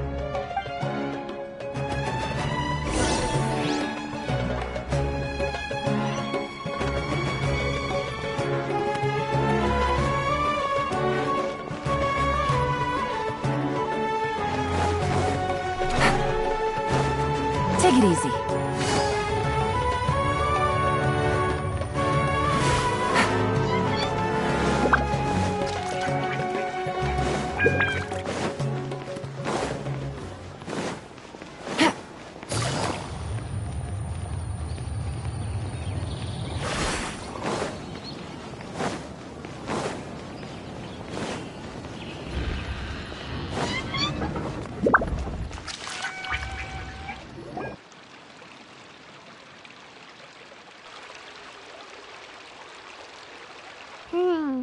We haven't seen Alhaitham anywhere.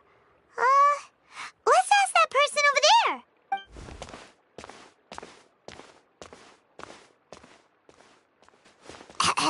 Hey there, have you seen Alhaitham around? Yes, it seems Scribe Alhaitham has gone to the House of Dana. You should be able to find him there. But you're already the second group of people I've seen looking for him today. He must be quite the busy man. Oh? Who else was looking for him? Mr. Cavey was just here asking about him. You wouldn't believe how terrible their relationship is. And now you two are here. Don't tell me everyone's here looking for gossip about the sages. No way. We're strictly here on business. Ah, I see. Sorry, I thought maybe everyone's as interested in rumors about the sages as I am.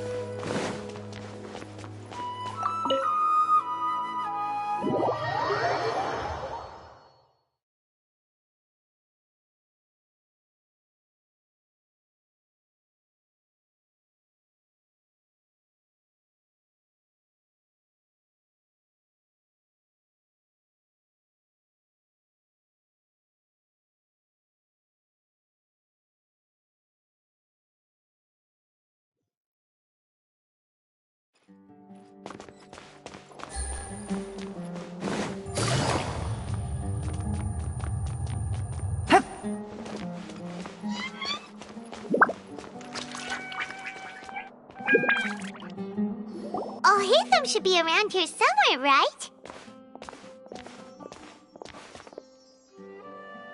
Oh, he's over there! But it looks like he might not have time for us. Just put down that worthless book and tell me what happened in the academia. This is not just some worthless book. Do you have any idea how difficult it is to find a physical book like this in Sumeru? It doesn't matter. It's probably just another thing that you used your authority to get your hands on anyway. Just put it aside. Listen, I came back today only to hear that the sages have disappeared. Oh? You sound surprised. I thought you would already know the inside story. Would I be here asking you if I knew? You're the scribe, not me. So just tell me what you know already. Well, I almost became a sage. Huh? Oh, don't sound too surprised now. You're the renowned Kaveh, light of the Ksharawar. Besides, as a master builder and craftsman, chances are you'll be appointed as a sage too. Why do I feel like you don't really mean it? Huh. What makes you say that? Why would you question my heartfelt sincerity? Maybe it's because you've never said anything good about me before. Yeah, well, I share a similar sentiment, and anyone who knows you as well as I do would surely do the same. Oh, you... See? This is why I hate discussing anything with you. Your ridiculous and arrogant attitude always gets in the way. It seems that you really can't stand my personality. Ha! What was your first clue? Well, then you might as well move out of my house. Are you threatening me? Stooping to a new low, I see. Ugh, and don't change the subject. You, a sage? What a joke. The academia might as well just close tomorrow. Are they having a fight? Forget what's going on with the academia. Haven't you been busy with your construction project? Tell me, when are you going to build yourself a mansion? Don't get me started. I get angry just thinking about it. So, what great building did our master architect work on this time? Like I need to tell you. Keep your nose out of my business. No, I think we deserve to know. Where were you when Sumeru needed you most? I was in the desert for a large project, but considering Haravatat's utter ignorance of architectural and aesthetic matters, you probably wouldn't understand. Oh, which is truly unfortunate. I can only pity the man who doesn't understand the first thing about beauty and romance. Unlike a true... hold on, wait a second. What do you mean by when Sumeru needed me most? Well, while you were out fiddling around in the desert, many people came together to save Sumeru from a crisis. Ha! And you think I'd believe that? Look, all you really need to know is that Azar and all his accomplices have all been overthrown. Huh?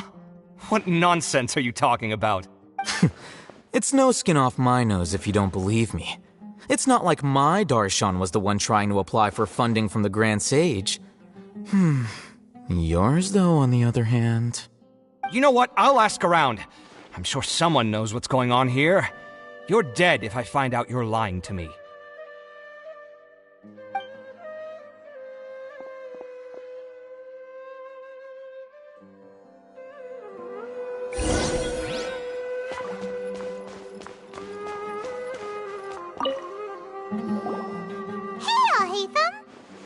Oh, it's you two. What's the matter? We're running some errands for Nilou. Have you received her letter? Letter? Nilou said she sent out a letter inviting everyone to a celebration feast in 2 days at the Grand Bazaar. We'll also be celebrating Zaino's reinstatement as General Mahamatra. If she addressed the letter to all Hatham of the Academia, then the letter should have gone to my office. I've been busy these days, so I haven't had time to check for any new mail at my office. I only now have some free time to attend to personal matters. Have you always been so busy with your work? Of course not. I'm only busy these days because several sages have been dismissed recently and the whole academia was practically turned upside down. Tainari told us they all went to train in the Avidia forest. Apparently they will spend the rest of their lives there. That is already the best possible ending for the likes of them. 4 of the 6 great sages were possessed by their desire for power and attempted to create a new god. In order to pull it off, they even imprisoned the other 2 rational sages. To imagine such things could take place in the academia. I don't know where to begin. Yeah, you're right. Huh. Feels kind of strange to hear them called that after all this time. But then again, the 6 great schools sounded pretty impressive too. Yes, at least that's how they're supposed to sound. It's said that when the academia was first founded, the Dendro Archon herself established the 6 great schools, each representing one of the 6 different types of wisdom. Numerous Darshans have sprung up and faded. Only the 6 Darshans attaching themselves to the 6 great schools have stood the test of time and obtained permanent seats in the academia. Now, the 6 Darshans are nearly synonymous with the 6 great schools, and the leaders selected for the schools are the 6 great sages. Among the 6 great sages, there is one central leader, the Grand Sage. Unfortunately, only the sages from Vahumana and Amorta remain now. They were imprisoned for opposing Azar and were only rescued after Azar's downfall. So who's managing things in the other 4 schools now? Do they need to find someone new? Yes. Normally, new sages are selected based on a strict set of criteria. Oh, didn't you just say something about becoming a sage? If they pick you, then we'd have a huge connection in Sumeru. Yes, about that. You didn't let me finish my sentence. The person in charge of personnel affairs nominated me to be the Grand Sage in place of Azar and help Lesser Lord Kusanali manage the academia. But I refused. Huh? But why? Can't you be a little more ambitious? I'm not even interested in being one of the 6 great sages. Like I said before, I don't like being a leader. Oh, all right. So are you busy these days trying to find others to take the job? That's not my job either. I'm only responsible for handling important affairs within the academia before the new sages take office. And the first thing I'll do is reject Kasharawar's application for funding. By the way, who was that other person just now? Is he your friend? Do we look like friends? Paimon doesn't know. That's why Paimon's asking. His name is Kaveh, my roommate. You could say he's the representative for Ksharawar scholars. Which is exactly why he always has so many problems. So everything that's happened recently must be a huge change for the people of Sumeru. Such is the work of the Academia Scribe. Well, anyway, no matter how busy you are, since you are our planner, remember to attend the celebration feast in 2 days. Alright, I'll see you there.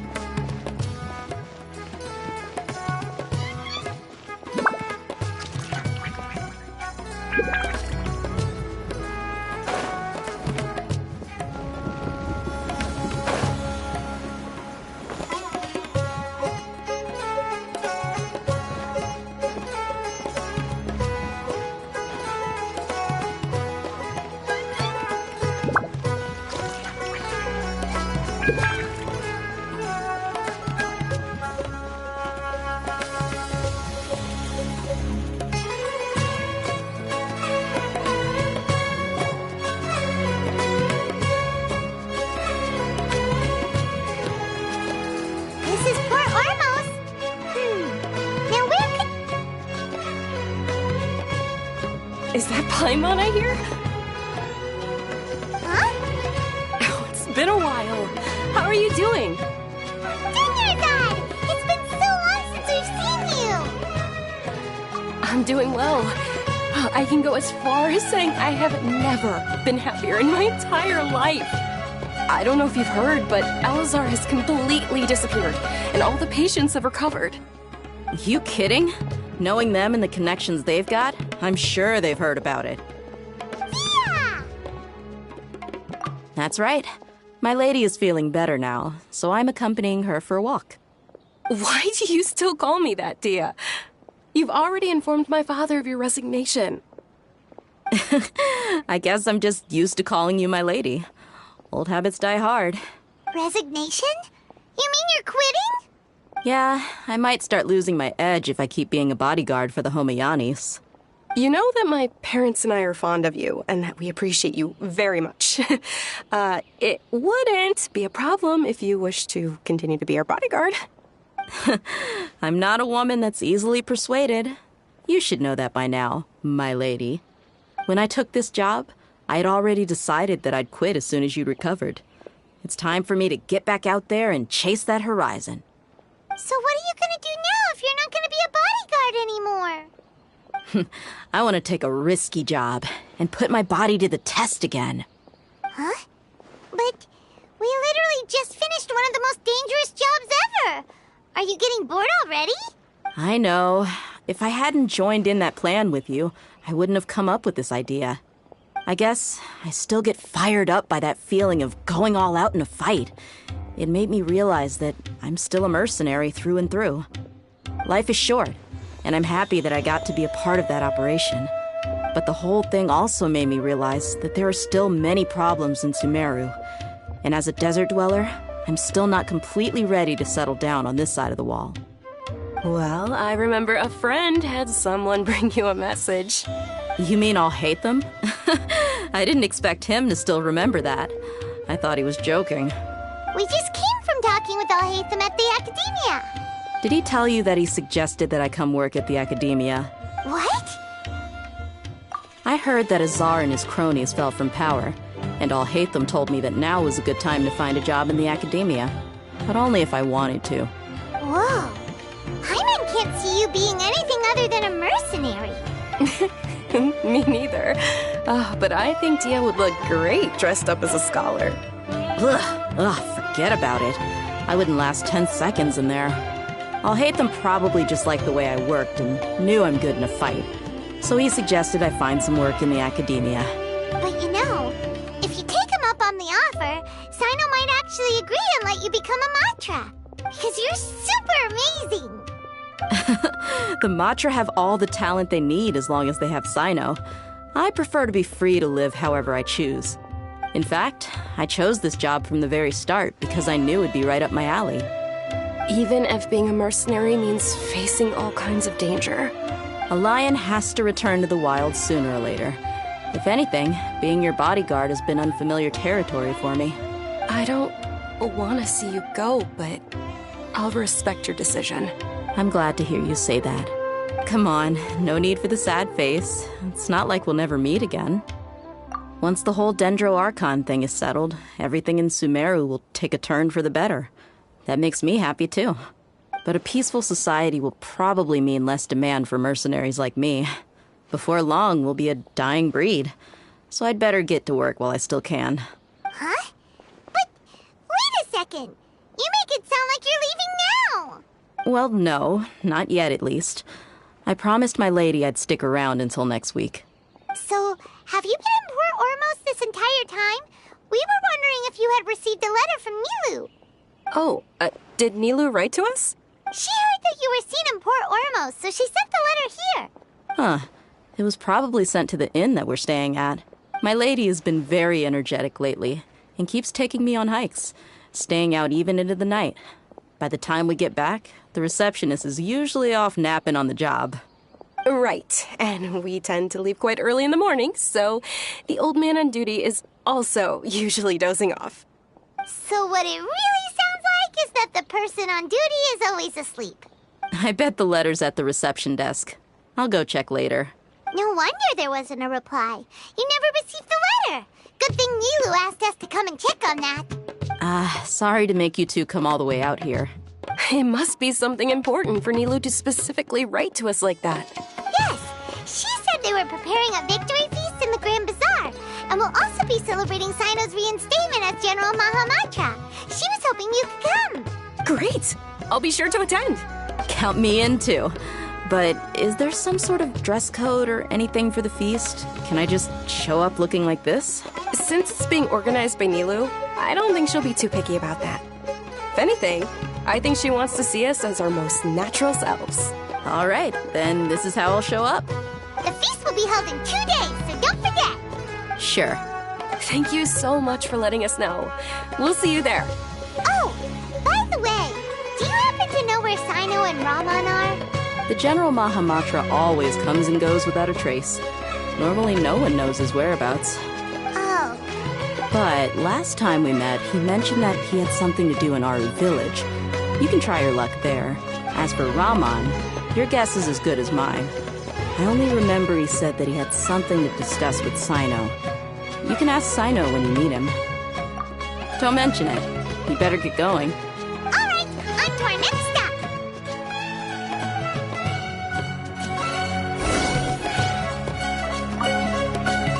After recovering from Elazar, everything seems so different to me.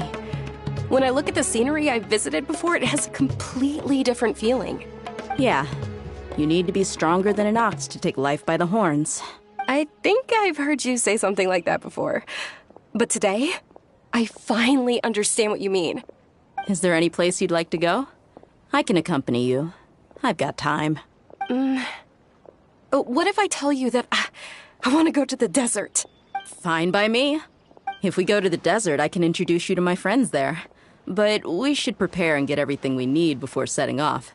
Let's go! I'll go pack my luggage now.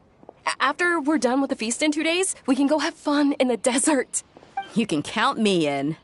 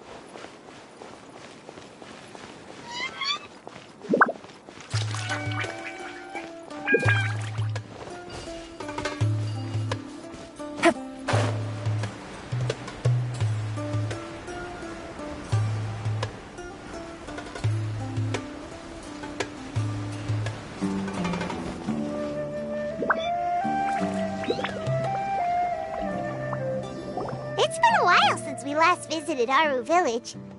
Ah, there's Sino!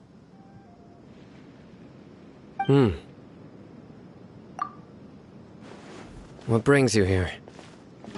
We recovered well, and Tanari agreed to let us leave, so now we're out and about again. It seems Gandharvaville's medical treatment is still as good as ever.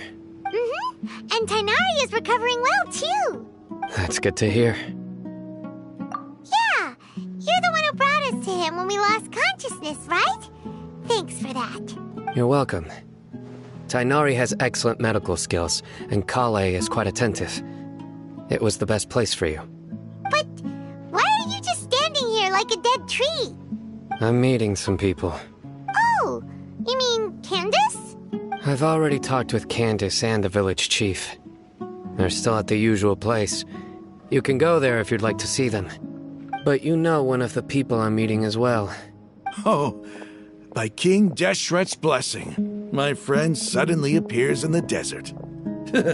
Don't tell me you've run into trouble and need us to help now. Roman! And... huh? Sataria? Oh, you know me? Oh, well, you're pretty famous in the academia. Don't worry, these are our friends. No need to be so guarded. I see. I'm doing well. Many good things have happened recently. Same here. Really, I feel that my whole life has started to shine after suddenly finding a new direction. Oh, tell us everything. Yeah, you go ahead. Alright, well, I suppose I should start by saying I've decided to leave the academia. What? It's not that I've given up on being a scholar. Instead, you could say I've found a new identity. I will no longer pursue research like a typical scholar, but I have not completely given up on my relationship to knowledge either. I can see what you're saying now. What do you mean? I plan to leave the academia and return to teach here in the desert. Wow, so you want to become a teacher? Sataria will return to support education here and teach people from the desert. She can't teach everyone on her own, but there are many of us Eremites all over Sumeru. She came to discuss a collaboration with me and hoped that I could bring her ideas to the Eremites. Yes, it's my hope that the Eremites can help me select a group of smart people with the best aptitude for teaching. I'll teach them, and after they've finished learning from me, they can go educate more people. That is the true meaning of education and the spreading of knowledge. The people of King Deshret suffer from sandstorms, exile, and ignorance. Miss Ataria is more than welcome to come teach here. Her arrival is like a star shining in the desert night. The stars have always guided caravans, thieves, soldiers, and travelers who get lost in the night. They lead those in the dark out of trouble and back to safety. Oh, please, where's all of this coming from? I'm starting to feel a little embarrassed. You deserve these compliments. Mercenaries are accustomed to danger and don't fear death, which is why we recognize extraordinary actions that common people would easily overlook. Sataria's idea will bring much good to many people. At first, I feared it was destined to fail. Everyone knows that the academia doesn't allow scholars to teach in the desert without permission. As you know, all knowledge is under their surveillance and control, and very few desert dwellers are as lucky as me. But what I heard at that time has been haunting my heart, as if there were lightning bolts constantly bombarding my soul. Sataria, you tread a treacherous path, and the longer you ignore it, the tighter the academia's grasp on you will become. Sataria, why haven't you gone home? Never forget that the desert that belongs to you lies elsewhere. Miss. These words sparked something in me, and I knew that I had to bring something back to my people after going home. I gathered up the courage to approach the Grand Sage, only to find that he was no longer at the academia. Lord Sino told me that Azar didn't belong there anymore. Azar has received much-needed punishment. Though, if you ask me, it may have been too light. You probably have already heard.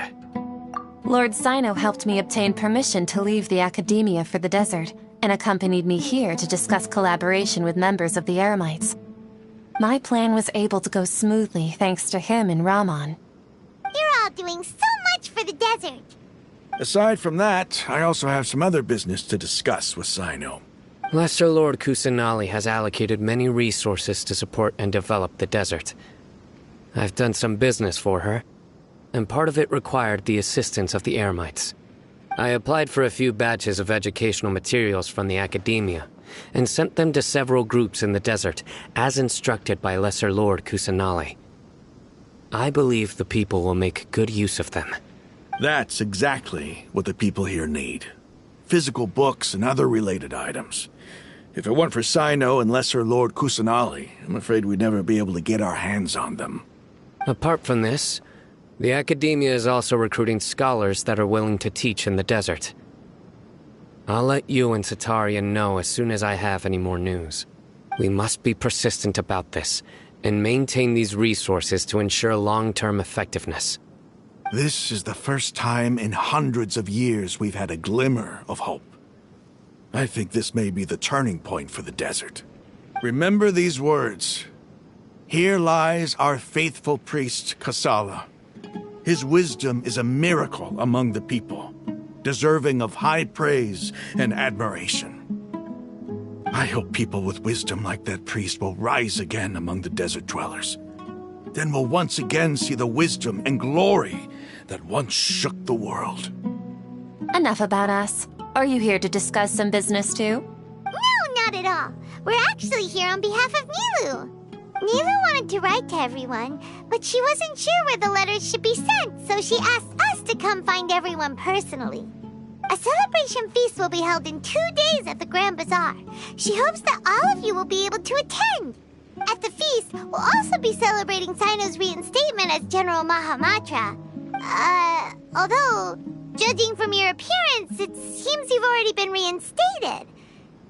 Paimon thought you would only start working for the Academia after the feast. Celebration? Feast? It's the first I've heard of it. Tighnari was right. He really didn't know. This feast is for you, Sino. Sounds to me like you'll have to be there. It's rare to see that kind of expression from Lord Sino. You must not like feasts very much. No, not really. But I'll go. Well, I still have a lot to handle here. Besides, I need to look after Miss Sataria in the desert, so I'll have to pass. I'm afraid I won't be able to join you. Although, if you'd be so kind, please give a message to Miss Nilu for me. The message is, I'm sorry for how I treated you before, but now I understand the beauty of your dance. It's like a light shining in the sky. You and the art you symbolize are not only beautiful, but also lively and powerful, so much so that it was prohibited. Please keep dancing, and someday, I'll be able to appreciate your art in person. Okay, we've got all that down. Our job here is complete as well. Oh, Sino, remember, party's in 2 days. Make sure you're there. Got it.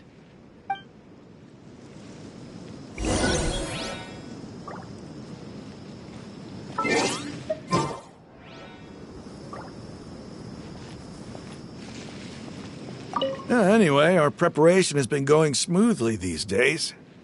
Can such good things really be happening in the desert? It's almost hard to believe.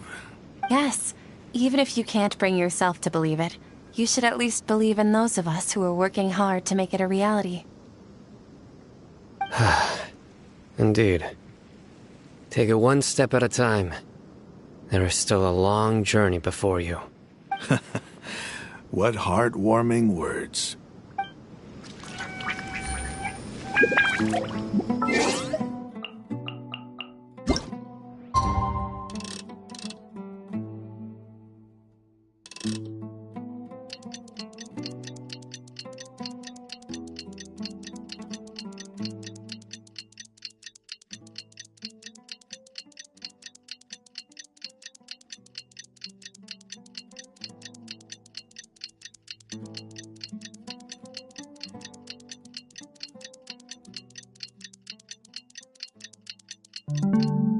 I got a letter from an Today's the big day! Let's go to the Grand Bazaar and see how the celebration's coming along.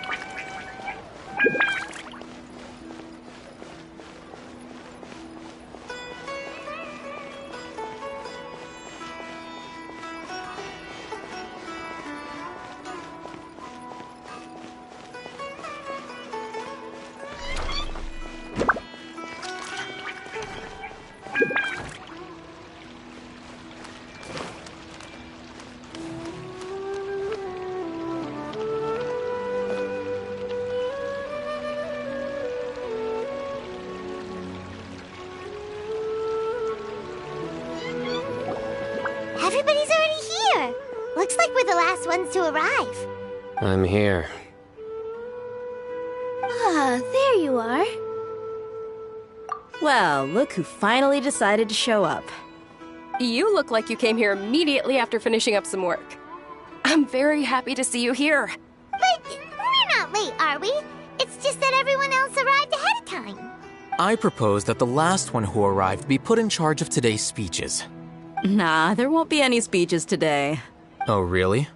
Well, even better. Come join us over here. Let's share some great food and drinks, and chat about all sorts of fun things. Everything looks quite good. Wow! Paimon can't wait! Traveler, just look at all the delicious food here!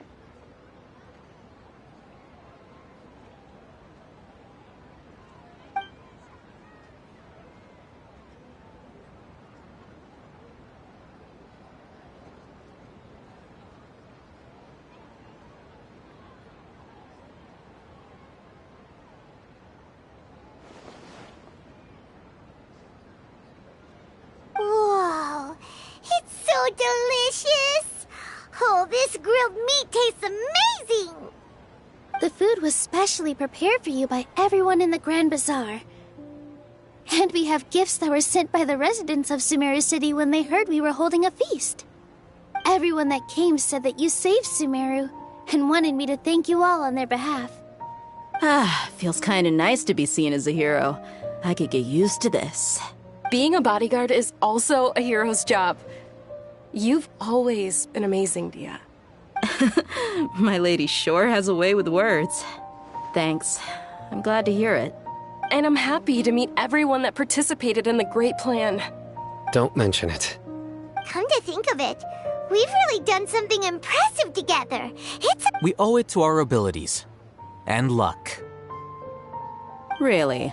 Why do I remember everybody thinking that luck was against us and feeling like we hardly had a chance of succeeding? That's how I remember it too. It's luck that brought us together, and it was luck that let us form a team. Then, it took even more luck for us to formulate a plan and implement it successfully.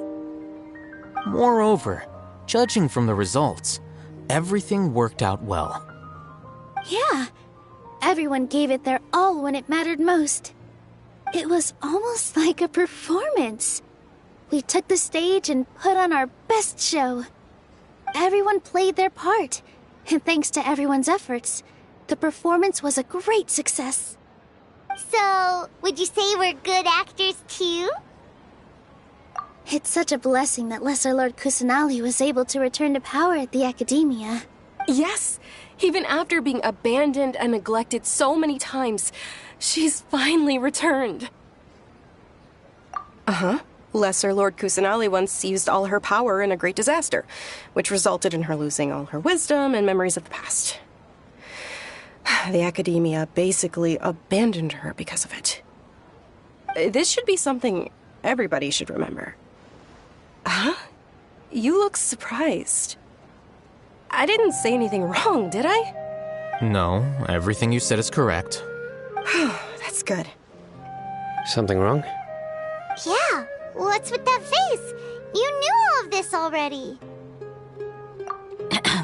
Even if those two giants of the Academia are here, I still have to say it. Those sages really have some nerve. 500 years ago, Lesser Lord Kusanali used all her power for the people of Sumeru, and what did they do in return?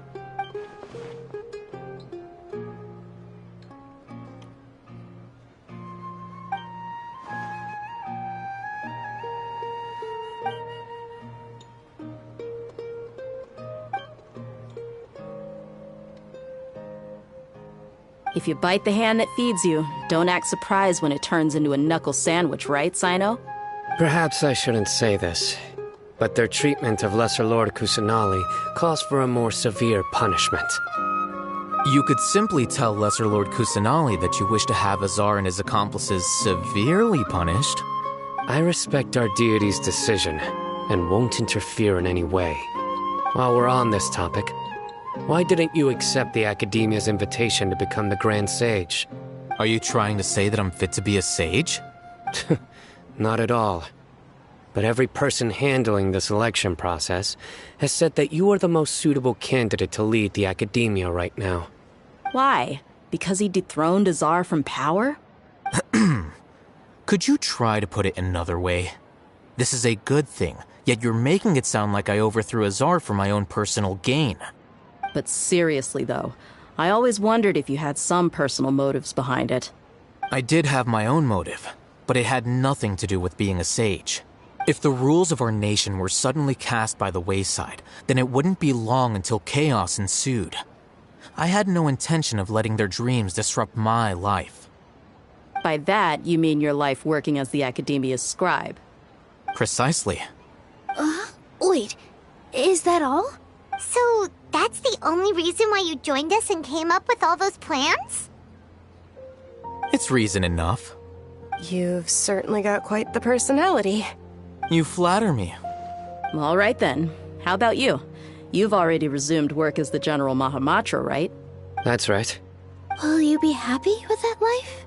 It's not about being happy. There are merely a lot of things that I must do. Even so, keep your spirits up and try to be happy, okay? And try to smile more every day, just like I'm doing now. Thank you. I'll keep that in mind.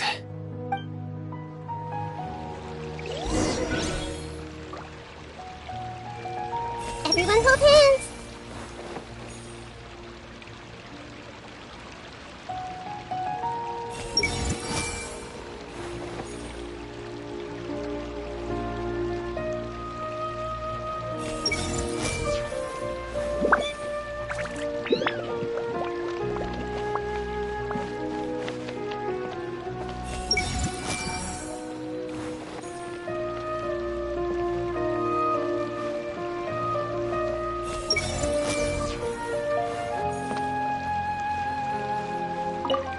There you are, traveler. Well, how is it? Are you enjoying the feast today? If there's anything you're unhappy with, just let me know. I'll be sure to take note of it. That's good. It's the first time I've ever invited so many exceptional people to one place. I was a little nervous myself. You see, every guest here is quite extraordinary. It's unbelievable that we've got everyone together here. Almost like a fairy tale. Make sure you live it up tonight. I'll be happy as long as you're enjoying yourselves. I'm honored to have her think of me this way. If I have a chance in the future, I would really like to invite her to one of my performances. I can't explain why, but I just feel elated right now. Thank you.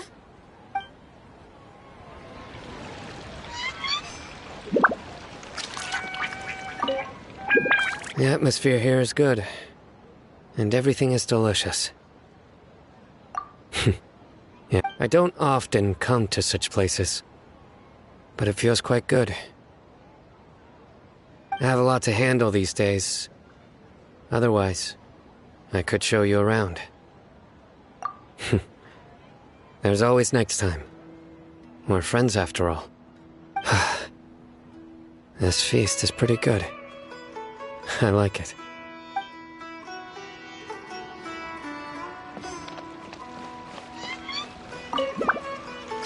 I seldom participate in such lively gatherings, but the atmosphere here is quite good. No. This gathering today has a unique meaning. The Grand Bazaar is lively because the people here feel happiness from the bottom of their hearts. Unlike the farces at the Academia, that happiness is an emotion that'll be forever alien to those bookworms who have driven themselves insane by studying. I seem to have taken both keys when I left the house. Oh well.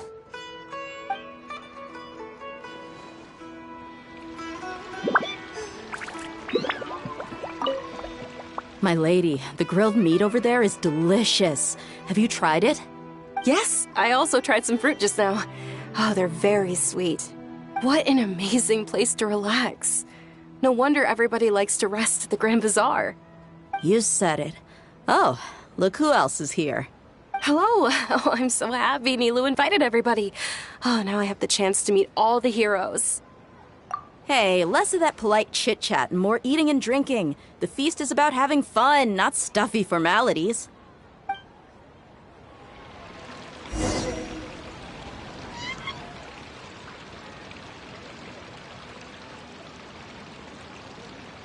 Hey, what's wrong? Your head is starting to droop.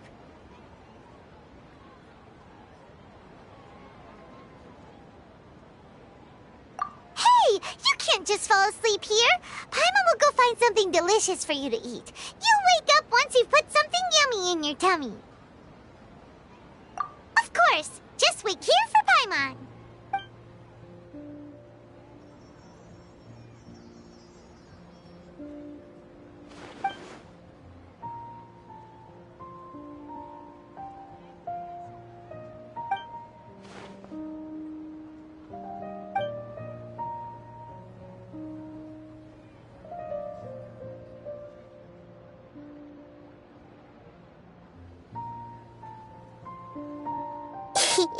It's me.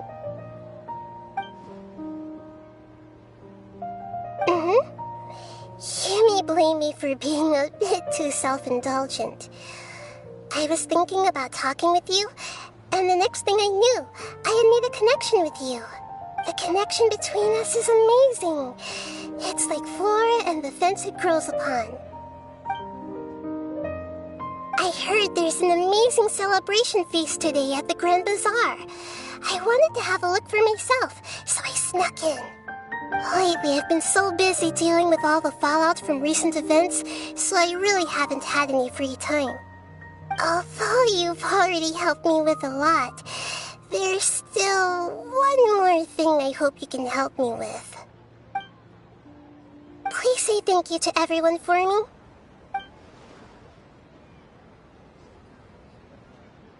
Oh, is it not convenient for you to do that for me? But if I just show up all of a sudden, people will become all quiet and stiff, won't they? What if I end up scaring them and ruining this wonderful feast? That'd be the last thing I want. Let me think about it. Okay. Yes, I have.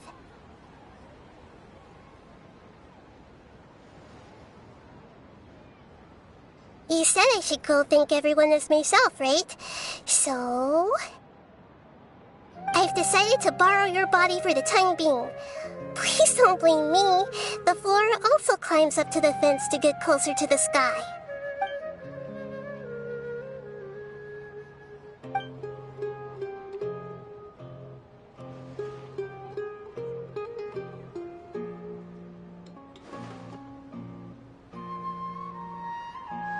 Everyone!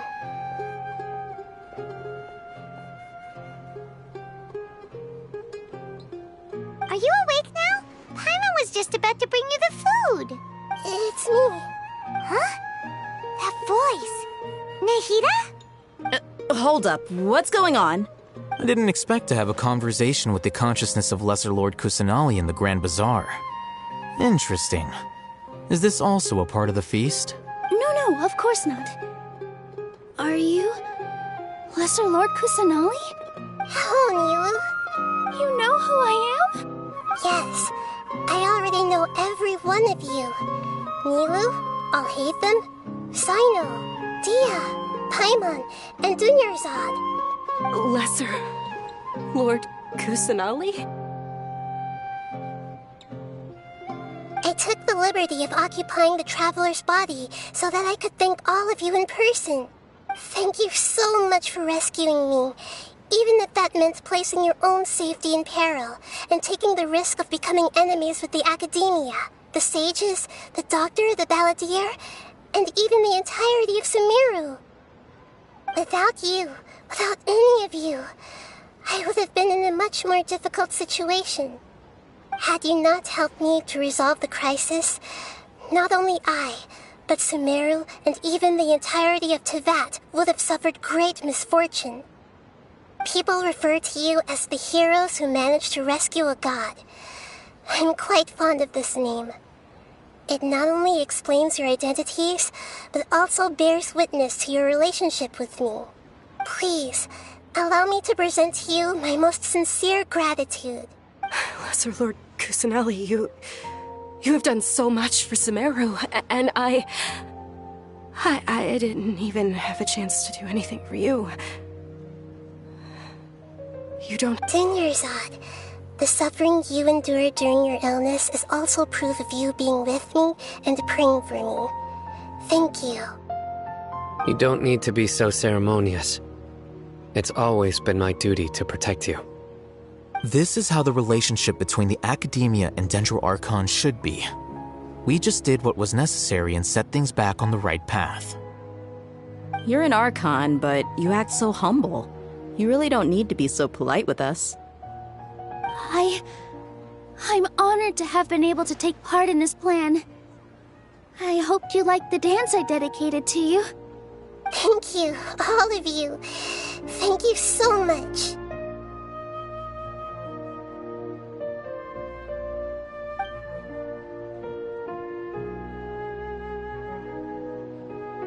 Yeah.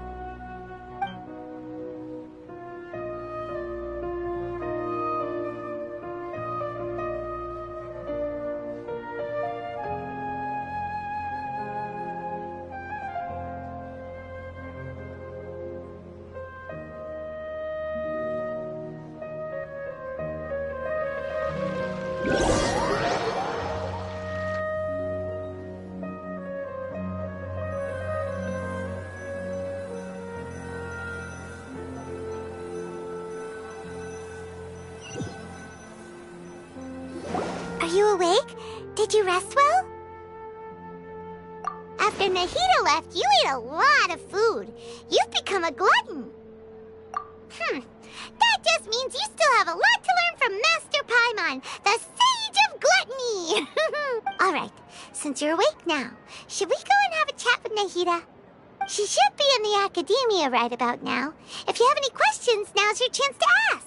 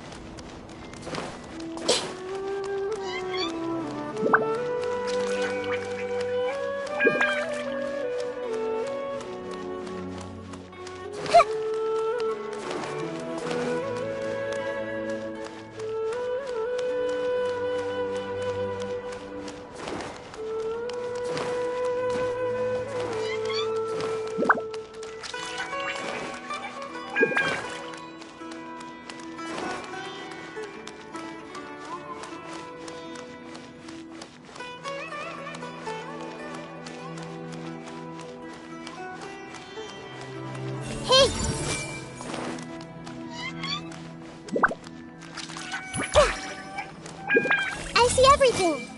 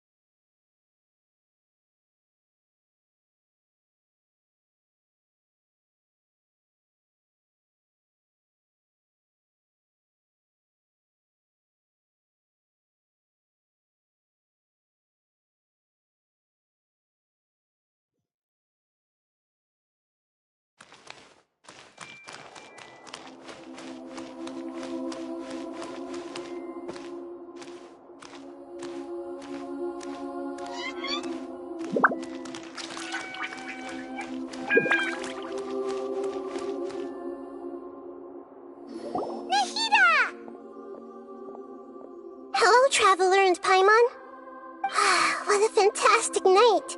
I'm still immersed in all the happiness and joy, like a candle floating on water. So are we, and that's why we're here to talk with you. Is there anything you want to know? After recent events, the Akasha can no longer function as it used to. I've given it some thought, and have decided to shut it down permanently. But this is definitely not a bad thing. Even from the beginning, I've been planning to shut it down. The Akasha's centralized administration of knowledge has always restrained people's curiosity and curtailed the number of paths available to them. I don't think this is good for Sumeru. Although people may initially feel a little uncomfortable with the loss of the Akasha, they will soon understand that this life is more suitable for them.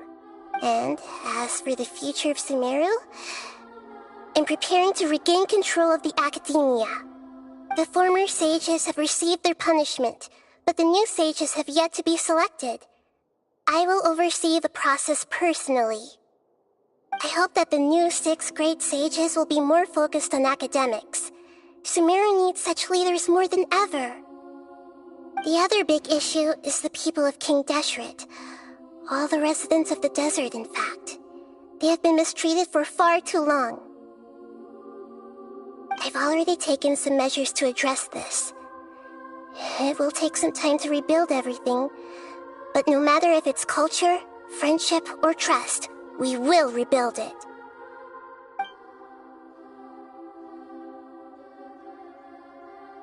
You mean, what happened after the doctor put you to sleep?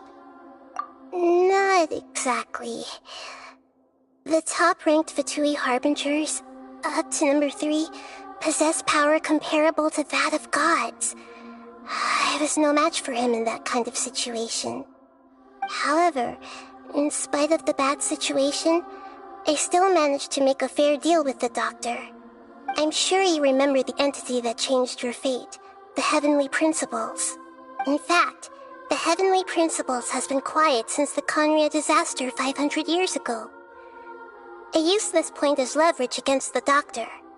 I told him that the Heavenly Principles may be awakened if I destroy the Gnosis. Although it was just a bluff, he still fell for it.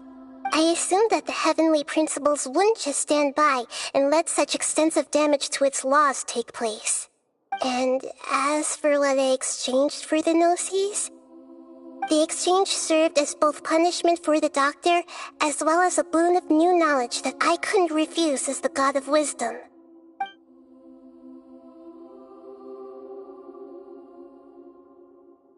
He's still in a coma. I've hidden him like how one would hide a feather. I know you have many misgivings about him, but as someone who had become a god, he has retained a number of very useful features. Don't worry, I'll keep an eye on him and make sure he doesn't do any evil. In addition, there are still some mysteries left in him. Some things may be very clear from my perspective, but he has still yet to understand them himself. His future will be determined by fate.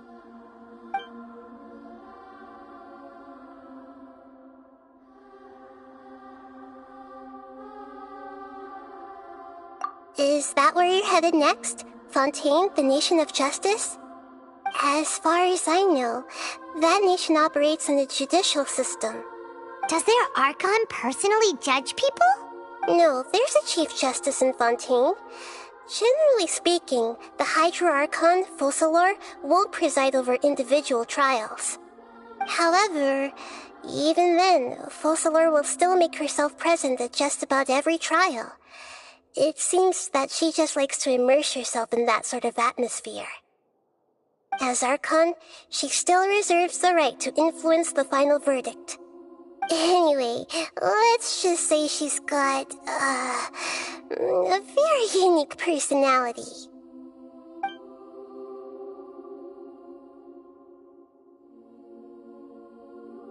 Are you sure? Isn't there something else you haven't asked about yet? Huh? You mean... About your sister. While you were resting at Gandharvaville, I took some time to perform an Irminsul search for information on your sister. Yeah! Isn't Irminsul a repository for all the information and memories of Teyvat? So there shouldn't be anything on him or his sister. This is true in your case. Irminsul indeed does not have any information on you. However, there must be something different about your sister. Because, as it turns out, the world has recorded information on her after all. What? There is only one possible explanation. She belongs to this world.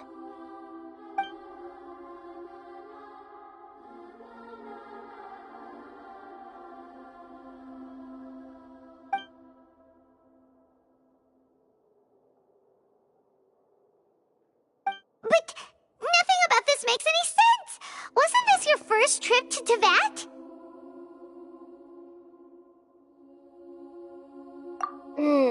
According to the records I was able to access, your sibling suddenly appeared in Conria.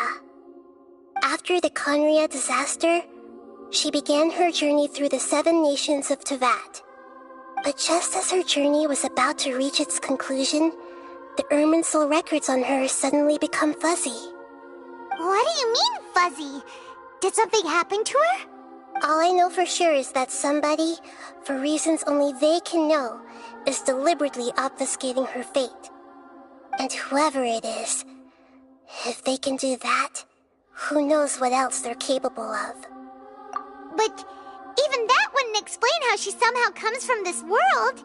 Something else I noticed was that according to these records, the Fatui have not classified your sibling as one of the Descenders. What's a Descender? Paimon's never heard of it. Look, I'm sure you must be curious about the information I received from the Fatui in return for my gnosis, right? A very important part of the intel was about this world's Descenders. External beings, ones that don't belong to this world. Traveler, you are Teyvat's 4th Descender. Huh? So the Fatui count 3 other Descenders before the Traveler, and his sister isn't even one of them? That's right. My current hypothesis is that the first Descender was likely what we now call the Heavenly Principles. As for the other Descenders, I still need to verify their existence. It could take me some time. Paimon's head's about to burst from all this crazy new information. And yet, even knowing all this, I'm sure you must still have a lot of unanswered questions. I must say, I truly regret that I can't help you more as the God of Wisdom. There are many questions in my heart as well. I will need some time to go through each one of them. And soon, you'll also begin your journey anew and depart from Sumeru. I'm very interested in your future. It's a journey that can't be observed or recorded by this world. If fate is the ultimate knowledge, then your future will be the ultimate fate. Paimon's sure glad we got to meet you, Nahida. The pleasure is all mine. I can't thank you enough. Alright, that's enough talk for today. If you ever miss me, just close your eyes, and maybe I'll appear in your dreams.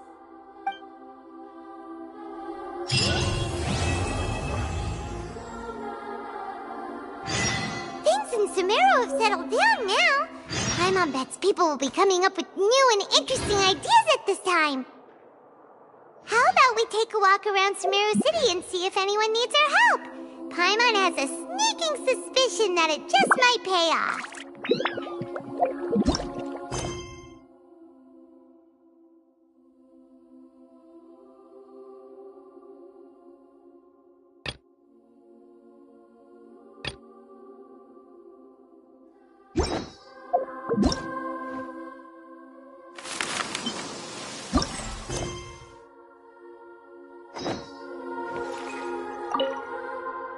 Is there anything you want to know?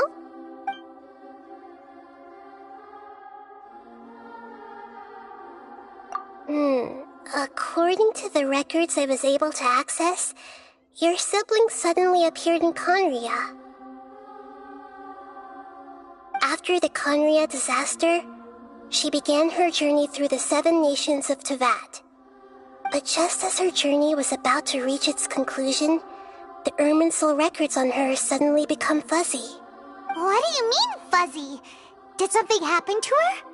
All I know for sure is that somebody, for reasons only they can know, is deliberately obfuscating her fate. And whoever it is, if they can do that, who knows what else they're capable of. But even that wouldn't explain how she somehow comes from this world. Something else I noticed was that according to these records, the Fatui have not classified your sibling as one of the Descenders. What's a Descender? Paimon's never heard of it. Look, I'm sure you must be curious about the information I received from the Fatui in return for my gnosis, right? A very important part of the intel was about this world's Descenders. External beings, ones that don't belong to this world. Traveler, you are Tevat's 4th Descender. Huh? So the Fatui count 3 other Descenders before the Traveler, and his sister isn't even one of them? That's right. My current hypothesis is that the first Descender was likely what we now call the Heavenly Principles. As for the other Descenders, I still need to verify their existence. It could take me some time. Paimon's head's about to burst from all this crazy new information. And yet, even knowing all this, I'm sure you must still have a lot of unanswered questions. I must say, I truly regret that I can't help you more as the God of Wisdom. There are many questions in my heart as well. I will need some time to go through each one of them.